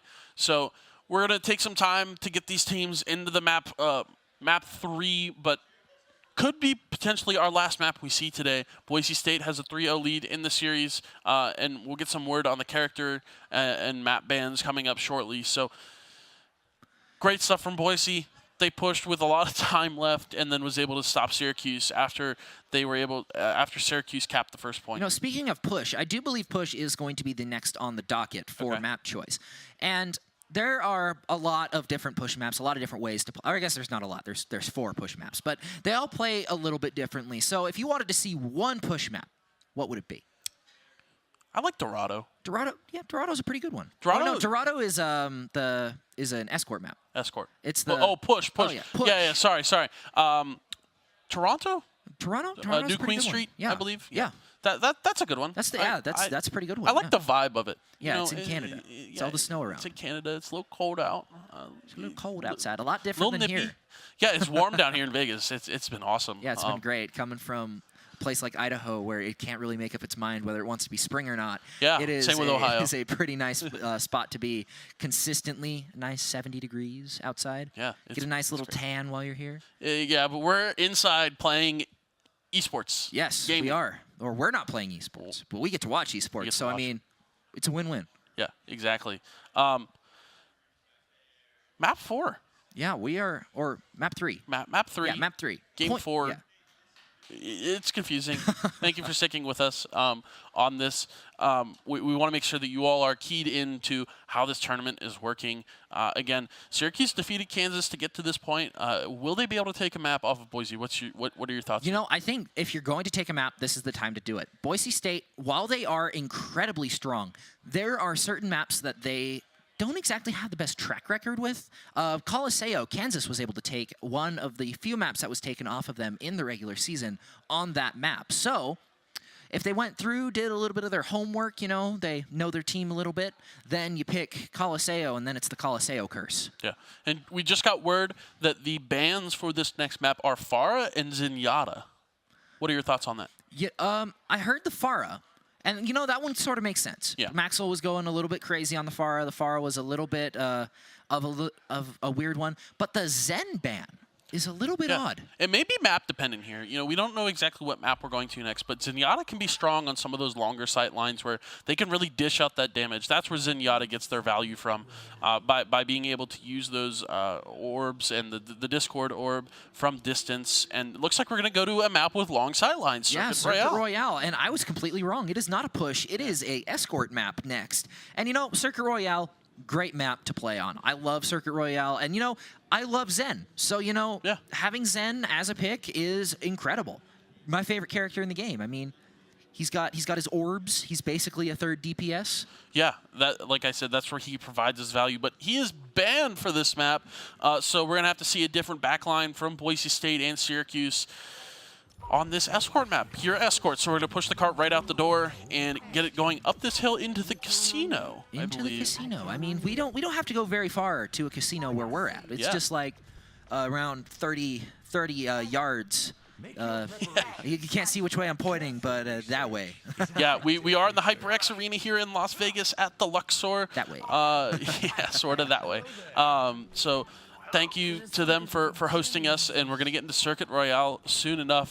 Circuit Royale is also a Widowmaker map. Yeah, we see Widow. A lot of Widowmaker on this map. You can really make a lot of use of those long sight lines, a lot of Sigma as well to sort of protect the Widow, and if I'm not mistaken, that is Speed Glasses on the Widow, looking for an early pick from what a spot we don't normally see. Is he going to find one? Oh, it's a hit marker. Yeah, and another staple of Circuit Royale has always been the Sigma. Sigma's got the great shield for these sightlines, can put it wherever they want, and use those orbs that he has to deal damage from afar. Super strong pick we've always seen Sigma on these maps. Yeah, Baptiste coming out with the Saint to keep this team up. Iari as well to make advantage of those longer sight lines. Maxwell with the dive. Clear being taken down quite a bit. The googly eyes on the cart are shaken as it moves fairly fast through the streets of Pariso. Not a pick yet to be found, but an anti onto M3 forces him out.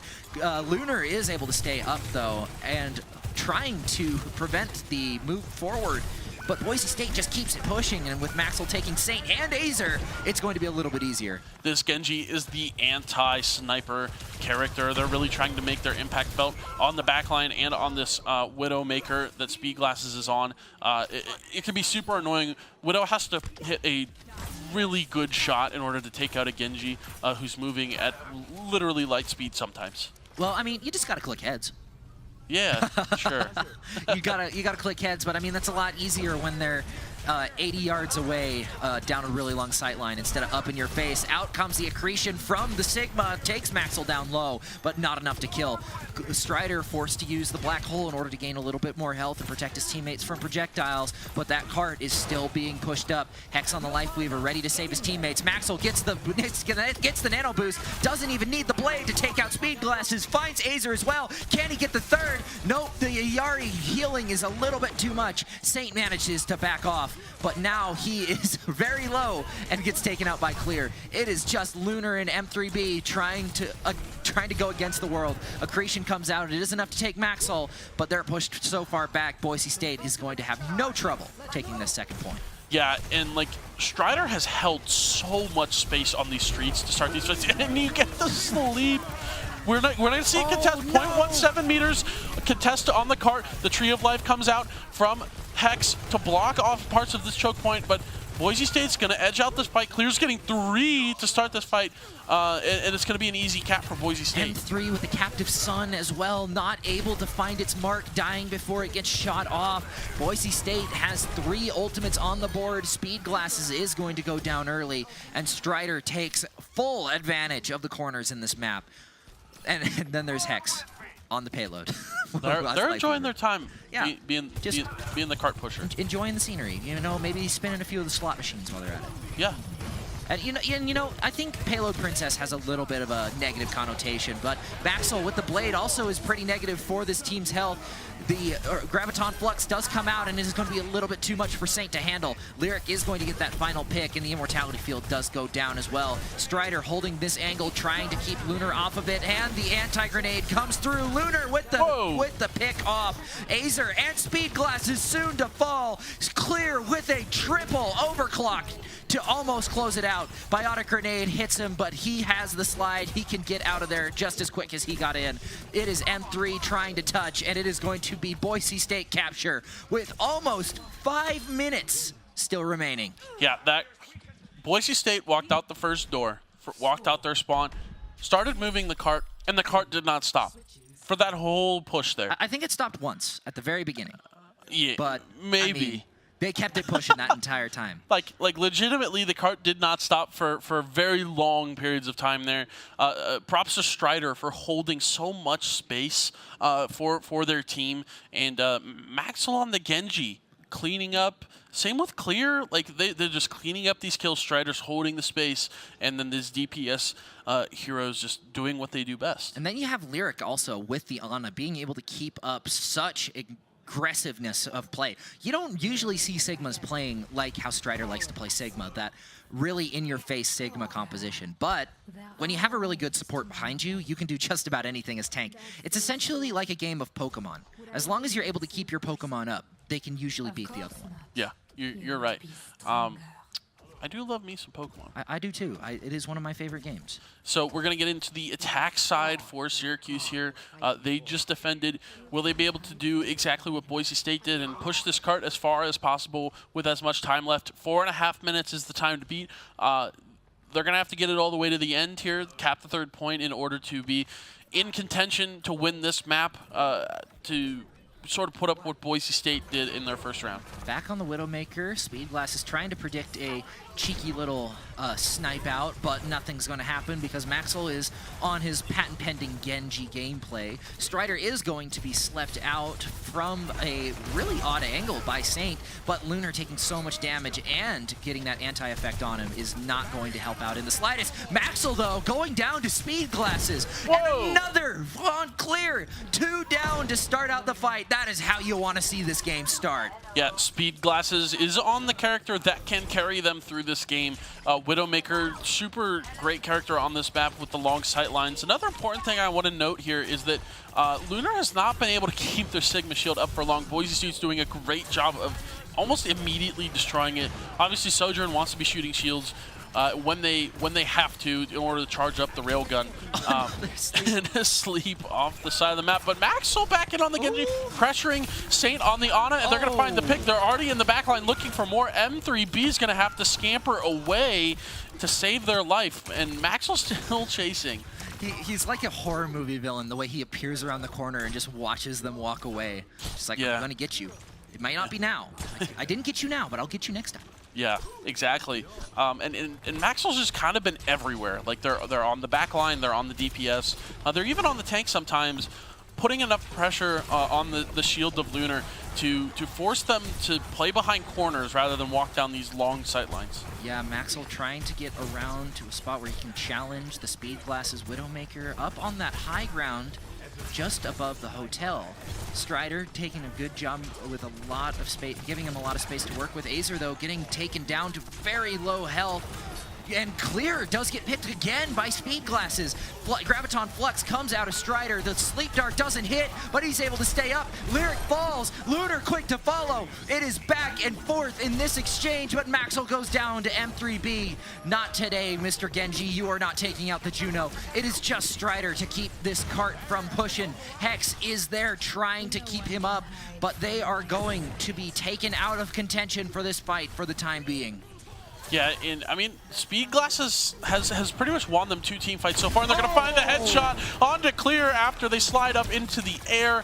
But with no real tank presence yet, Syracuse is losing some of their space here. They're going to pop the orbital ray from M3B, and they're going to take some space, stunned out of mid-air. Maxwell's doing damage in the back line, gets Speedglasses and Saint, and they're going to be continuing to do some damage. Maxwell finally goes down to Lunar, but I believe their damage has been dealt. Oh, and the Graviton Flux cancel as well with the accretion. Strider with the triple. Wow. What a play out of Strider. That would have been bye-bye Hex if that was to happen. But luckily for him, his knight in shining armor, Strider, managed to pull up and save him. And Lyric wasn't able to hit the sleep. I'm a little bit surprised. He's been making sure that Lunar had gotten his full 18 hours. And same with Saint. Both Ana's been able to hit sleep darts really well in this game. Yeah, and the Nano Boost is online for Saint here. Azer has the Dragon Blade available. We're going to have to see Syracuse push this extra point with this Dragon Blade Nano Boost combo. And here it comes. They're going to flex the back line, and down goes... Saint in the back line. They're going to lose Speedglasses and Saint, but we're still tied up here. Azer with the Nano Boost Dragon Blade is going to do their damage. We're still tied here in terms of teams. Strider's going to clean up 2. Will he get the 3rd? No, Lyric cleans it up, but that's going to be the team fight for Boise State. They're still holding this corner. There's 7 seconds left. Will Syracuse be able to touch? I do not think so. 3 seconds left on the clock. It is just Speedglasses on the Tracer. He gets there to push them into overtime. Looks like Lunar back on the point with the ball. Gets antied, brought down low, forced out. Speedglasses also goes down to Lyric. Overclock gets popped by Clear. Saint manages to kill Clear on the Lifeweaver, but he falls soon to Strider, and that is going to be Boise State winning this game 4-0. Boise State is your PEC 2025 champions for Overwatch. They're going to be able to take this crown home. Beautiful stuff from them. It was a 4-0 series win from Boise State. I mean, really great stuff from them. Clear, obviously, being super dominant play of the game here. And just impressive stuff from all players on Boise. Yeah, an incredible showing from Boise, showing that they had full control almost the entire time. The biggest struggle they had was on that control point. Syracuse really put up a good fight there, being able to flip that point back and forth. But in the end, they just could not break through the defenses that Boise State had. They got really close on Kings Row, but unfortunately, they didn't have the ultimate economy to really keep up. And I feel like that's another spot where Boise State just did a little bit better in the end, keeping those ults ready for fights and using them a little bit better. Yeah, huge props to Syracuse for fighting their way through the losers bracket. Great matches versus Kansas. And then just like Boise State being dominant from the winner side of bracket. They got that extra game advantage to go into this best of 7, and they took advantage of it. They made this afternoon quick for us, but huge props to all the teams that competed in Overwatch and just put on a show for us, to be honest. Yeah, it was an entertaining show. A lot of really big plays made, a lot of hero plays. I mean, I was not expecting Speed Glasses to be able to touch, even on the Tracer in that final part. I'm surprised that one went to overtime. Like, yeah. I mean, who would have expected it? He managed to dodge like 6 hyperspheres from Strider to get to the point. And then you had Lunar. And then you had Speed Glasses again somehow. Yeah. And then you had... who was it? We had the Life Weaver getting the pick just to end it off. You don't see Life Weaver picks mostly at all, but I mean, we see a lot of the unexpected today. We're going to get into some replays here from that last match and the series as a whole. So on to Kings Row for this first replay.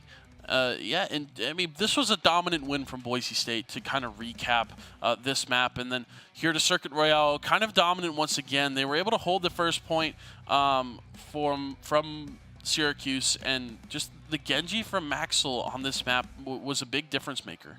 Yeah, I mean, even without the nano boost, he was quite the threat when it came to pressuring the backline, especially the Widowmaker and the Ana. Not a whole lot of space to really work with when it comes to having a Genji straight in your face almost the entire time. But that is going to be it for us two tonight. We had an incredible time casting this game for you guys. We hope that you guys had just as much fun as we did, but don't go away just yet. While it's our time to sign off, we have an exclusive interview with our host down on the main stage with Boise State, the winners of this tournament. Signing off for now, and we hope that you guys had as much fun as we did.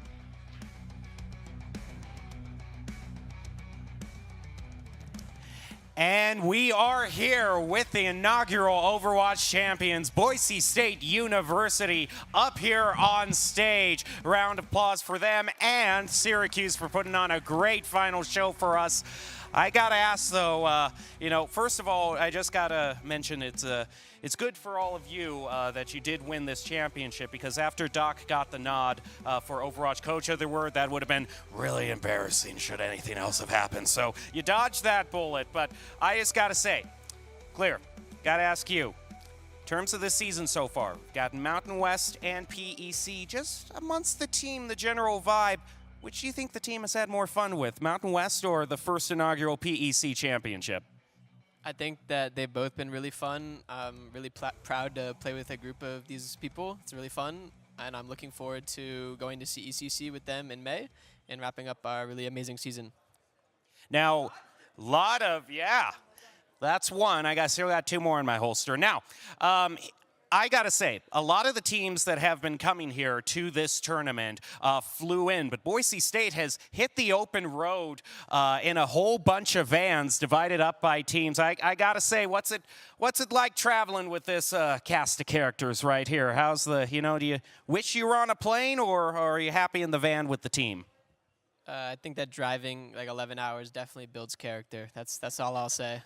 That's very, very well put. Now, I got one final question to ask. I think Michigan State, when they were up here claiming their trophy earlier today, and Valorant said the gauntlet has been thrown down, and considering that both of your universities now have 2 PEC championships, you know, kind of a draw, do you think there's any tiebreakers that gives the crown to Boise State, or do you think this rivalry has yet to be decided in PEC 2026? Well, they don't have an Overwatch team, so not much I could say about that. But I think a Bronco is cooler than a Spartan.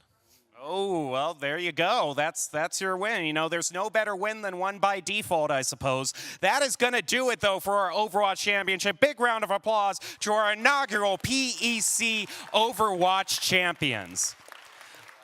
I want to give a shout out and a thank you to all of the other casters, all the players who showed up here to make this tournament a great first hurrah for the PEC. I look forward to many more successful seasons of the PEC. A very big thank you to all of our sponsors. We've got Esports Integration, Allied Gaming and Entertainment, and Daktronics. I want to thank all of you as well. And as a caster, I have to give a shout out to all the people behind the scenes, the production team who helps make all of this look as good as it does, not just here in the HyperX Esports Arena, but all of the programs for the regular season as well. You all put in a lot of work, and it was a great first season. And the final thank you to all of you watching in the arena and online as well. That's it for us here at the first PEC Championship. We look forward to many more years of competition, and we will see you next year in 2026. On point.